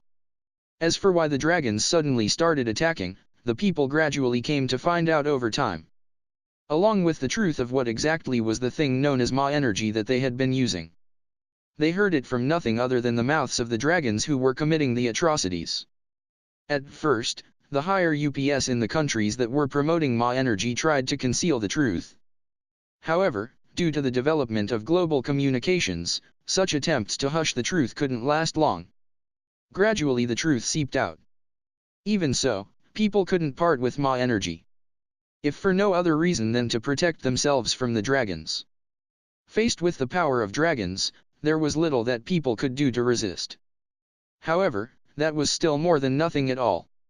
Ironically enough, in order to make use of that little resistance, they couldn't avoid using Ma energy. And then, they waited for salvation in the form of Cyriel. Along with the truth about Ma energy, the fact that Cyriel's existence was saving mankind, also came to be known amongst the people. Only Cyriel could contend with the dragons. And so, the only form of resistance that people could take, was to buy time until Surreal could come rushing. Even so, the damage was great. Countless towns were devastated, many people died, and those who survived lost their homes. They came to know just how merciless dragons were, all too much like an embodiment of irrational power. To know despair, from their utter inability to resist. Two beings countered that despair.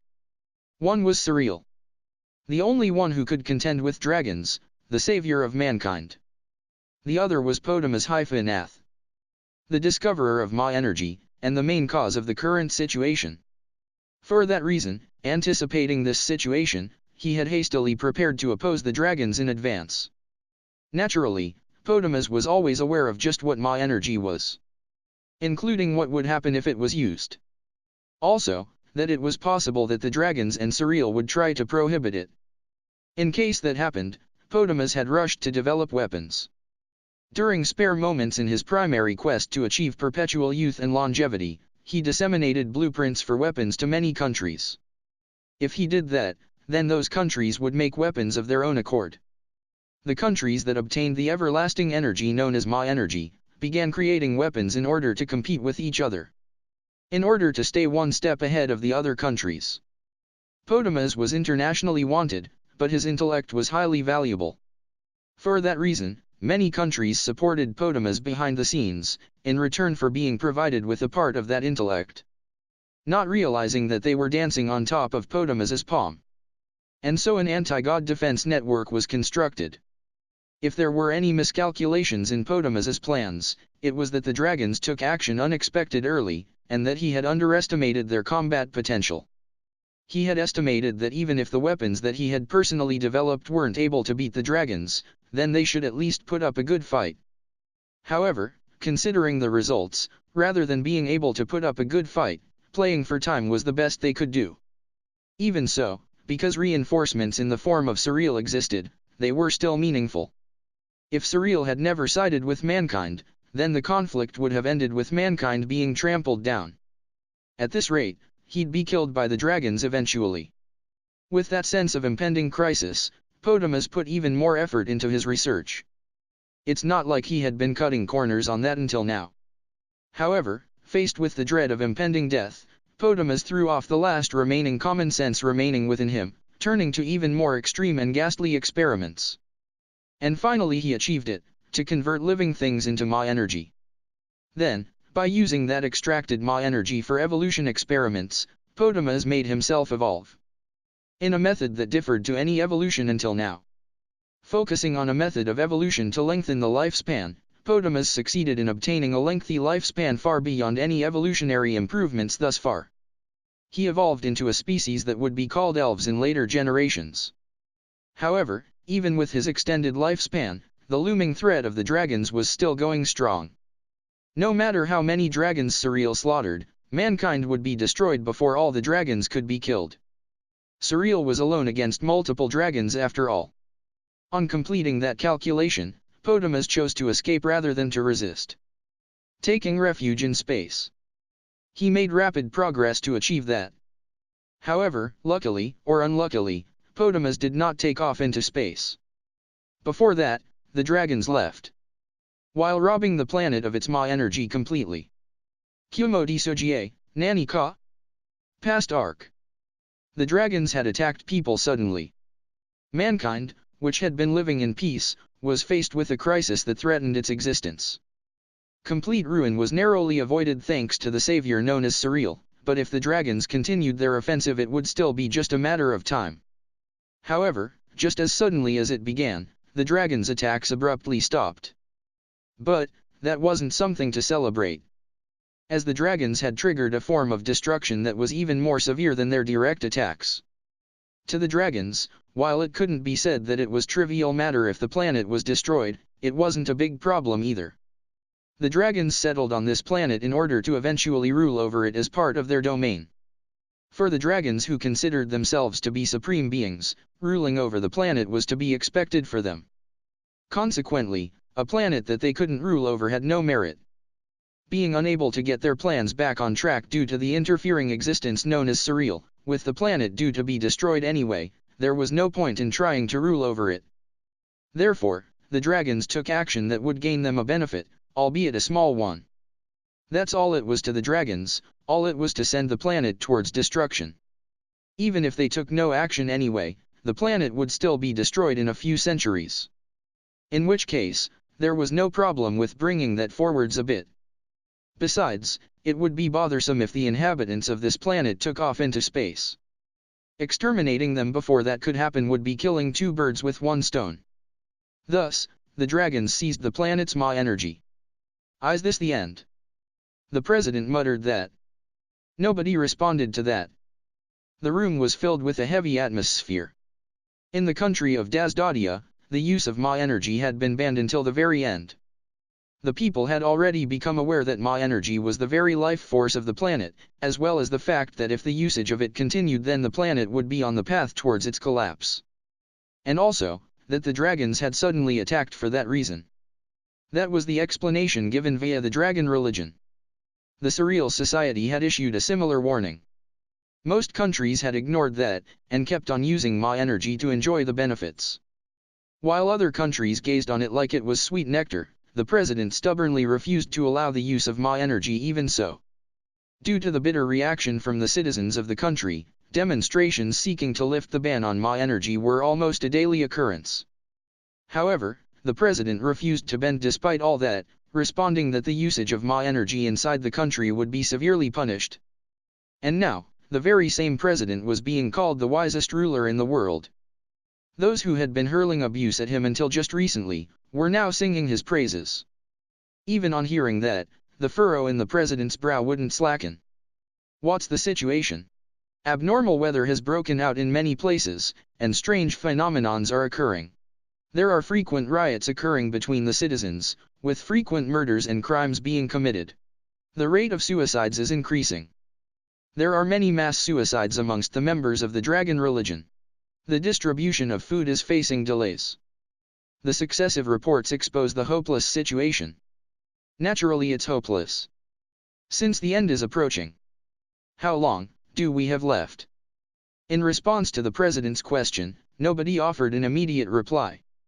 As if they were afraid to say it, not a single person opened their mouth to talk. However, that couldn't last forever. In Potamus-Atha's opinion, we might have a year. On hearing Potamus's name, the president lays bare his annoyance. It wasn't possible to lay all the blame for current situation at Potamus's door.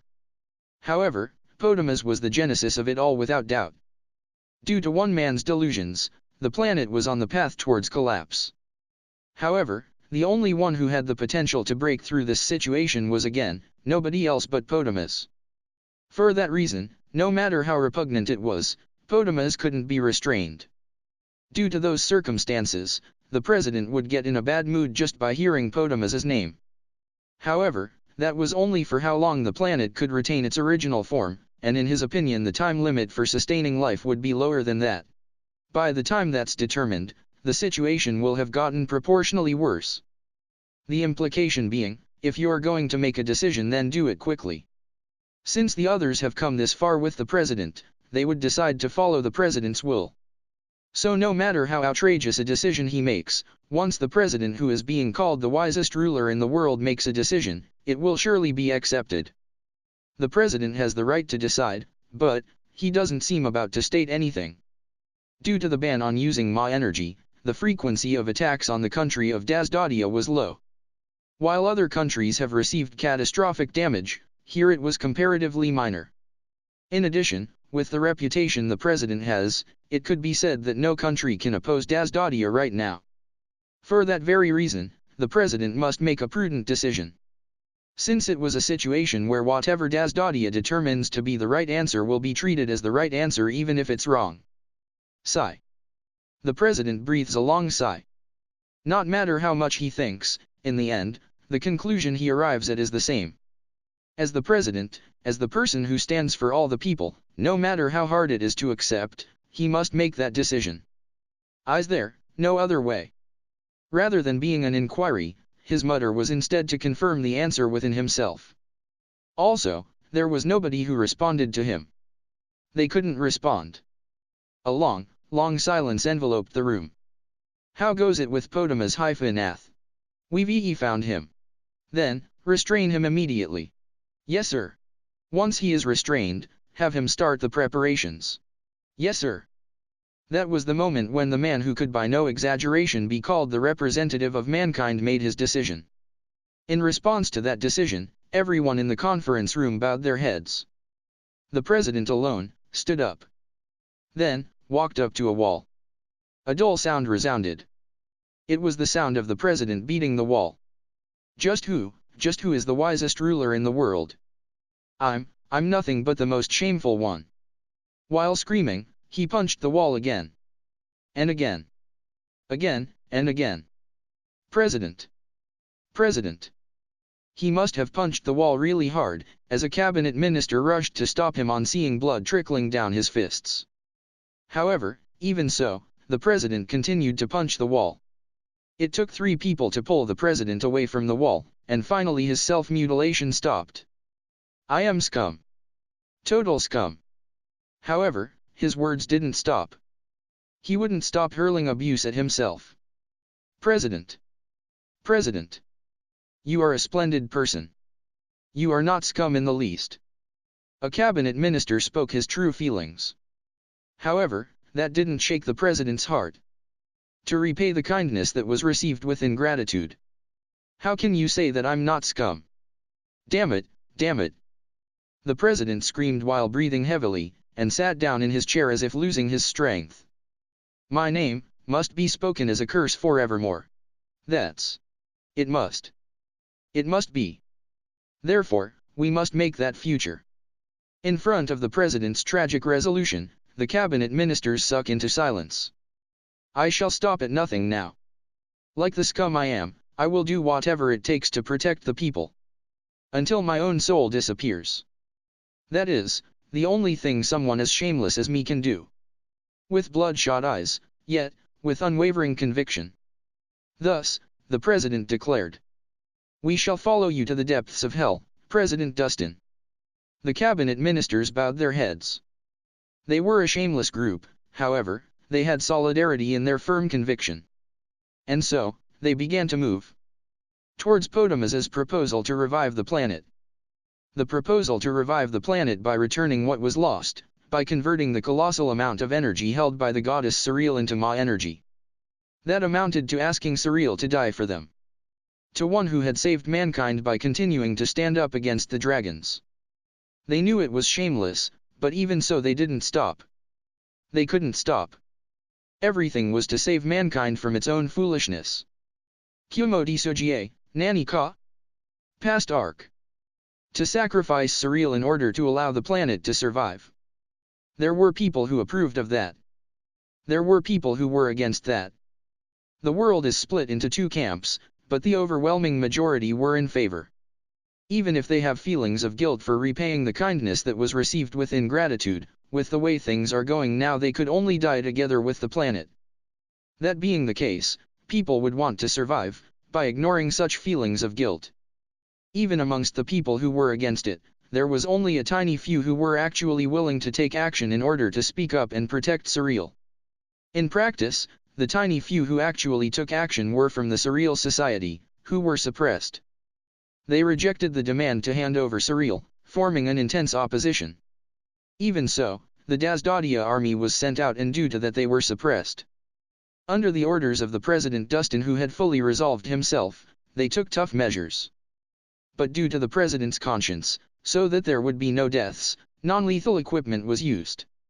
In addition, the Surreal Society stuck to non-lethal forms of opposition. They were originally a charitable organization. They saved people out of kindness, and would never want to harm others. For that very reason, due to their beliefs, while they opposed with all their might they also clearly avoided anything that could kill others. Faced with that noble spirit, the Dasdadia army's morale had sunk remarkably. Everyone in the Dasdadia army was aware that what they were doing was shameless. However, they had no alternative but to keep on attacking the way they were. If the Surreal Society hadn't stuck to non-lethal methods, the army wouldn't have hesitated to annihilate them. President Dustin was fully prepared to carry out such terrible actions. In the end, the Surreal Society's refusal to kill is what saved their own lives. When the Dazdadia army broke into the place where Surreal was, she was surrounded by children clinging to her. With children completely surrounding her, as if they were playing a game of peas in a pod, it was as though they were restraining Surreal. In actual fact, the children were restraining Surreal. Because they understood that if they didn't, then Surreal would leave. If you try to remove us by force, then we shall bite our tongues and die. No matter what, if you are going to go, then do it after killing us. Giving that threat to Surreal, the children clinging to her made themselves hostages to restrain her. The children knew. They knew that if they didn't restrain her, then Surreal would willingly sacrifice herself. Or rather, that she would even take the initiative to do so. Therefore, they restrained her. They knew that Surreal wouldn't be able to move when faced with their threat. For the children, particularly for the older children, they knew that it was a futile struggle that could achieve nothing more than buying some time. Even the younger children were somewhat aware of that. Even so, they had no other option.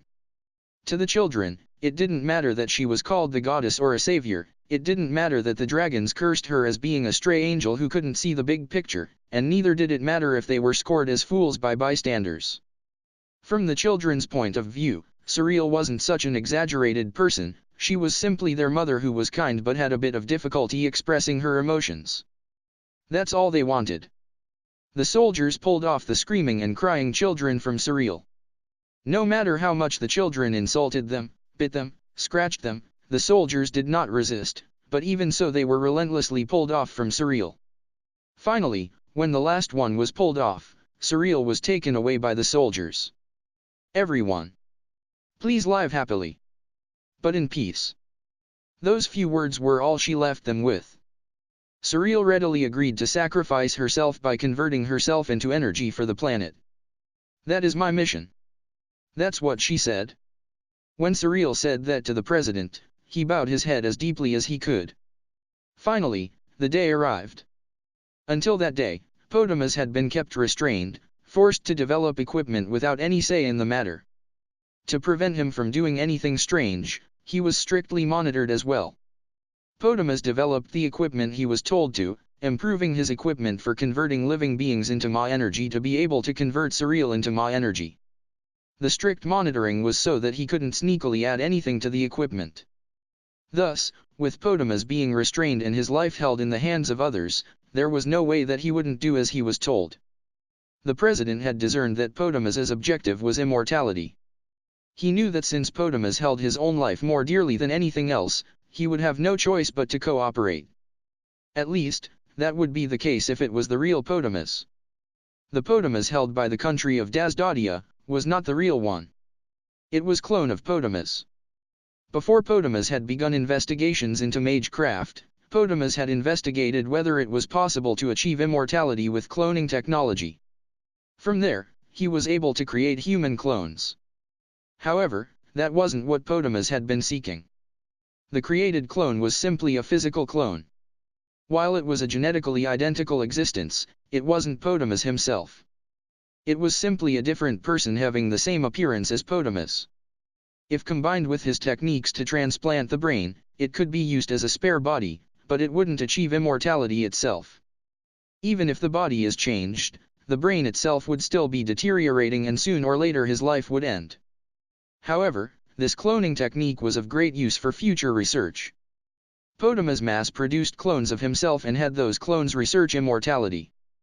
The ability of the clones was no different to Potamus himself. Of course, they couldn't gain his accumulated experience and knowledge in a day. However, while there were huge problems with his character, there is no doubt that Potamus was a genius, and there was also no doubt that his clones were also superior. Also, that problematic character was dealt with by the original. To the original they were simply pawns in order to further his research, and they were not himself, nor did they have the same thoughts. The clones were instilled with knowledge in order to further the research and were only granted a mechanical self-conscious that was lacking an ego. Unlike the original, they had no fear of death. The truth behind the Potamus that was held by the country of Dazdadia was that it was simply one of those clones. The original had sent it out. The original Potamus had only one objective, which was to get his hands on Surreal's power. If dragons could be considered monsters that were a symbol of death, then she would easily be an even greater monster. If Potamus could get his hands of Surreal's power, then he would have nothing to fear. However, Potamus himself didn't have the capacity to hold that energy. Based on his repeated experiments with human evolution, it was determined that a human body could not tolerate being supplied with an excess of energy. The human body could only accept a quantity of energy that would improve the physical ability a bit and extend the lifespan somewhat. If the energy of a god could be absorbed as is, then it would have been better, but that was impossible.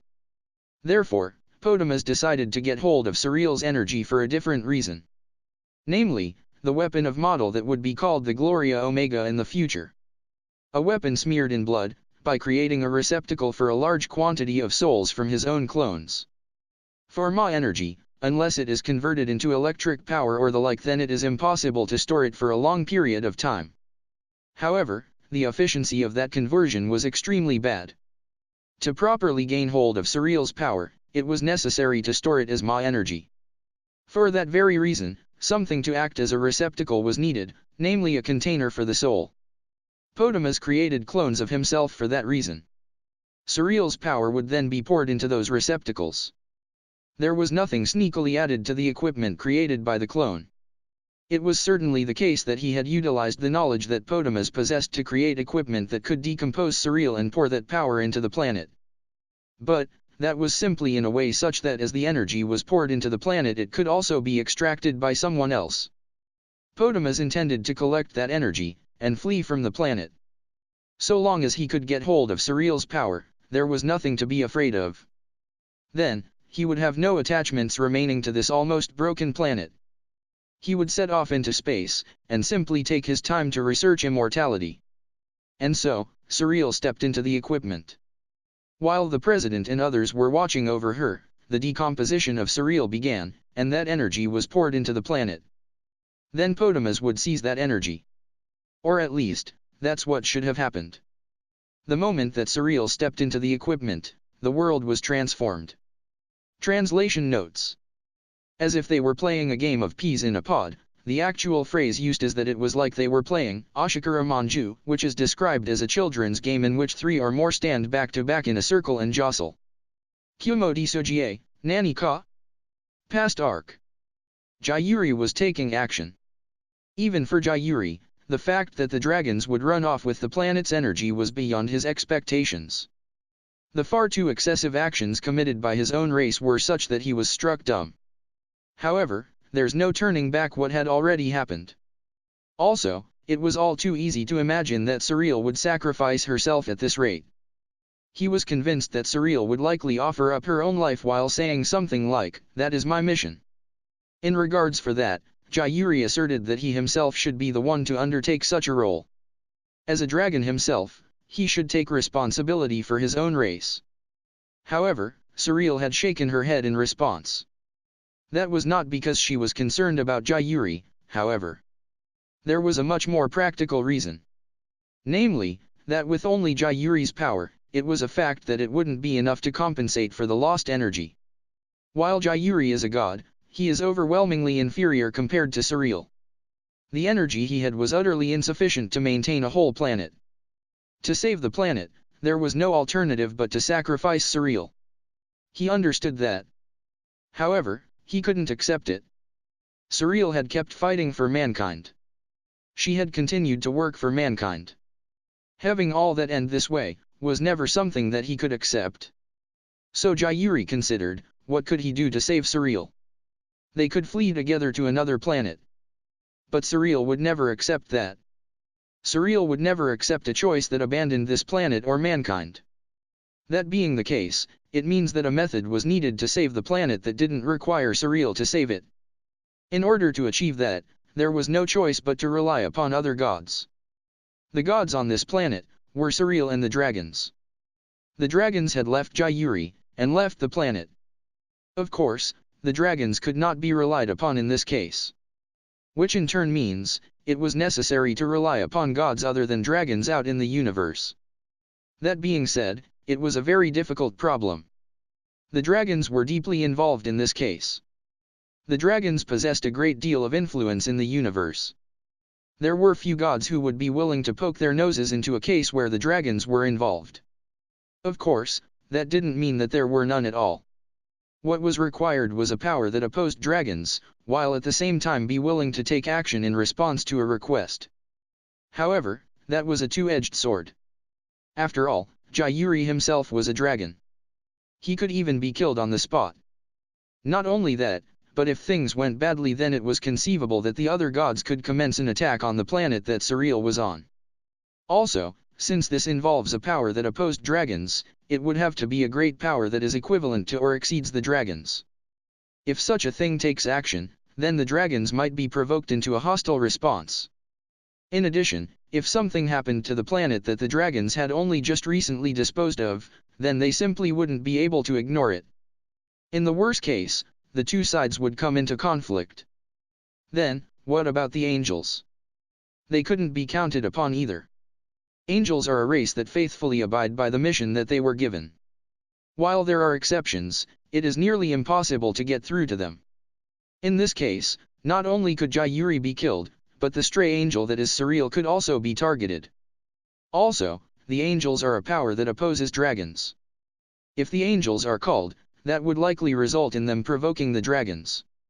Also, the current balance of powers between the gods was in an exceedingly dangerous state. If a conflict between great powers is carelessly triggered, then it is conceivable that the flames of war could spread. In such a scenario, the planet that Surreal is at would be at the forefront of taking damage. As much as possible, the balance of powers between the gods mustn't be provoked. For the above reasons, only an independent god that wouldn't take sides could be relied upon. Yet it would have to be a god such that even if the dragons are provoked, they still wouldn't be liable to take any reckless actions.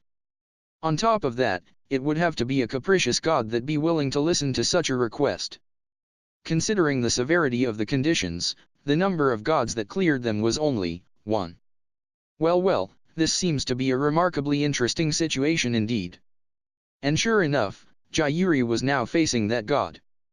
Though, it was hard to say that he was actually in a situation of facing another.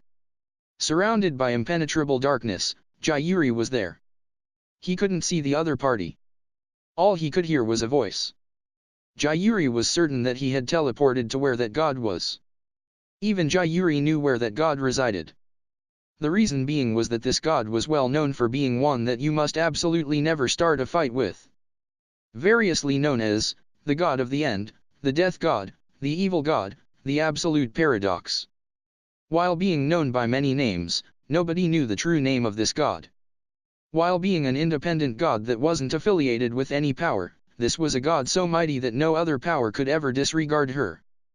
Please, I beg you to be of assistance, nameless god.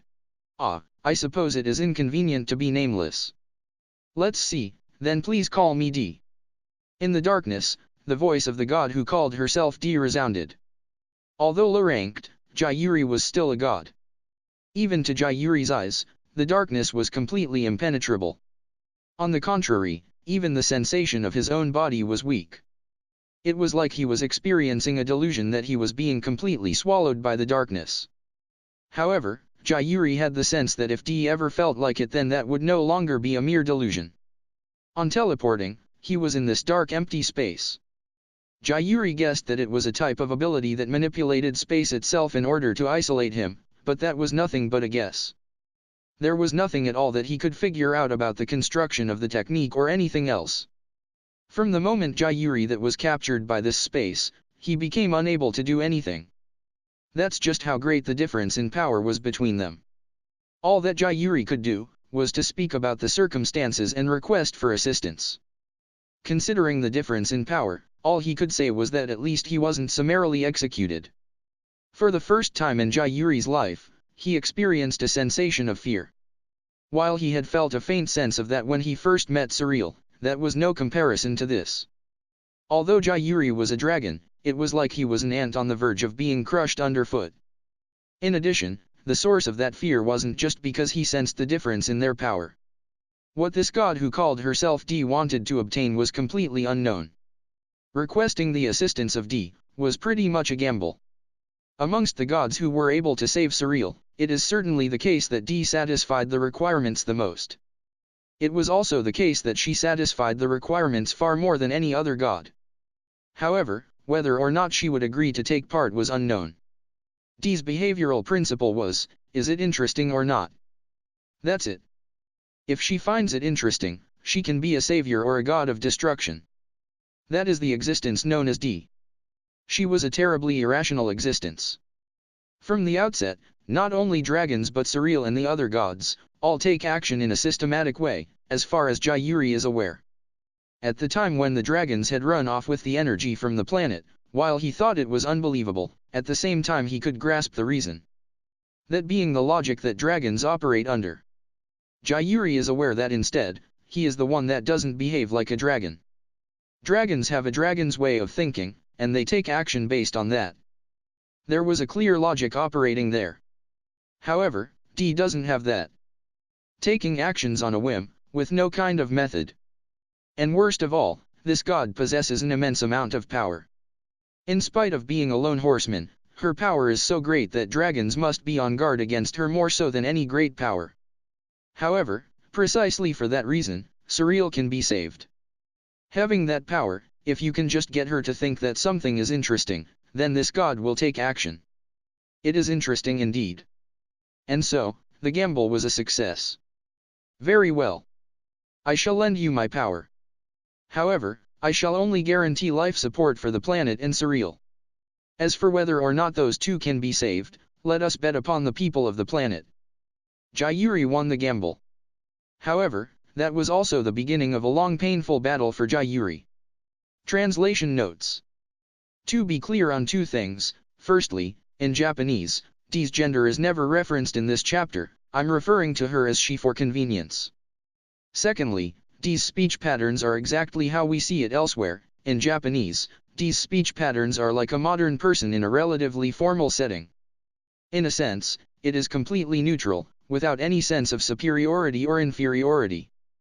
Kumo Desu, Nani ka? Past arc. How do you do?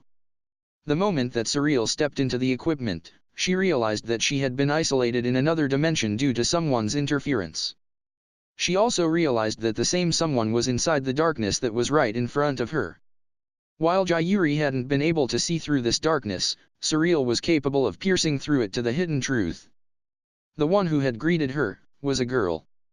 She appeared to be just one step short of being an adult, young enough that she could still properly be called a girl. However, that expressionless face did not fit her young appearance in the least. An expressionless face that makes one think of bottomless darkness, just the darkness surrounding her. Please call me Dee if you wish. Now then, with my self-introduction out of the way, let us proceed to the negotiation. Dispensing with the small talk, I shall plainly state my business. Please come play with me. While it was an invitation to come play, it also sounded like a devil's invitation. In fact, that impression wasn't mistaken. While Dee spoke of playing and spoke of having fun, as if Surreal wasn't involved at all, that expression showed absolutely no hint of joy or pleasure. If it had been someone other than Surreal in this place, that person would surely have felt terror at the something that had taken on the shape of a person and the eerie sense of it trying to imitate a person. However, what Surreal was feeling was not terror, but a pure desire to fight. This thing that was in front of her should not exist. Its very existence was a sin. While she might be a stray, Surreal is still an angel, and she instinctively felt that the existence in front of her would be harmful to the world. She felt that whatever the difference in combat potential between them, that even had she forgotten the mission she had adhered to for so long, this thing must be defeated at all costs even if they both die. Oh, I would rather that you do not consider trying to fight or refuse this. Otherwise, I will not be responsible for what happens to your precious children, okay? However, Surreal could not unleash her power. With those words that had no power by themselves, Surreal was constrained.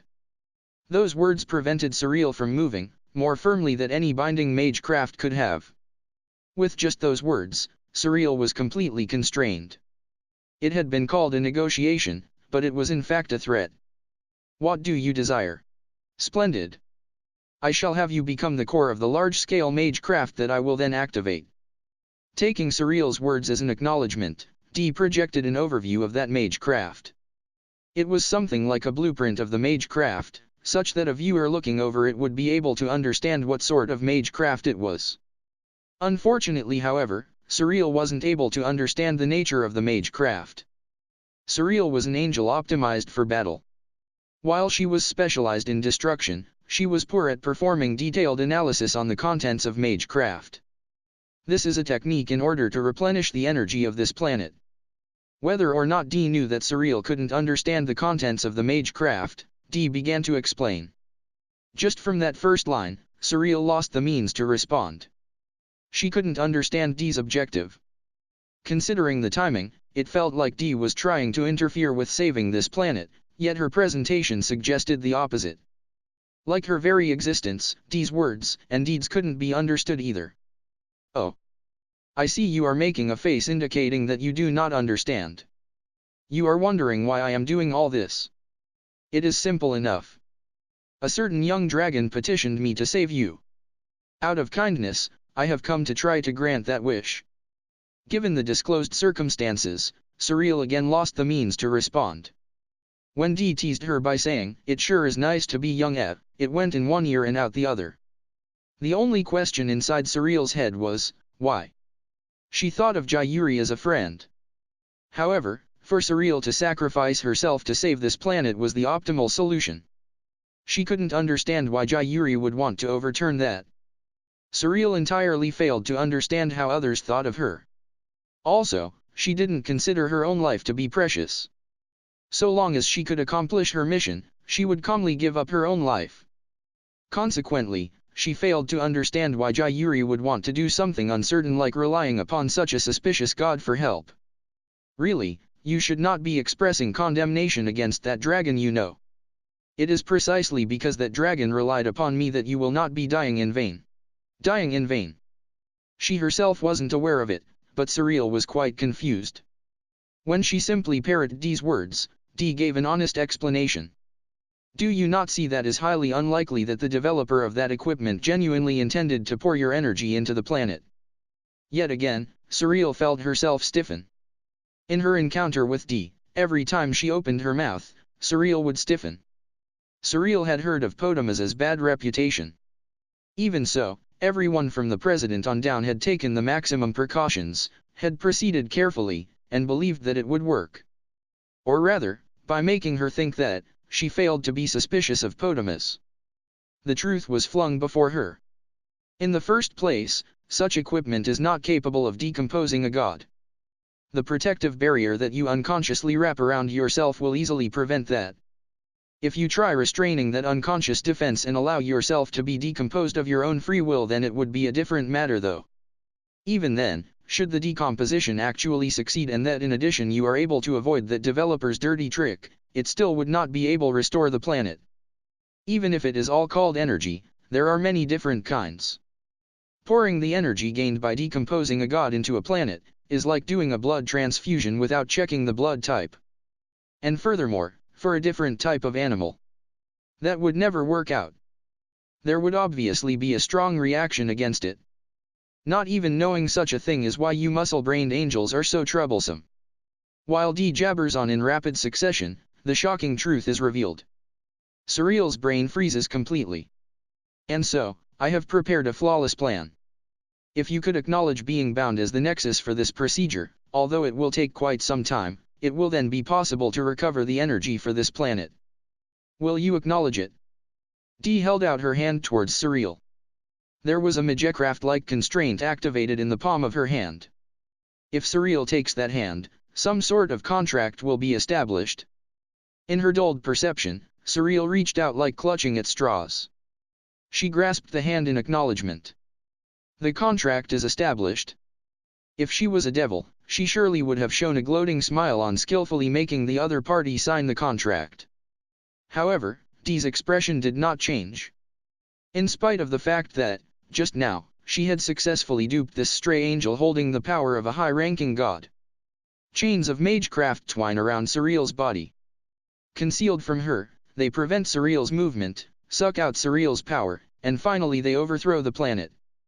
A single planet comes under the dominion of the laws that Dee prescribed. By the magecraft known as the system. Translation notes. It sure is nice to be young at. In Japanese, this is a phrase typically used by older people to tease the foibles of younger people, particularly with regards to romance. Kumo Desu, Nani ka? Past arc. The world is transformed. Not many people notice the change though. However, those with particularly good intuition had a vague feeling that somehow the world they had known until just a moment ago had changed completely. Do you hear me, humans? Those who had felt the change, and those who had not, both of them heard the voice coming down from heaven. My name is Jayuri Destodes. There may be some who have noticed this already, but from this moment, the world has changed. The man's voice could be heard even if you plugged your ears.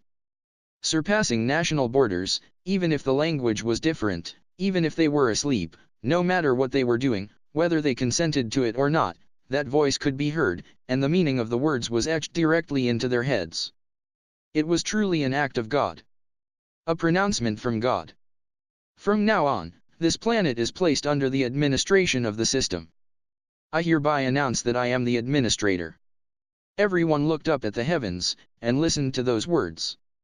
They instinctively understood that they had to do so no matter what. As you know, due to the foolish behavior of the humans, the life of this planet is going to expire. At those words, some humans yelled jeers at the heavens. That they weren't in the wrong. That it was the fault of the dragons. No, it's just those who used Ma energy who were wrong. However, ignoring them, the voice of heaven continued.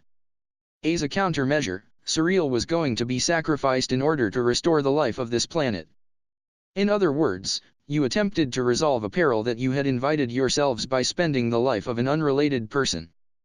The number of people voicing complaints at the sky became small.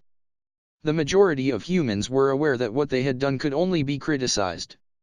Don't you agree that it is logical for the sins committed by humans to be atoned for by humans? The voice that was coming down from the heavens, almost felt like a death sentence to the listening people. Therefore, we have decided to give you humans a chance. The means for doing so is the system that has overthrown this planet. While saying it was a chance, it was a punishment game with enforced participation and no right of veto. A game, prepared by God. You humans are required to fight. By doing so, the energy in your souls will be able to increase.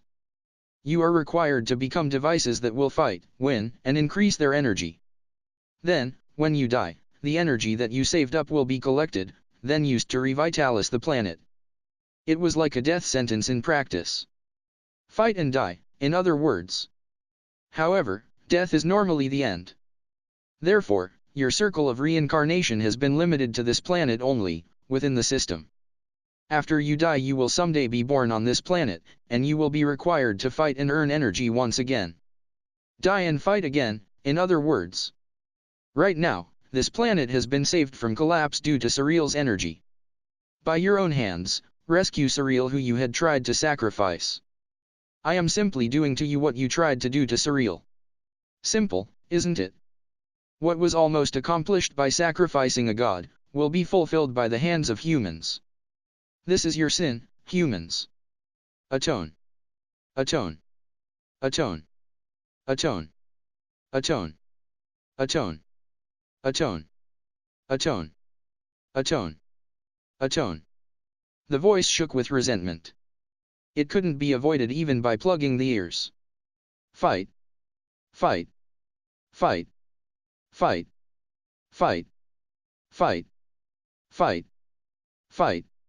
Fight. Fight. Then, die. The unsolicited voice of heaven ended on that note, and could no longer be heard. Afterwards, the people could only gaze up at the sky in a daze. Was that okay? Indeed. It was a good performance. Throwing away the script, Jayuri asked that question as if complaining, but Dee responded in a level tone. With that monotonous response, he couldn't tell if she really thought so. However, from their short association Jayuri had realized that this was typical of Dee, so he kept his mouth closed as he had nothing particularly important to say. Now then, I shall have you become the administrator, to act as a guardian for the normal operation of the system. As I had explained previously, the system is something that makes it so that humans, or rather every living creature within the system, will have the power within their souls enlarged by fighting. Then, that enlarged power will be collected at their time of death, then put to use in revitalizing the planet. Then, the souls of the dead will be excluded from the normal cycle of reincarnation, and be born again on this planet. In order to be able to run the system, Surreal has become the nexus for the mage craft. Using Surreal's power, the system was activated and sustained. Also, to delay the collapse of this planet, Surreal will be bound until the planet recovers, but so long as nothing major happens she will not die. Likewise for the planet. It will take some time, but both Surreal and this planet will surely be saved. I see. You have been very helpful. Thank you very much. No. It is too early to thank me. There are still many things to do in the system. At any rate, this is also the first time that I have put it into operation. Initially, there will probably be many bugs. I shall take appropriate corrective actions for them, but you will also assist. Of course.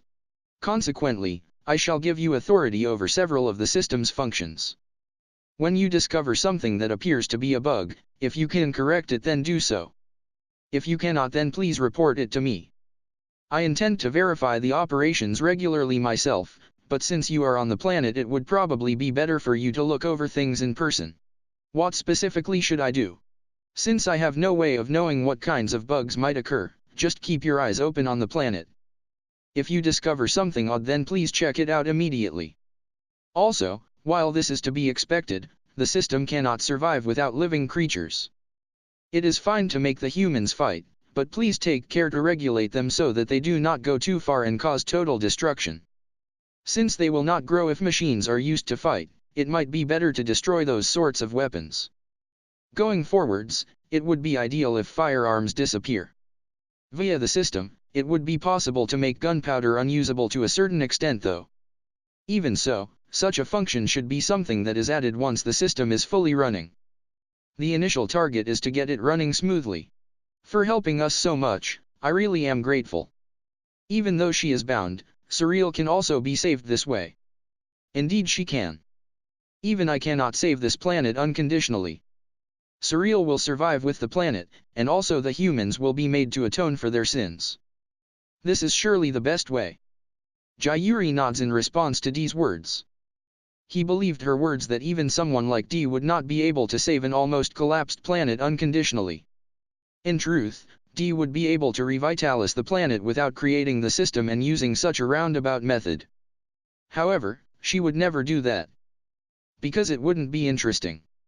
Merely for the reason that it wouldn't be interesting otherwise, Surreal will be bound as the system's nexus for many years to come. Jayuri will be put to work while unaware of that, and the planet's inhabitants will be forced to continue to kill each other. Everything is for Dee's amusement. Kumo Desu, Nani ka? Past arc. I can talk with Surreal, right? Yes, of course. Because Surreal has become the nexus of the system, she is in another dimension that Dee had created. It is not possible to enter there without Dee's permission. Jayuri is no exception to that despite having been granted operational authority over a part of the system. Even then, the authority that Jayuri has been granted is quite limited, so there are far more things he can't do from the point of view of the whole system. Dee has only required Jayuri to discover bugs, because she doesn't want him to touch the rest of the items as much as possible. Well then, I shall send you off. You aren't coming, Dee. Correct. I do not get along well with angels, so it is better that we do not meet. In spite of the fact that they had met not so long ago, Dee casually said that. Why did she tell such a lie? Because it seemed more interesting this way. Dee transferred Jayuri into the center of the system where Surreal was, while wondering what kind of conversation the two were about to have. Surreal. On seeing Surreal's state, Jayuri was shocked to find that Dee talking of her being bound was not a metaphor at all. It was vast space. An enormous magic circle filled that space. Surreal was at the center of it. She was bound by something that seemed to be chains that spread out in a geometric pattern from the magic circle. Jayuri had expected something looser when he had heard about the binding. At most he had expected something that would prevent her from being able to leave the system nexus in this space. However, reality was much more cruel. Jayuri was dumbfounded seeing her state, thinking that it was almost like she was a prisoner. Surreal. Dumbfounded, he called her name once again. He wasn't able to come up with anything else to say. Jayuri. On being called out to, she also responded with the other's name. Her steady eyes capture Jayuri. As always, her eyes have a cold radiance. However, unlike normal, there seems to be a hint of something that seemed like blame reflected within those eyes. I am sorry. Jayuri reflexively apologized. As for what he is apologizing for, Jayuri himself didn't know. Maybe the attack by the dragons upon the humans. Perhaps that they had run off with all the energy from this planet afterwards. Perhaps that he wasn't able to stop that. Perhaps because he had forced Surreal into such a situation. Or perhaps, all of those. It is okay. You are not responsible. As if forgiving all those things, Surreal gently nodded. Suddenly finding yourself in this situation must have been surprise, I guess. Even if Surreal forgave him, Jayuri couldn't forgive himself. However, that said, there was little he could do. One of the few things that he could do was to explain the situation to Surreal. That he had relied upon D. That having accepted the request, D had created this system, and as a result of that Surreal had become bound like this. Finally, although it would take a long time, he promised that he would definitely revitalize the planet and take Surreal out from here. While hearing that explanation, Surreal noticed that Jayuri was mistaken. That since Jayuri thought that Surreal was totally unaware of the situation, then D had carried things out without mentioning to him that they had met. Even though she noticed that, Surreal didn't point out what D had done. She felt that even if she pointed it out there wouldn't be a good outcome. And that was indeed the case. Even if she pointed it out, the conflicts in Jayuri's heart would only grow and D would simply amuse herself with seeing those conflicts. I have understood the situation. Surreal swallowed her distrust towards D, nodding her head so that it wouldn't be conveyed. Jayuri. As you can see, I cannot move. Due to the contract with D, Surreal does not have freedom of movement. Taking the role as a battery for the system, she has become something like a mere cogwheel that moves the system. She can barely even intervene in the system. Please take care of the planet and the people. In place of her who cannot move, she makes that request, bowing her head. Of course. In response to that, Jayuri answered strongly.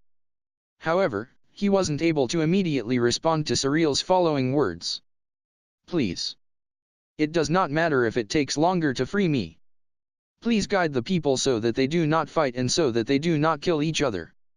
That was a request that went against the very nature of the system. Also, it was something virtually impossible for Jayuri to accept. Surreal, that is. I know I am asking for something unreasonable. However, I do not want people to fight any more than this. I said this to the children at the orphanage as well, but I just want people to live peacefully and happily. He knew what Surreal wanted to say.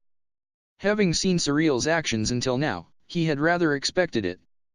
However, Jayuri didn't think he'd be able to do that.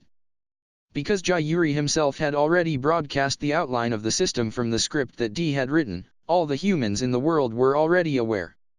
Also, Jayuri was perfectly aware of just what those people were going to do next. Namely, conflict.